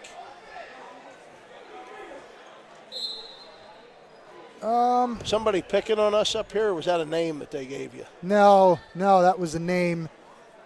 Ben Stralchheim was the Nittany Lion wrestler that Gage just pinned. And we got a Harrison Hoops. Hoops. Who Noah? I am told is the brother of Austin Hoops, who wrestles for Penn State. Okay. So obviously that family moved here. Yes, from Wyoming, I believe. Oh. So he's a cowboy too. Of course. Wyoming's a cowboy. Your guy Novacek was a cowboy from Wyoming, and you're a cowboy. And now Hoops is a cowboy if he came from Wyoming. What do we have for a team score here? 19-9 State College, and Noah Foltz is at 160. The Eagles have had 2 winners in this bout, and good job there by Noah, knocking Hoops off his base. You want to confirm that, though. Noah is 2-1 on the day, correct? I will confirm that in 1 second here. Yeah, he beat Altoona, and he got a fall in that last match. His only loss was the heartbreaker to the Jersey Shore kid, Hayden Packer. Yeah, tough kid, freshman. Yes. So right now, Noah trying to step around, needs to reach inside there, and he gets a takedown. He takes Hoops down. Nice crossface by Noah. Well, this would be a good – this dual meet, the way this is lined up and matched up, we're talking individual matchups here more than how I think this may end up in the team as the dual meet ends. But Noah's trying to not get too high, and he's very close to being too high. He's got the leg in, and I don't see if they come up a little higher, maybe we'll have a potentially dangerous. I don't know. Oh, good job of stretching him out. Noah Foltz, an excellent job. Great Stretches job. Hoops out. And the timekeeper's heading out, and Noah's got a 2-0 lead as the first period winds down. This would be a big win for him. Put him at 4-1 on the day if he does. Yeah, 3-1. I keep counting one ahead, but I don't know what he has. Yeah, I said that earlier. I said he was 3-1. Maybe I was counting this one ahead of time. Yeah, I think so. But Noah, we have the cowboy in the booth, and according to the cowboy up here in the booth, this cowboy came here from Wyoming. So Noah is going to be in the down position. Was that our choice? I think it is. Yes. Coaches know that this is a good time of year to get the work where you need the work. And Noah, our guys have shown that they could use some work coming off the bottom, whether getting escapes or getting reversals. Hoops with that right arm tight waist around and steps inside like now you're going to spiral. Right arm to a spiral into a half. He had a full Nelson in. That was as clear as I'm breathing air in the Wingate gym. And Randy Brungart, a usually very quick man, was not quick enough to get around there and just couldn't see it. And hit him with that technical violation or whatever it was, so he didn't see it. I tell you who did see it. It was about 6 coaches. Yeah, 6 of them, and I don't see where Coach Hockenberry's behind the bench, or he'd have been out at the edge of the mat. He was already warned by one Clinton County official today to stay off the mat. And I think I would have warned him too. That he was. And right now, see, here's a concern. Noah looked really tough, 2-0 first period, but you got to score from this position. Hoops working on that left bar, throwing that left leg in, doing a crossface, not really a crossface, more of a face hook that's not doing anything. Like you said, though, this is a time to work on these positions that maybe you're not as well off on. Well, something like this could be the difference in going to regionals or not. Could be. You know, when we get to February. Noah working up, and he gets turned under, and he did a really good job of avoiding trouble there for the moment, but Hoops trying to come up around and figure 4 the head. No, he doesn't have the figure 4 lock. Noah just... Now we got something stopped, and now we have potentially dangerous. And we didn't get the escape, but we did get a penalty point. So Noah Foltz picks up 1, and I have it 3-0, and that's a big point. That's a big point. Do you have it 3-0? I'm seeing 2-1 on the scorecard down No, I there. don't think they're right. That might be wrong.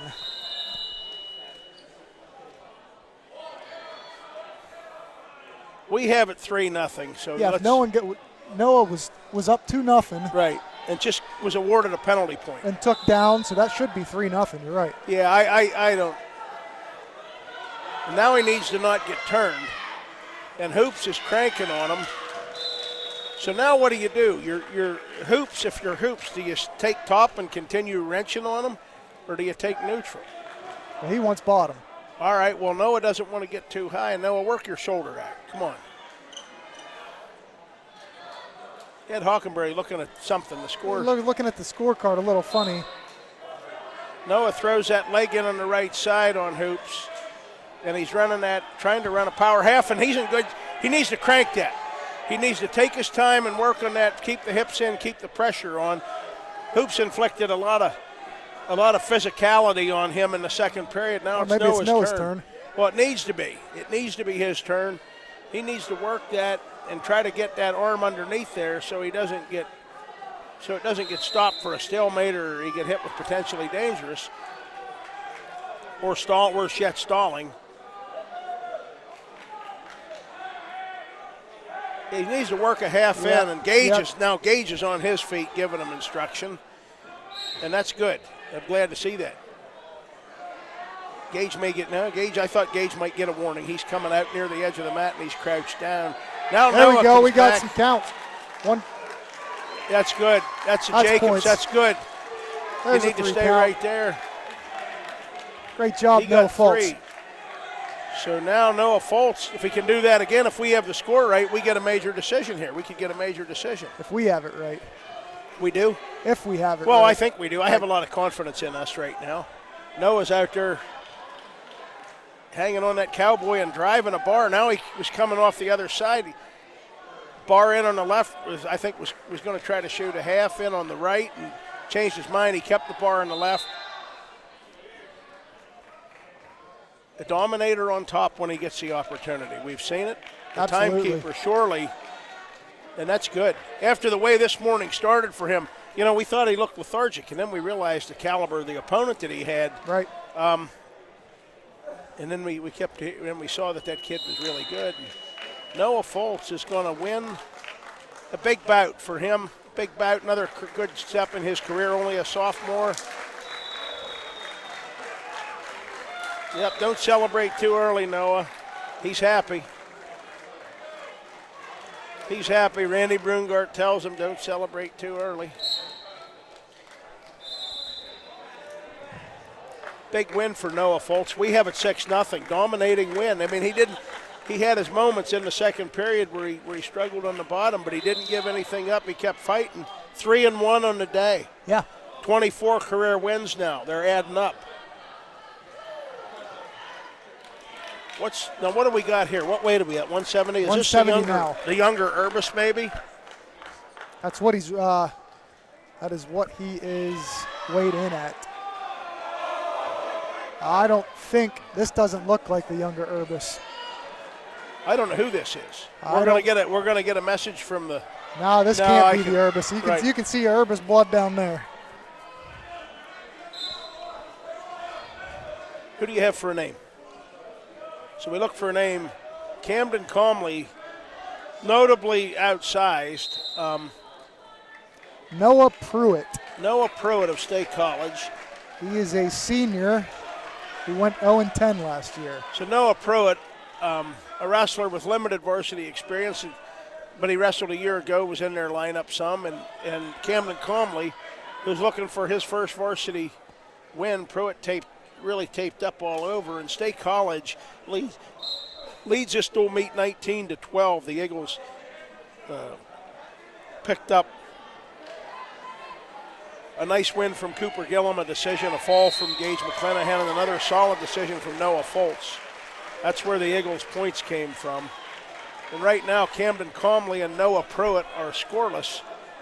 And Pruitt's in on a shot. Pruitt is awarded a takedown. That's a good call. I agree with that one. the official Randy Brungart. Camden's going to get set on the bottom.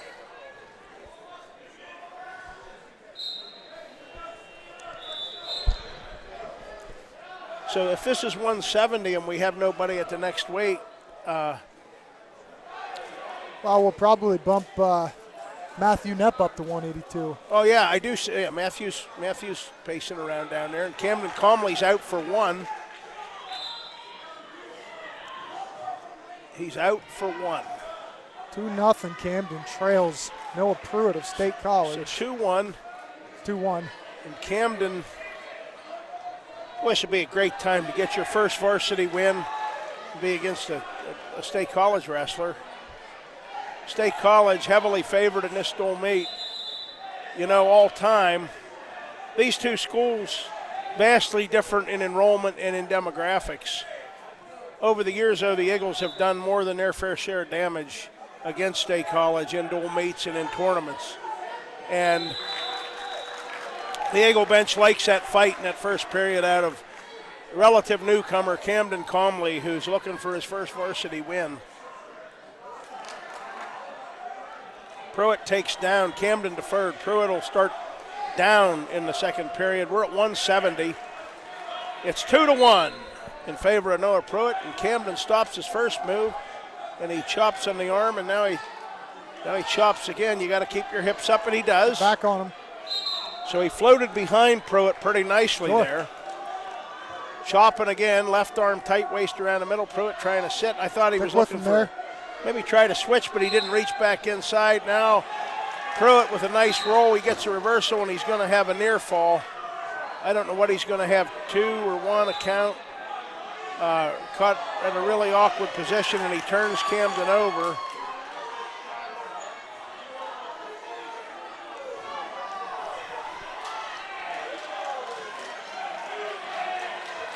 So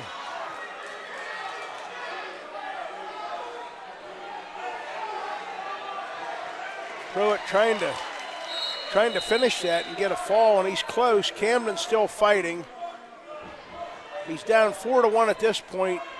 Worst case is that he's going to give up the fall, and best case is he's going to give up a 3-point near fall. Camden's left arm, I think, is keeping his body up right now.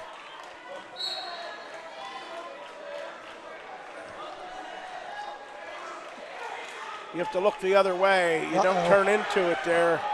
Pruitt driving and driving. Very close to pinning Camden Comley. Camden bridges and he reverses, almost reversed. He is.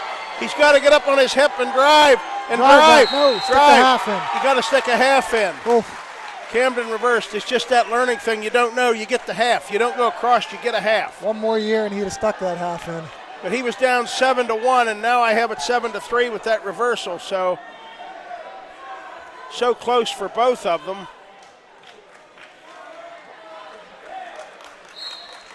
And that will end the second period. Camden looks fired up. He looks fired up, and he's going neutral. Well, that's good. And nobody's giving him the sign. Eddie Hockenberry gave him a sign. I don't have any idea if he paid attention to him. Camden knew what he wanted. He knew. He knew. Boy, sticking that half in would have loomed enormous there. It would have. But let's see what he can do here. Pruitt has been crisp with his shots so far, so Noah's going to need to do something that maybe gets Pruitt off balance and gets Pruitt in an angle where he can get him to his back. 7-3, Pruitt leads.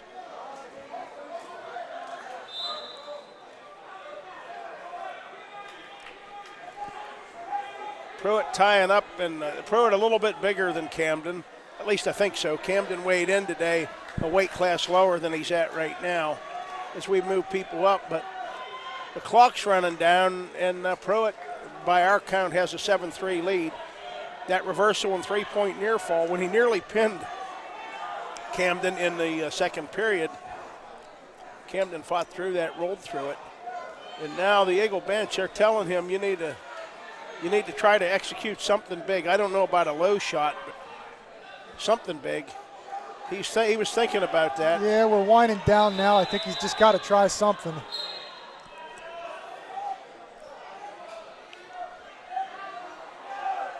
So now he's going to go off right in front of Eddie Hockenberry.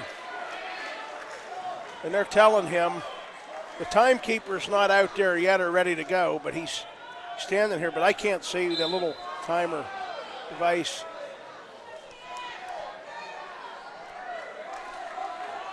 They've been neutral the entire third period. Most of the action in this one was in the last 30 seconds of the second period. Pruitt pushing, and they're going to go off the mat again. Oh! Ed Hockenberry's getting emotional down there. That was a nice little shrug by Camden. And now the timekeeper's heading out, so this one could end up, I think it's going to end up being a little too late. Stall call on who? State College. It's going to be too little too late. Yep.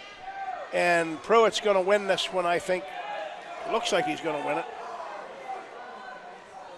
The timekeeper chasing the official around. That it will do it. 7-3. Noah, what did you say his name was? Noah Pruitt? Noah Pruitt.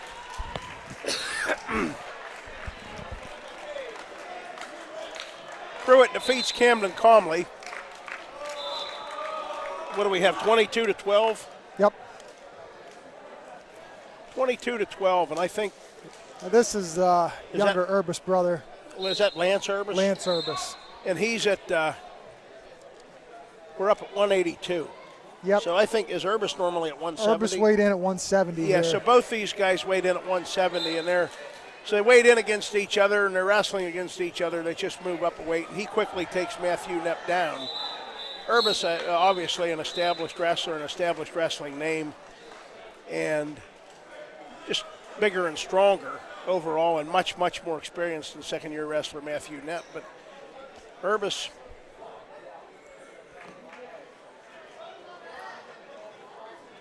left arm under, just completely controlling. Just that experience and that savvy, you know. His brother's at Penn. We know that. He was a great one.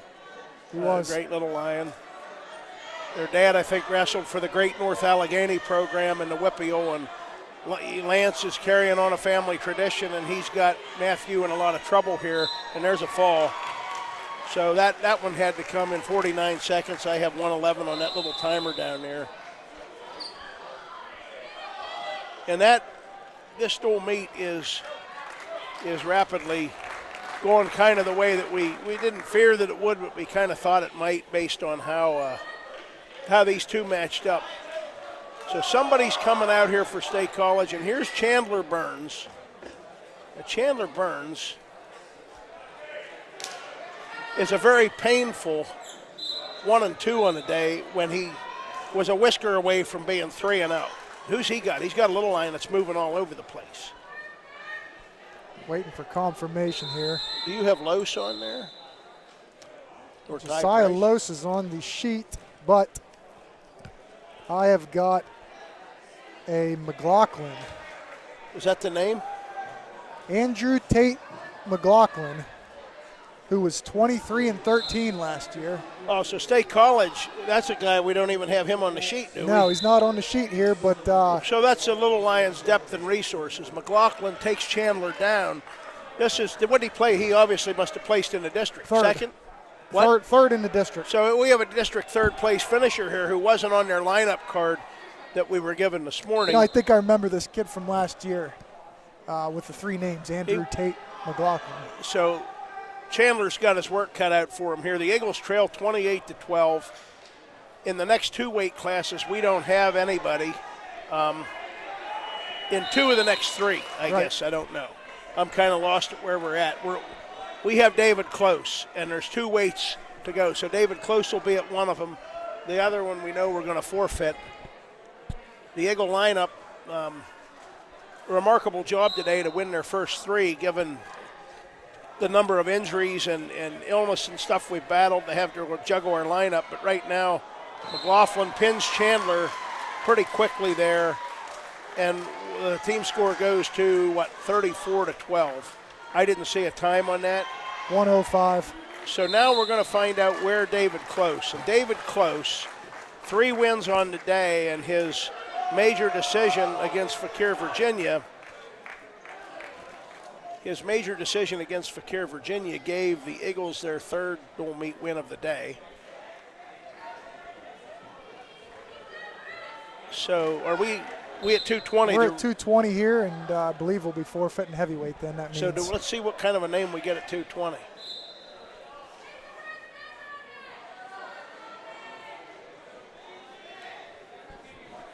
David Close, a quick takedown.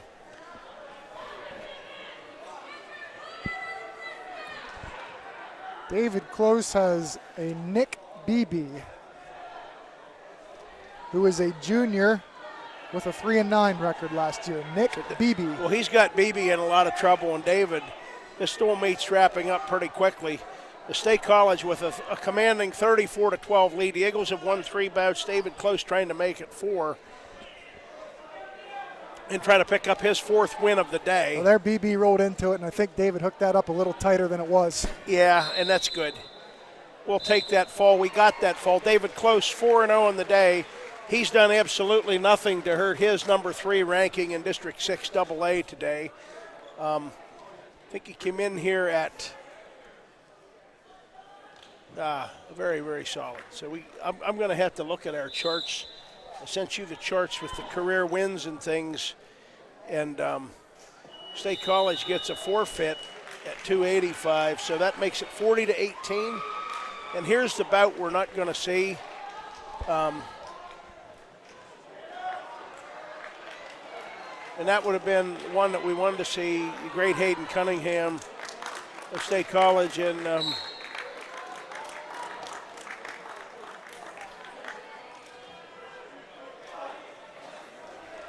Cohen Baney, a bald eagle, didn't happen.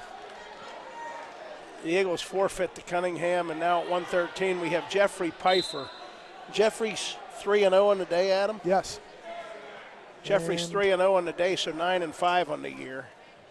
This is the little Weaverling, Bailey Weaverling. Bailey Weaverling and Jeffrey Pfeiffer. And Jeffrey's had himself a fine day, and a win here would be truly outstanding. That would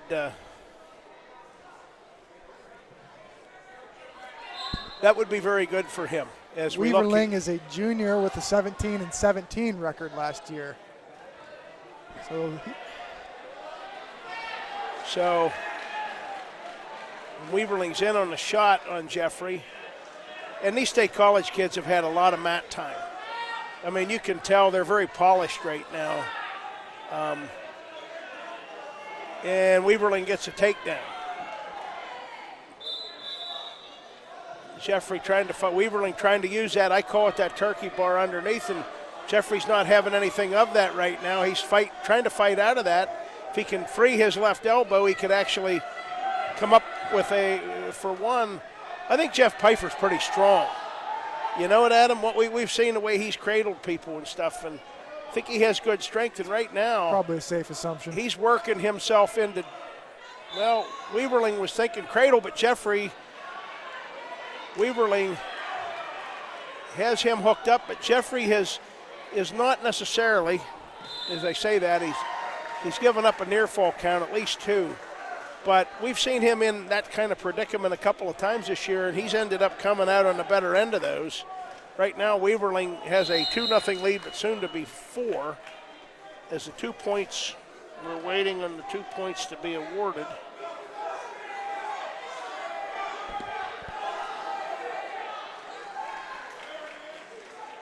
He's trying to clear the hip. The Eagles want a reversal, and they get one.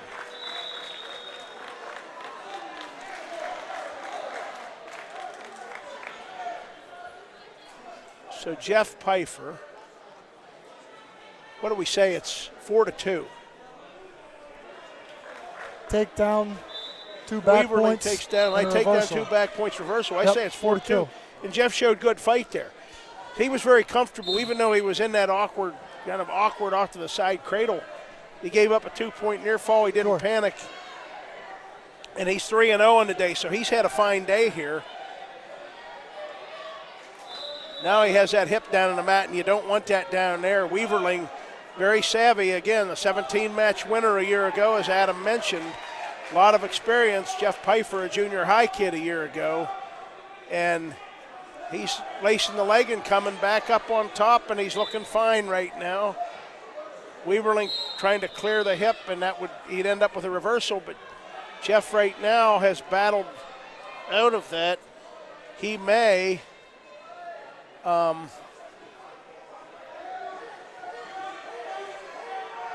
Quarter Nelson, he's trying to punch that Quarter Nelson through on Weaverling. The Eagle bench, the Eagles have taught that for a long time. Boy, he had it hooked up But there there was no change in control for all of that. So that 4-2 lead that Weaverling had is still 4-2, and Jeff comes in right arm, hard cross Couple face. hard cross faces there. He's trying to hook a cradle up now. I don't think he's going to be able to get it at the moment. And I've been very, very impressed with this kid from the moment we saw his varsity debut that ruined Clearfield's trip down I-80 that night. And right now, you want to maintain this control. Keep your leg in, keep your hip tight. He is going to be very good, folks. And he's a 9th grader, and you have Cohen Bainey at the weight before him, and you have all kinds of stuff coming up from the junior high in that mix too. This guy's going to be right there, and he's going to win a lot of matches in a blue and gold singlet before he's done. We need to get out, and he does. He effectively is going to get out of this period, and the key thing is going to be what's he do in the 3rd period. Coaching staff says neutral, and that's what he's going to take. So down 4-2. Jeffrey Pfeiffer starts the 3rd period. He's going to look to take down the younger, or should I say smaller, Bailey Weaverling to try and pick up his 4th win of the day.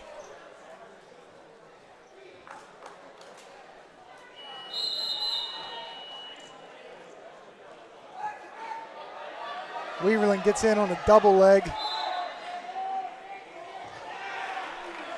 and takes down Jeffrey Pfeiffer to make it 6-2. 6-2 from a neutral start. 6-2. I don't know if Pfeiffer thought he gave that 2 up and looked at referee Randy Brungard, and he kind of gave him the acknowledgement. Well, he's going to keep rolling and reaching, so he's not going to stop, and that's good. He is going to be a dandy here in Wingate. He was on the mat for a minute and a half against Clearfield, and we knew then he was going to be a dandy. Had him smiling at that. And just as I say that, Weaverling throws a half in from the opposite side. So he's over on the left. He throws a half on the right, and that usually is pretty hard to do. I'd like to see Jeff get out. Actually, I'd like to see Jeff get a reversal, find a way to come up on top, get one of his combinations hooked up. He's got a high-quality opponent here, a guy who won 17 bouts a year ago, and he's right in this match. That little bit of an awkward cradle in there.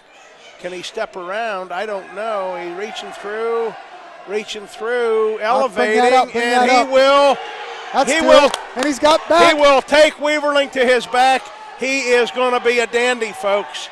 He just needs to stay right there. That will be enough. Folks, that puts him up 7-6. He needs to stay right there. We have it 7-6.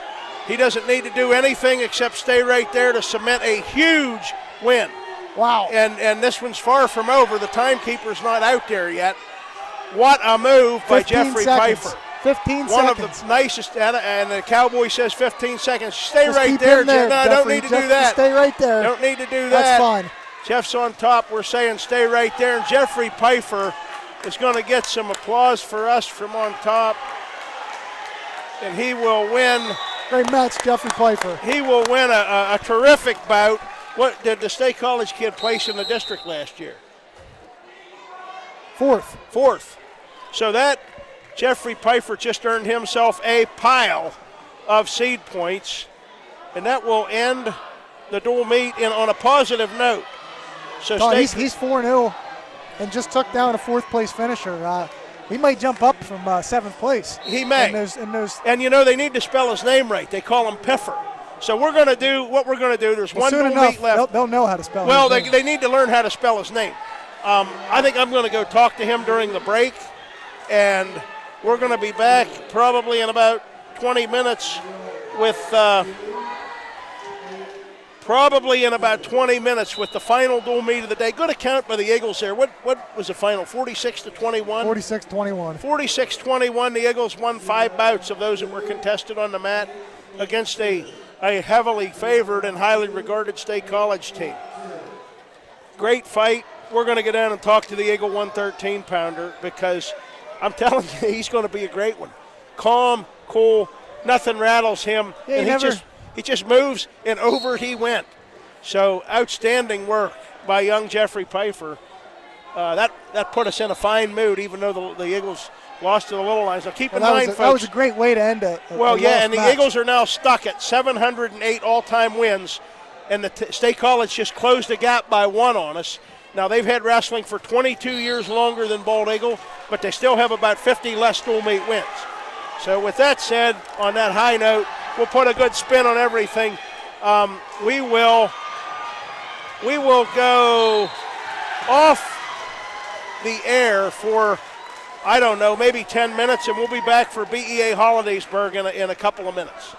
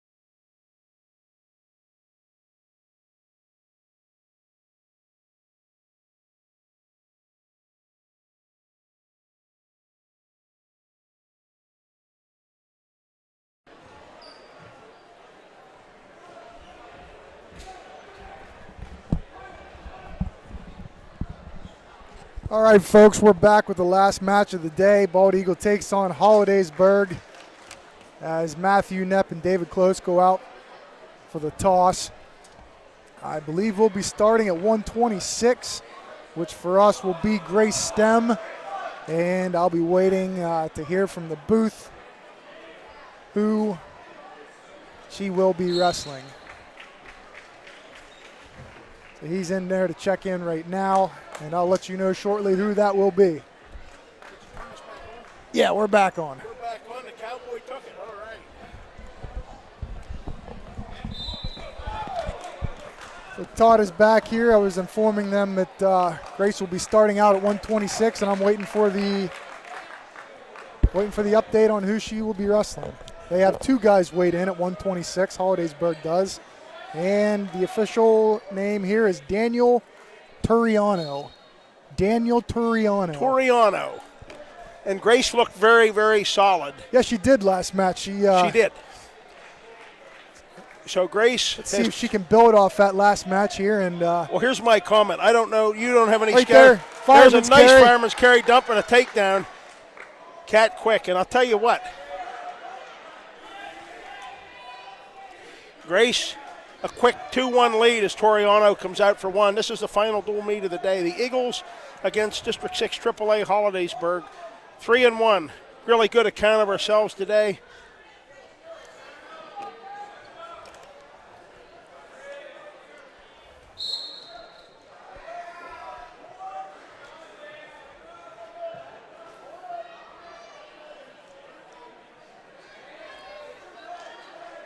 Todd, I remember watching Grace one junior high match last year, and I remember thinking she had perfected that fireman's carry. Well, she perfected it on Toriano there, and that was good. I mean, she picked up a pair of takedowns against a quality opponent in the state college match. She dropped a major decision in that, but was on the brink of being decked, and battled back and held that to a major. And here she has a 2-1 lead.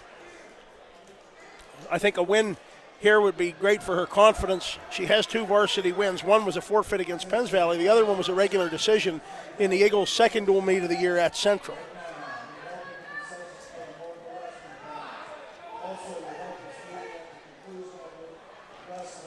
Grace is in on that again. Toriano, she spins out of a Toriano attempt at an overhook, underhook. He was looking for a pancake. Grace would have none of that. Tries a snap by. That doesn't go, but she's got a 2-1 lead in the first period's winding down. Toriano, not really a shot. He drops in. Grace sprawls out of trouble. Maybe she could snap and spin around. Spin, and there's that. She was in on that leg again. Oh! Grace looked tough there, Adam. Well, I don't think she picked up that takedown, but she did look tough there.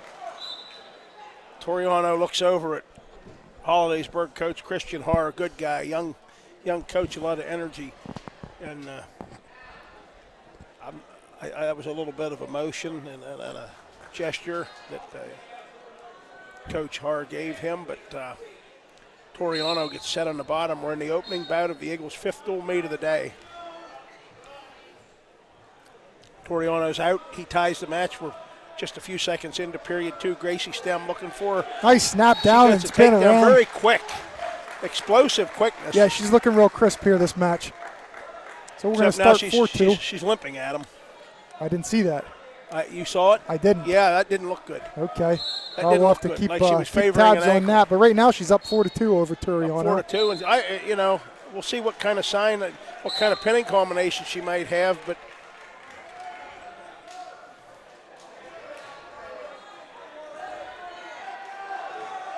Well, Grace is thinking about pinning Toriano. Looking at a half, she had getting to the side. Peeled it out, coming in the other way with the half. Looks like somebody's got blood time. I'm thinking Toriano. Grace? Grace, maybe. Grace is limping, noticeably limping. Yeah, she is. She just kind of got up gimpy after that. Toriano kind of smiling at Coach Haar, and the guy in the corner, Coach Haar, is a younger guy with the beard. Mitch Johns is a wrestling legend. I mean, in the Hollidaysburg, Blair County area, he's been around the Hollidaysburg program, around the JOs and such for years and years. Just a great guy for the sport. As you said before, I've been around Coach Christian Haar too, and He's another great guy. Yeah, he's done a fine job with that program. They're a good pair, and they're in a school. They're at a school that's got big numbers, and for whatever reason, I mean, the home of the great Wade Shawless, for one, and a number of other excellent wrestlers over the years. But the community support for wrestling has in Hollidaysburg overall has never been to the volume it has been for basketball in the winter. It's just one of those things. Hollidaysburg has a deep and long history of excellence on the basketball court in the winter, and I don't know if that's the answer, but and that goes into like Altoona as well. You know, their next door neighbors. Mm-hmm. Even the media coverage for decades and decades has been overwhelmingly pushed toward basketball coverage over wrestling coverage in Blair in the major media outlet in Blair County. Right. So every area has their thing. Now that doesn't mean, you know, Joel Gilbert of Altoona has some good kids here too, but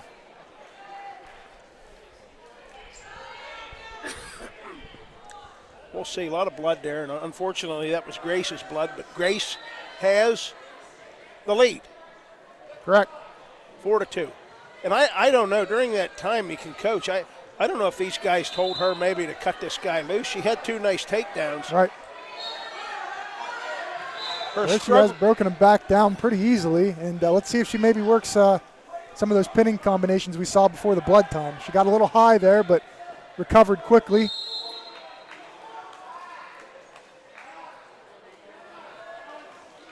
Done a fine job returning Toriano to the mat. There she's got him broke down now. Yeah, she does, and has a half in on that left side. She's parallel, but the half's tight, and if she gets it, if she feels it going, she'll jump over to that left side, I'm sure. Now she takes it out and throws a leg in on the right side. Got to keep that hip higher on him, Grace, and she's doing that, wrenching a power half, and now maybe in position to turn him. Stretching Toriano out. A near fall would be really nice here. This is the opening bout. The Eagles are 3-1 on the day. They've beaten Jersey Shore, Altoona, and Fauquier, Virginia, and lost to State College. So finishing out a 4-1 day here following a nice win over Penns Valley on Thursday night with the beat-up lineup we have and guys fighting, wrestlers fighting the flu and different ailments. To be 7-2 on the season at the end of today would be a really good thing, especially as the District 6 AA dual rankings are shaping up to get ready for that postseason event. That's the end of period 2. Period 1. Period 1. A lot of blood time there. Jeez.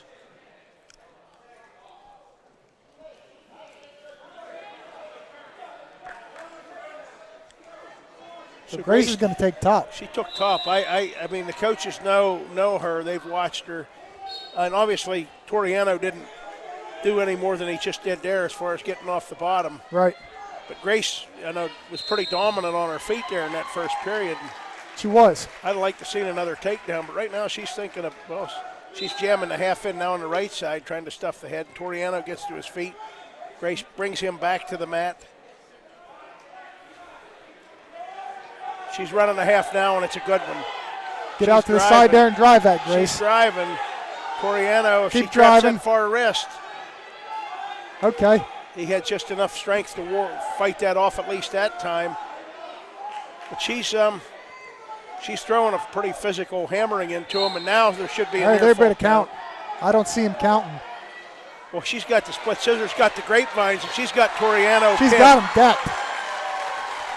So Grace Stem gets her first varsity fall in, what's that, 2:52? Is that 1:08 on that little clock? Yep. 2 minutes and 52 seconds. She pins Toriano of Hollidaysburg. The Eagles lead 6-0. And at 1:32, here comes Isaac Packer. And who's his opponent? The Tigers, you have the report on them. Toriano wasn't in their lineup last year that you saw? He was. Give me a sec here.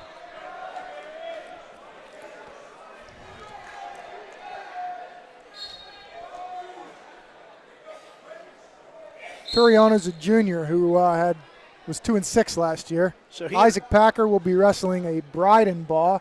Oh. Garridin Breidenbaugh, who was a 5th place finisher at districts. Oh, so this is a big one for Isaac Packer. What was Breidenbaugh's record a year ago? 13-17, so he's got 30 matches under his belt. 30 matches, and he takes Isaac down. This is one of those bouts where we need Isaac to hit him with the big one, and Breidenbaugh's really tall. So Isaac's got to stay composed here to the point where he can set up his stuff, and his stuff is pretty good when he hooks it up. Quick roll, and he's out for 1. So Isaac Packer cuts Breidenbaugh's lead to 2-1. We're neutral. We're about halfway through, I think, the first period. The Eagles lead 6-0. Grace Stem got a fall in 2:52 at 1:26. Her first varsity fall, or third varsity win, and that gave the Eagles a 6-0 lead over the Golden Tigers here. So Isaac came off the bottom pretty nicely there, Adam. And what on the day? Looking aggressive here, too. Looking aggressive. Breidenbaugh, finish that single leg. Yeah, Breidenbaugh's a district placer a year ago, and Isaac takes him down. And like I was just talking during the break with a rising Eagle star in Jeffrey Pfeiffer, and I officially know how to spell both his first and last names now, and they need to fix that on the District 6 site. They have both names messed up. Yeah, they have them both met. They can't spell either one of his names. So, and I told the Bald Eagle coaches they need to get it fixed. When you have a ranked wrestler, and he's looking for it here, Adam, Isaac Packer is thinking about it. He's thinking about it. He's got to get a good position on the mat here so he doesn't do it off the mat. Yeah, he's thinking about it. Well, right now he might just be testing it. I don't know what we call that move, the pack pin. I don't know. That sounds like a good one. Well, we've named, we call Cohen Baney now the lightning bolt, so Bolt Baney. And he caught that on the broadcast. He liked that. Talked to Noah Foltz today. Noah battling the same stuff we're battling up here. He doesn't take the NyQuil and the DayQuil stuff, but he said he needs it. He's doesn't like the taste of it. Breidenbaugh is able to roll out of that and get a reversal there. Nice short Granby, and it's 4-3. This is an entertaining bout, and Isaac just about came out. Well, he went out onto the wood, but he didn't get loose. And sounds like an elbow hit the an elbow or a knee. Something thumped on the hardwood over there. Didn't phase him, though. I have the Hollidaysburg wrestler leading 4-3, but Isaac Packer. What is Isaac on the day? We know he had a fall. Is he 2-2? Isaac short side, try to switch. Breidenbaugh goes into a crab ride. The period's winding down. And that's it. An action-filled first period. He is 2-2. Isaac Packer 2-2 on the day. Ran into Matt Sarbo from Altoona. Yeah, so that's fine. So that's a state place, not a state place winner, a regional champion. So you get seed points for that, and if for losing to one of them, you get seed points for beating anybody that placed from the district level on. And so here he's got a chance facing a returning district place winner who wrestled 30 bouts last year. Isaac could pick up some seed points, a nice roll, but Breidenbaugh stays with it. A nice cutout. He gets one. Good motion by Isaac Packer. A 3-2 day for him would be a good day. Would be a really nice day. Sure would. For this sophomore who just got in the lineup last weekend at the Trojan War, and he pinned 3 guys down there in the first period. So he was 4-2 coming into today. So we have him at 6-4 right now on the season with a 2-2 record today. So be a good big win for him, and we're tied at 4. And this was a big one in the Dole meet as well. So come on, Isaac, keep working on him. I think Breidenbaugh will have the choice in the third period. But we know from Thursday night when he trailed 7-0 and came back and won 9-8, we know that he is dangerous and can hit you from anywhere. The Godfather sent us a text a while ago, and he's not going to make it today. Isaac Packer like a cat. Oh, nice job. Like a cat, quick as a cat, and he takes Breidenbaugh down. He leads 6-4. That was quick enough. That was quick, wasn't it? What was so quick that the Eagle coaches didn't react? They normally react. We're going to tell Cohen Baney there he might lose his lightning name. Yeah, well, we'll see. He's something else. Yeah, Packer. Yeah, Isaac looking tough. 10th grader. Another 10th grader. And a bunch of 8th graders and 9th graders coming next year. we're on our way back, and we said that on the earlier broadcast. If you're going to get them in your local team, you better get them now, because getting them for over the next several years is going to be increasingly difficult. And Isaac has got that 6-4 lead and got a half in on that right side. Get out to the side and run that here. Yeah, he stayed offset on the left, and we have a stall call on Breidenbaugh, and I think it'll be Breidenbaugh's choice in the third period, and that'll be interesting because Isaac needs to not make a mistake because he's dominating this match. What I mean by a mistake, that aggressive move that he hits off his feet is a dangerous move. Sure. You want to be careful if you end up with like a 7-4 lead not to hit that and have it backfire. Especially against an opponent that plays the districts. Yeah, against somebody that's been around, yeah, absolutely. He might be able to counter that. So they start neutral. This kid's trying some weird stuff, high jumping, skipping. Isaac staying right in his face. Good straight fight, arm motion, head to head. Coming up. Just when we say it, he's trying to lock it up at him. Yep. But it's on the edge of the mat. Well, now he's got the front headlock. He's got Breidenbaugh down there. I don't know if he can be awarded a takedown if he does a quick spin behind. That's what he was thinking, but he's going to hustle back on the mat. Very good condition. Very good condition, and a 6-4 lead. He goes collar tie. He's the aggressor in this match. Oh, sure. More and more confident. 6-4 in his varsity career. It doesn't feel like a 6-4 score watching him this whole match, but yeah, all his motion. Yeah, so he's at 132. I'm looking down here. I think, are we going to our? I don't know. We may have Kevin Taylor coming out next. Both he and Xander are pacing around down here on deck. Nice single.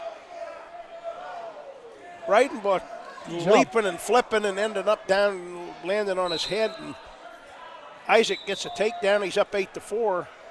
And if he can finish this one off, he's going to pick up a nice batch of extra seed points for as we move toward the postseason here in another month and a half, another 5 or 6 weeks.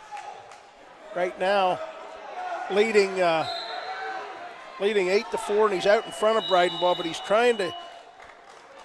Well, he's pulling that wrist under that far. He has a left elbow pulled under on the right side. Now he gives up on that, and they're in front of the table. Tough for us to see right here at the camera angle. But nice tight control from the right side, left arm around. He leads 8-4. He's very comfortable out there in front. He's got to watch given. He doesn't want to give up one right there, but the bout's about over, and they're off the mat. The timekeeper's on the mat beside the official, so we got to be probably under 10 seconds.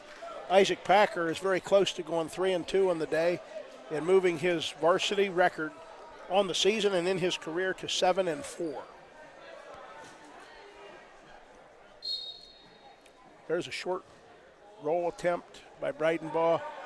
Rolling around, a good stop, good collapse on top of him. Good control, and Isaac Packer goes 3-2 on the day. He beats Breidenbaugh by our count 8-4. The Eagles lead 9-0. We're off to a fine start against Hollidaysburg, and Xander Ballack is coming out next at 138 for B.E.A. And now Xander, I think, is 2-2 on the day. Sounds right. I'll have to check on that.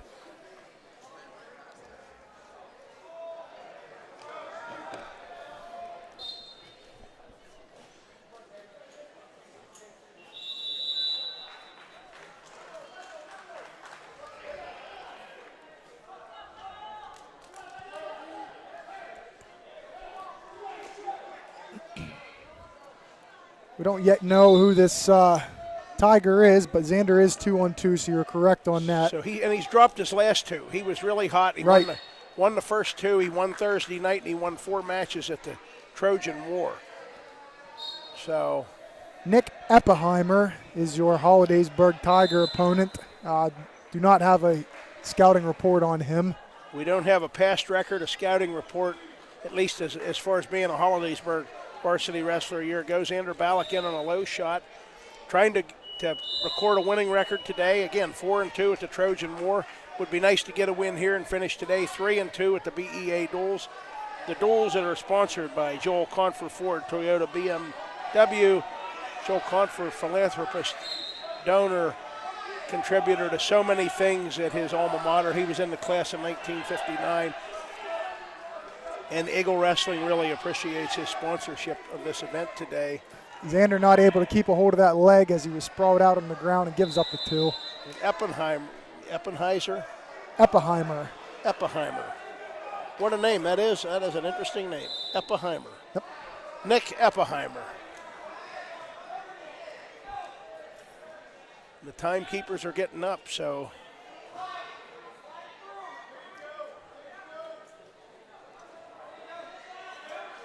Xander needs to come out here for get one here late in the period would be nice. He's been on his feet for a while. Stay up and stay on the mat, and he is cutting out, and he gets a reversal. That's even better than an escape.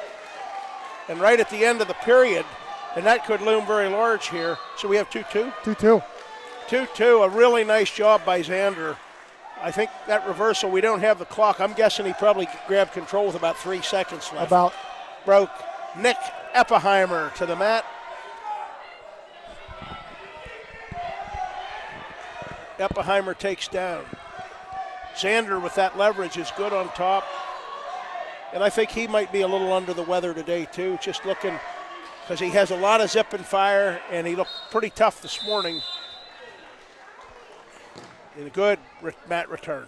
Good solid mat return, hard mat return to the left side, and he's running a bar on the left side, and that's good. Keep him on the mat, Xander. Turn him back this way. Good job with the right knee. Turn him on, push back toward this way. Come this way with it. We're not going to do that.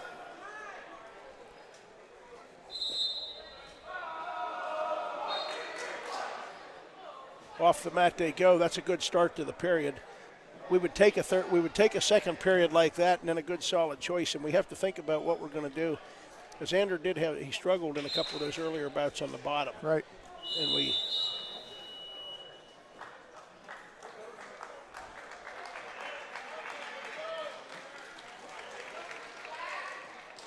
but he looks good so far, complete control on the top and good aggressiveness. So good physical aggressiveness. And again, 4-2 at the Trojan War, a win against Penns Valley, and so far today 2-2. So he's having a fine season, and he was out of the sport last year. Did he get enough for? Yep, they did give him 2. There's a 2 count. There is a 2 count, and that is a big near fall. Xander gave up the first takedown in this match, got a reversal at the very end of the period to tie it, and now started the second period on top and gets that 2-point near fall to go up 4-2. He's rolling through again, trying another tilt, and he's in good position there. Can he get another count? He got another count.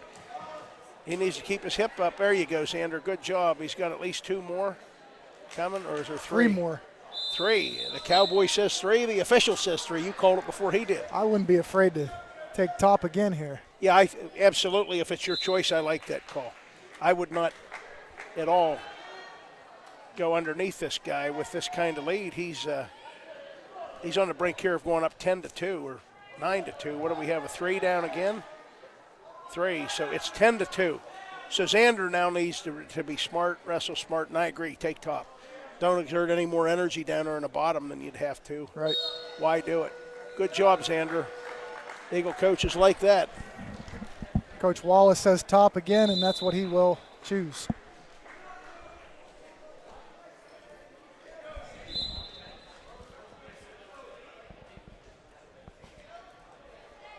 I believe I heard one of them say load him up again. Load him up. That's probably what I would say. Well, Eppenheimer heard him that too, and he roared right to his feet. He wanted out. He didn't want to be loaded up, that's for sure.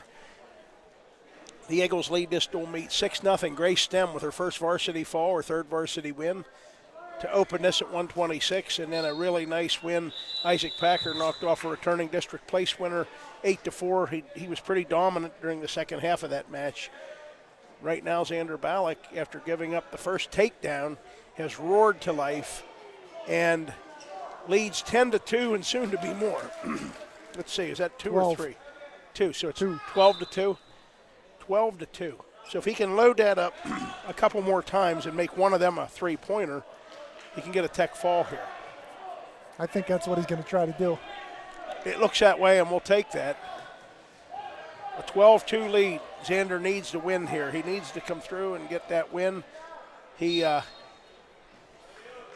Good job adjusting there as he almost came out of position but was able to adjust under.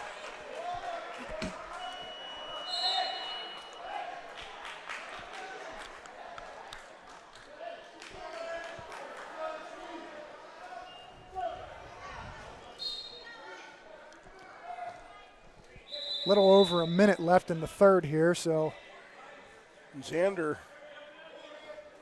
has a count again. Can he get a three, enough for a that three-pointer? was just a 2, I believe. Three. Nope, that was 3. So now we need a two-pointer, Xander, and you can get a tech fall. I have him up 15-2. Yep. Tech fall would be good. Would be real good. The Eagles lead 9-0. Xander knows what he needs now. Right knee in the back, and he's wrenching on Eppheimer, and off the mat they go.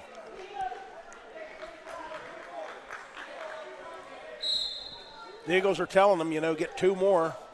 Keep in mind, he gave up the first takedown, Cowboy. He was down 2-0. He leads 15-2. I forgot about that, but he did, didn't he? Yes, he did. And he was controlled for quite a while. He got a reversal in the final seconds, the first period to tie it. He's got half a minute here to get those last 2 points for the technical. So half a minute, we need a 2-point near fall. So here comes the tilt. He's going to try it.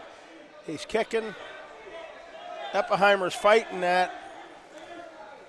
Xander Turks and drives, and that's a good way of doing it there to try to, and he is going to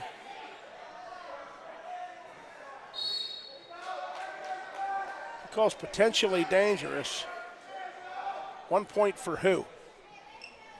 I believe that was 1 point for Hollidaysburg. I think we're going to end here on a major decision with short time left, unless he turns them real quick. Stall call for Xander, or caution call. Yeah, caution. Xander Ballack gets a nice win. We're going to say it's a major decision, and we're saying 15-3, right, Cowboy? Yep.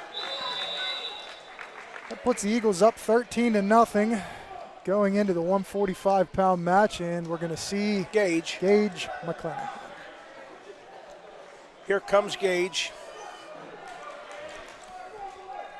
Xander get back to his winning ways here in the 5th goal meet of the day. He went 3-2 in the day, a nice day for him. Fine day. A fine day, and he went 4-2 in the Trojan Wars last week.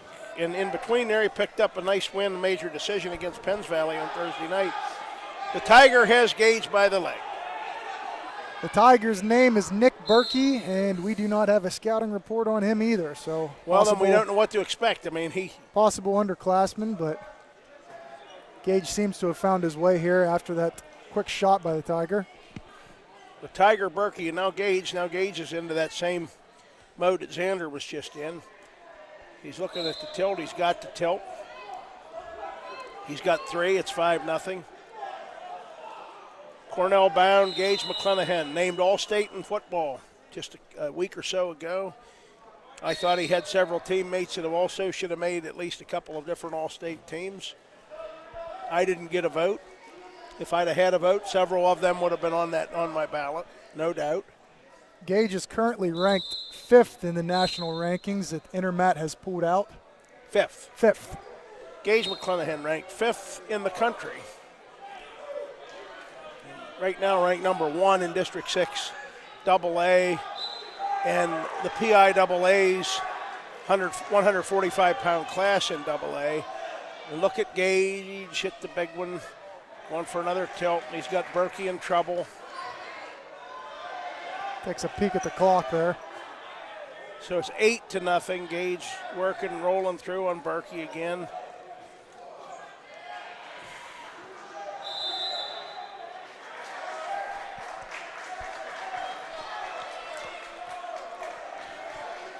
It's 11-0. I'm going to say I'm glad you got the There's a score because fall. I lost track of all those Well, points. with a takedown, 3 3-point near falls and a fall. Gage just put B.E.A. up 19-0. Is that right? Yep. And we are at 152.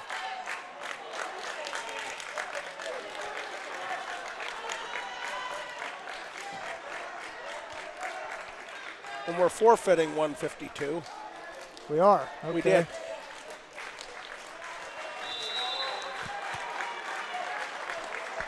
Here we have Noah Foltz against. That puts us at 19-6. And as you said, Noah Foltz will be facing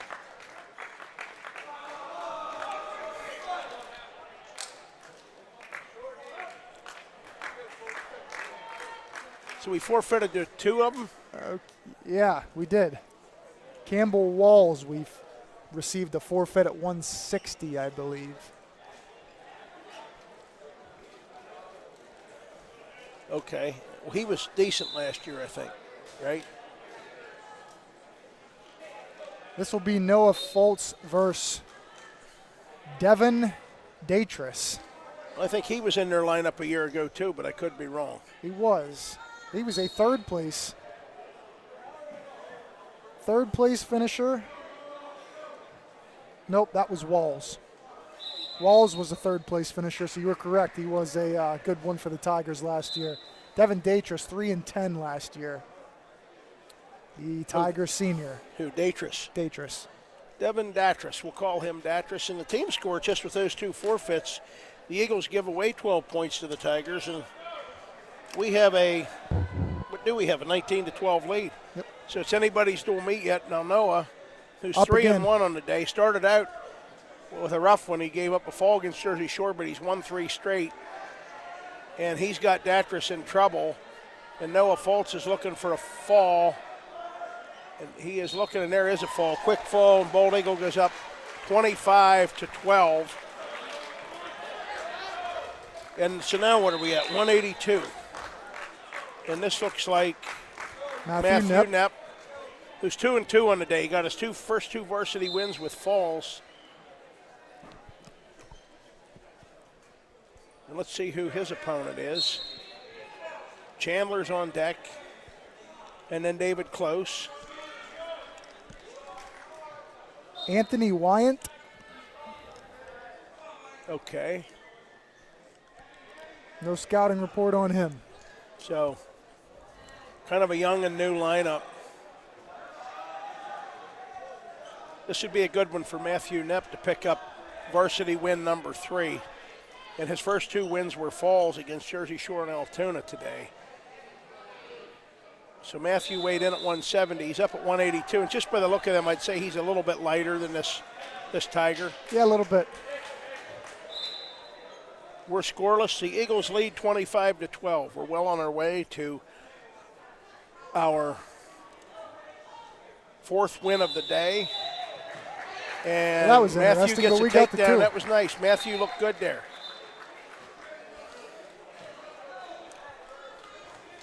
A good takedown for Matthew Knepp. I like how this one started out.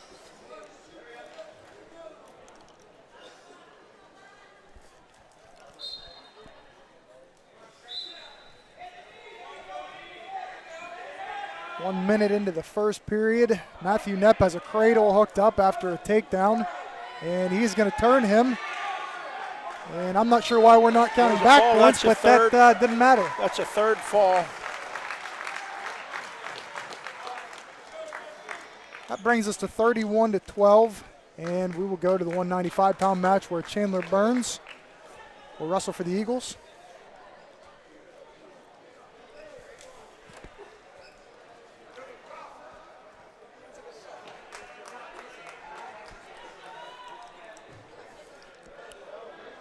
Chandler Burns against Jesse Weir, the Tigers senior who was 0-3 last year. So Chandler, on the day, Chandler is done, 1-3. So we need Chandler, who had won against Penns Valley by fall and opened today against the Dogs with a fall, right? And yes. Then he's dropped 3 straight. We need Chandler to come back here, get his confidence back, get after Jesse Weir, and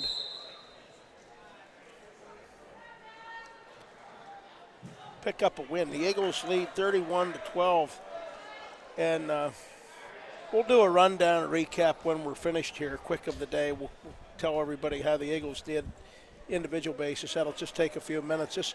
This dual meet, I'm guessing we're 10 minutes or 15 minutes away or so from it being over, but I don't know. Maybe not. We started this at 126. So we do have some guys still to go.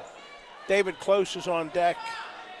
What's Hollidaysburg showing on their card? Hollidaysburg doesn't have a wrestler shown for heavyweight or 106. So Chandler Burns, a nice takedown on Weir. It's a confidence thing, and we need Chandler to get his confidence. And I think we're only going to see 3 more matches. oh, good crossface. That's better. That's now what?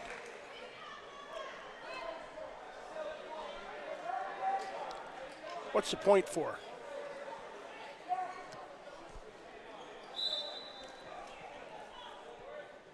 I don't know what the point was for. I don't know.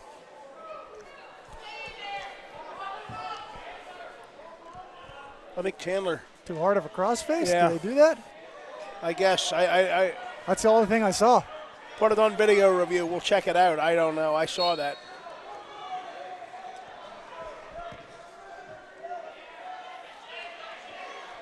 This kid's hanging on to Chandler underneath. I'm all for a stall call on the bottom there. Well, you may get your wish here soon. I think that's what happened. I think he was balled up under there. If that penalty point's right, it's 2-1. Chandler trying to hook up. Well, he's going to try. He's pressing. Is he going to get the fall? He's got Weir in trouble. That looks, uh-oh. He's going to get a near fall, and he's still in good position on Weir. A 3-point near fall. Puts us at 5-1. I have 5-1. The first period's about over.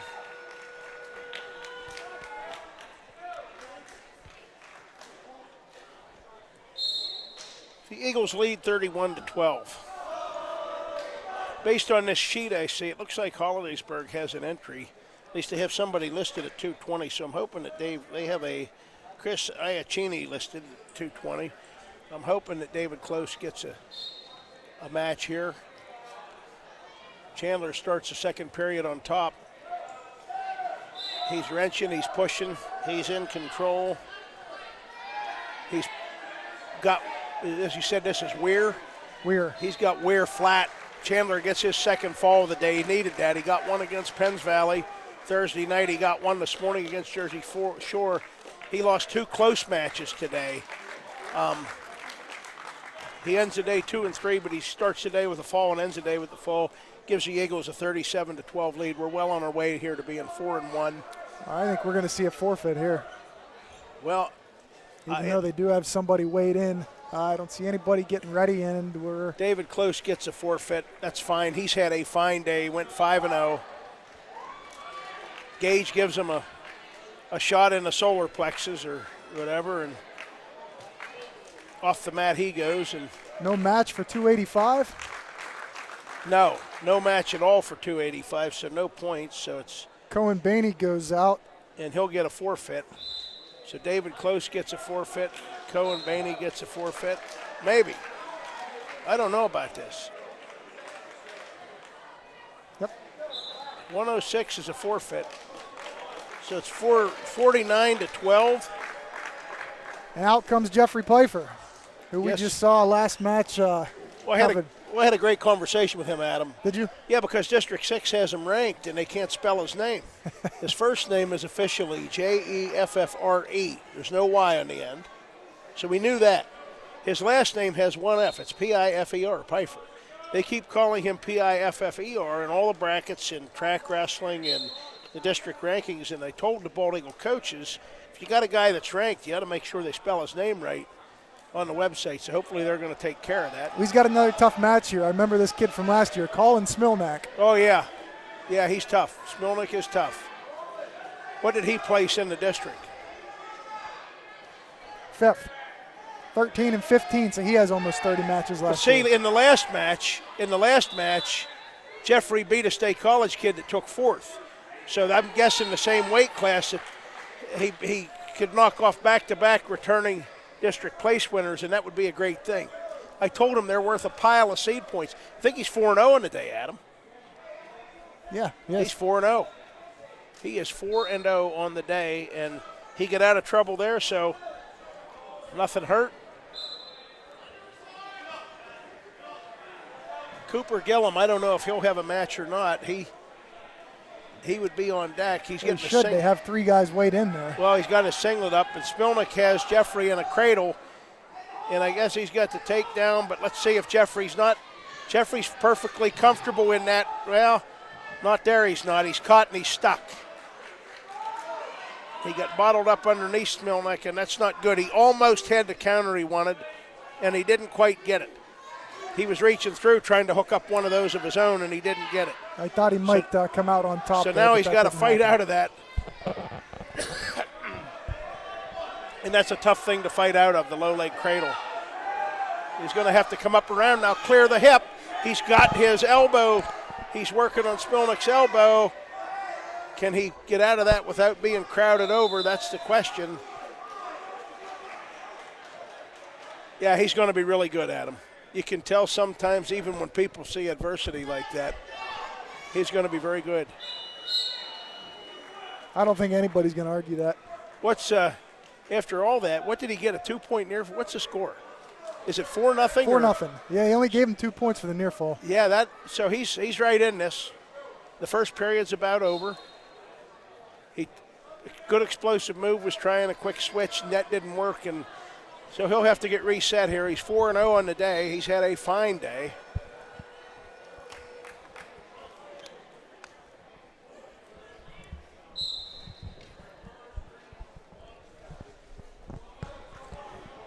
Pfeiffer's going to defer, and Smilnick will take down to start the second period. See, and Jeffrey, like I said, he picked up a lot of seed points with that win in the last round against a district place winner from State College. And now if he could somehow come from behind here and knock off Smilnick, that would be great. That would be a lot more seed points, and he's going to wrench, and he's good there. Let's see if we don't get that Don't stop. get too high there. Oh, he's doing okay there. He's got Smilnick. He's got to get your hip up. There you go. There you go. Got him. Now break him wrench down. it. That's good. Jeffrey's looking tough. Don't get out there too far. Keep that hip bone up on top. Keep your pelvis up on top. That's good. Yeah, and that's what they're saying. You see the Eagle bench is telling him that. He slid out of position a little, but he still hasn't given up. There's no change in control yet. As long as he can keep scooting, maybe lace that leg around. Still a 4-0. Still a 4-0 Smilnick lead, and Jeffrey comes back up on top. And now, if you keep that leg in, keep the leg in. Oh, we just missed back points there, Adam. Just actually missed it. Yeah, Smilnick was able to kick out of that. I think. Well, he was, but oh my. So this guy's going to be very dangerous till it's all said and done. And I don't think he's a very big 113-pounder compared to some of the guys I've seen come out there against him. I think he's very strong. For a minute 20 now, Pfeiffer's rode Smilnick here in the second period. About 40 left. So, boy, if he could maintain control here and especially pick up a near fall, and he was close there a second ago. I'm wondering what we do in the third period. I'm already thinking ahead. We saw that late big move that he hit against State College when he was down 6-2. And he's trying to hook up a cradle, and he's got a cradle, and he's got Smilnick turned. The Jeff Pfeiffer cradle, and it's a dandy. He's got Smilnick in trouble. It's close. It's oh my. Oh my. We're not. Where are you looking? There it is. The fall. And Jeffrey Pfeiffer goes 5-0 in the day, and folks, he has picked up a truckload of seed points when it comes time for the individual district seedings, because in the span of an hour he has knocked off 2 returning District 6 AAA place winners, his opponent from State College, and now he's just decked Smilnick from Hollidaysburg while losing 4-0. He was losing 6-2. He likes being down by 4. I guess he was down 6-2 against State College. He reverses that little line to his back and holds him there. And now, well, that's just fine. And Super Cooper Gillum's going to close this one out. The Eagles go 4-1 on the day, and Jeffrey Pfeiffer, man, 5-0. I'm going to have to see. Some of these guys have done nothing to hurt their district rankings, I don't think. So, Brian Prawl is Super Cooper's opponent here. Prawl, a junior, was 5-19 last year. well, Cooper's Cooper's looking to get work in here. The Eagles lead 55-12. Cooper's looking for his 78th win. Well, what'd we count? I had 79th win, I think. 79th win. I think he That's had right. 74 coming in here today, and David Close had 73. So David Close has 78 now, and Cooper is going for win number 79. Gage has 86 now after today, and Gage, at some point, we're going to give Gage a rousing ovation for getting to 100. And keep in mind, Gage was wounded last year, so Gage is going to be one of those, what Coach Rhodes say, exceedingly rare guys that gets 100 wins in a 3-year career. That's pretty special. That is very special. So Cooper Gillum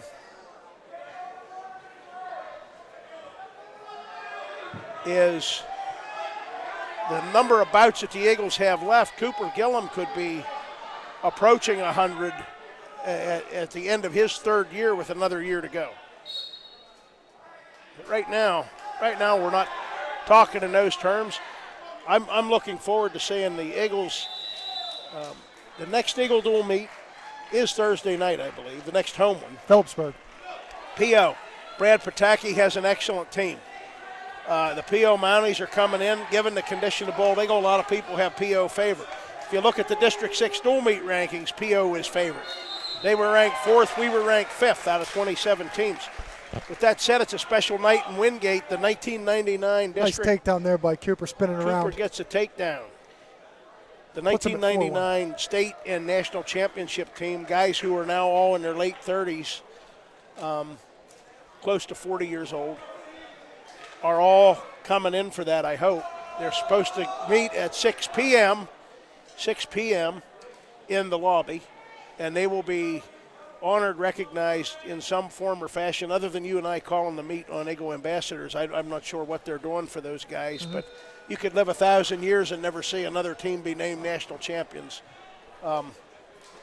Just that's the odds. I mean, the odds of that are the odds of it happening as it happened 21 years ago were remote, and they're just as remote, if not more remote today. Sure. Cooper's going to take neutral. The Eagles lead 55-12. This is the last bout of the day. We'll stay with you for a few minutes when this is over and talk about the individual performances and what this means for the Eagles, and then we'll sign off and talk to you again Thursday night. And Cooper gets a brutal physical takedown there. That was a dandy. He's looking, the Tiger's not moving much. Oh, Cooper's going to just push him out and cut him loose for one.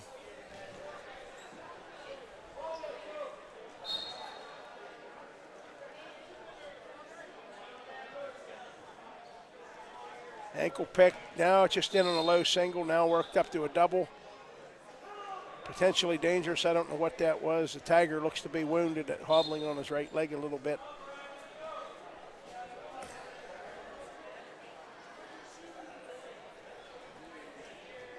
Cooper sweeps in, clears the hip, and takes the Tiger down again.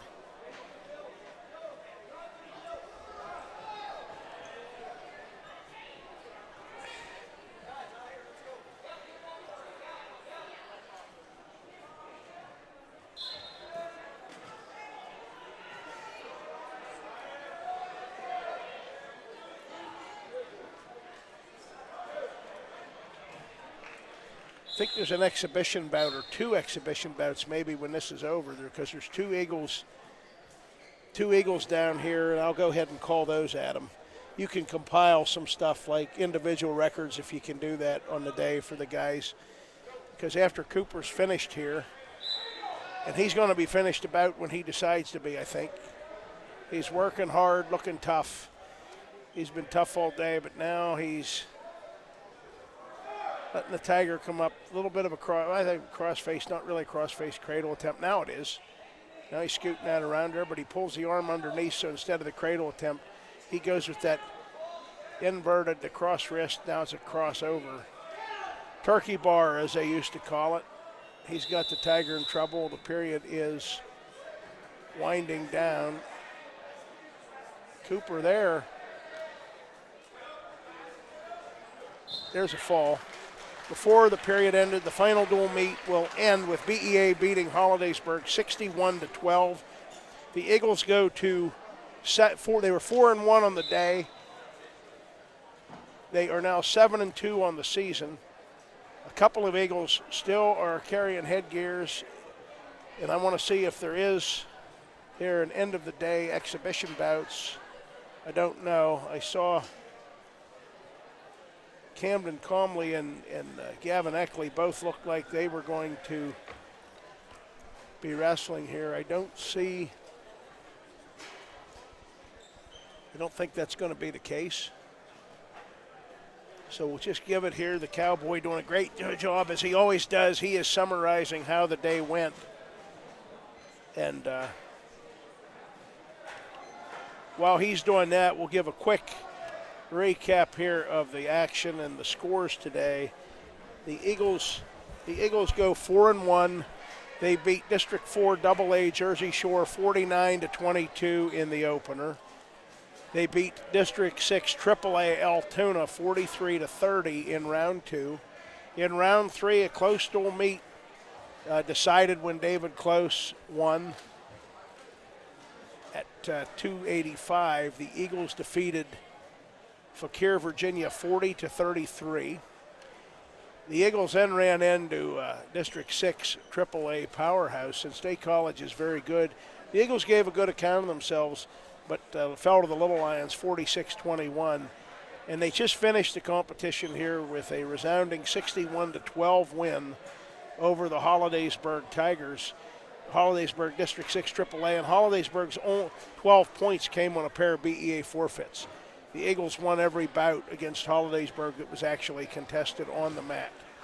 So the folks are filing out of the gym right now. Adam, I know you're summarizing who did what today.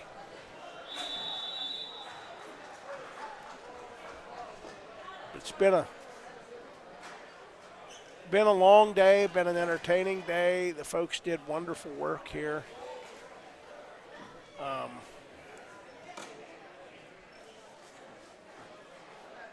And we will, as I said, just a couple of recaps. We again thank Joel Confer, 1959 B.E.A. grad, Joel Confer Ford, Toyota, BMW for sponsoring the B.E.A. Duels, an event that's growing in popularity. And Adam, we had a bigger crowd here today than we had the past 2 seasons.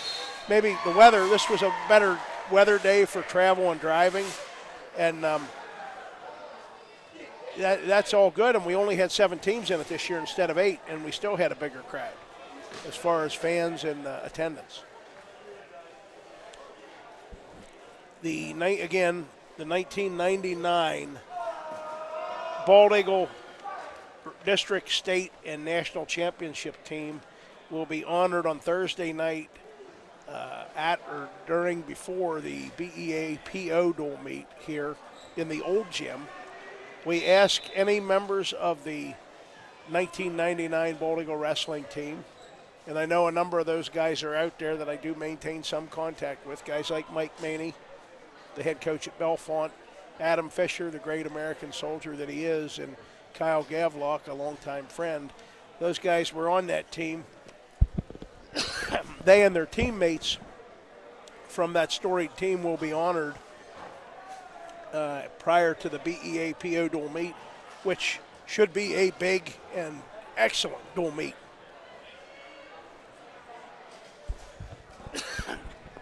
Adam, what do we got? We got summaries of any kind, sort of?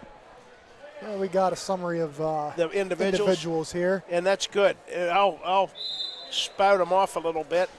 Let's see how the Eagles did today, and we'll talk the points. And let's take a look at this. We'll start top to bottom. We had 5 dual meets due to different lineups and adjustments that we had to make. I'm counting here, and on the day, we had 5 Eagles went unbeaten on the day. David Close was 5-0 with 3 falls. Gage McClenahan was 5-0 with 5 falls. Yeah, we don't mention him a lot because we just expect that. But We just- I mean, that's pretty spectacular. You got to say, yeah, we don't mention that because we expect that. Gage, we apologize. You're number 1 ranked in the state, number 5th ranked in the country. You went 5-0 today, and you pinned 5 guys. Doesn't get much better than that. Cooper Gillen picked up a pair of falls, beat a couple of really tough opponents with regular decisions. Cooper had some great opponents early today, and Cooper went 5-0. Jeffrey Pfeiffer, the freshman. What a day. What a day. 3 falls, 5-0. I keep saying, folks, he's going to be a great one in Wingate. Down 4 by 2 of them. He stays calm. He shows very little emotion out there. He was down by 4 points twice today. Once he came back and got a fall, and the other time he was down by 4, he came back from 6-2 and won 7-6. He beat 2 returning district place winners from a year ago, so he got a pile of seed points. Cohen Baney, Lightning Bolt Baney, 4-0 on the day, is now 18-3 on the year. He's ranked number 1 in District 6 AA. He's got to be ranked somewhere in the state's top 8, and he's a dandy. We get excited every time he goes out there on the mat. Now, those were the guys the folks that went undefeated. The rest of the records that we had today, very solid. Noah Foltz started out today with a loss against Jersey Shore and then won 4 straight, including 2 falls. He went 4-1. That Bulldog was a heck of a wrestler too. We didn't have a scouting report on him, but he was one of the Packers. And he's a 9th grader. That's right. why we didn't know anything about him. He put on a show. He's going to be a good one for the Jersey Shore Bulldogs. So I'm taking a look down through here. Isaac Packer, dangerous, got in the lineup last week at the Trojan War. He's now 7-4. He went 3-2 on the day with the pair of falls. Xander Ballack has been very hot. Xander went 4-2 at the Trojan Wars last week, 3-2 today with a pair of falls. Matthew Knepp, what can you say there? The kid came in, he's a second-year wrestler, he's a sophomore. He went 3-2 today. His first 3 varsity wins, they were all pins. He pinned his first 2 opponents today and just pinned a Hollidaysburg kid to end the day. Matthew came in 0-8 in his young varsity career, and he got 3 falls today, finished 3-2. A terrific work there. Chandler Burns. Chandler Burns went 2-3. He pinned his first opponent this morning after pinning his Penns Valley opponent on Thursday, and he just closed out with a fall here against Hollidaysburg. Chandler went 2-3 in the day with 2 falls, and he dropped a pair of decisions that were both right there within his grasp that could have gone either way, that he could have picked up wins. We got hard fight today. Spot starters against very tough opponents with lineup adjustments. Kevin Taylor 0-2 on the day, a sophomore. Camden Comley, a sophomore, 0-2 on the day. And Grace Stem went 1-3. Grace got she's now got 3 varsity wins, but she picked up an impressive fall to lead off the dual meet against Hollidaysburg, and that was her first varsity pin. So Grace showed a lot of good fire, and she also did a remarkable job when she was 1 point away from giving up a tech fall and coming back and getting a couple of takedowns against a high-quality opponent from State College. And she ended up giving up a major then when the result could have been a lot worse. But she got her first varsity fall today. So all in all, a quick summary. We're going to add these up. 4, and I'm doing the math now, 4, and there's 14, 15, 18. 18 and 21, 26, 30, 33, 35, and 40, 3, 7, 10, 12, 13. It's like 40 and 15. The Eagles today went 40 and 15. Those are the individual records of the folks who wrestled in varsity dual meets. The Eagles won 40 bouts today, dropped 15, and they picked up 10, 15, 17, 19, 20. Wow. 22. 28 of the Eagles' 40 wins today were falls. And that's how you win dual meets, bonus points. 40 and 15, collective individual records. 5 wrestlers go undefeated on the day. 1 goes 4-1 in Noah Foltz. And we go 40 and 15. That added up to 4 dual meet wins out of 5. The Eagles are 7-2, and certainly, given the caliber of competition they faced, I cannot imagine that we won't be in the top 5 when the real computer-generated quantitative rankings come out for District 6 AA. Adam, any closing thoughts on what you saw today? Another great day, another great tournament, dual tournament here. As you said, Trojan Wars, they had a bunch of individuals who did real well, and another outstanding performance by the whole team here. 40-15 is pretty special. The 5 individuals who never lost, pretty special. 4-1 on a day, a loss to a real strong state college wrestling team. Everyone's got to be impressed. I'm impressed and very happy, and we are going to sign off now for the Cowboy Adam Day, who is not going to be watching the Cowboys on Wild Card Weekend. And I say that not to hurt his feelings, but he's upset about that. He did get to watch the Eagles. Todd Warner and the Cowboy Adam Day signing off. We will talk to you Thursday night from the Eagle Gym when the P.O. Mounties come to town.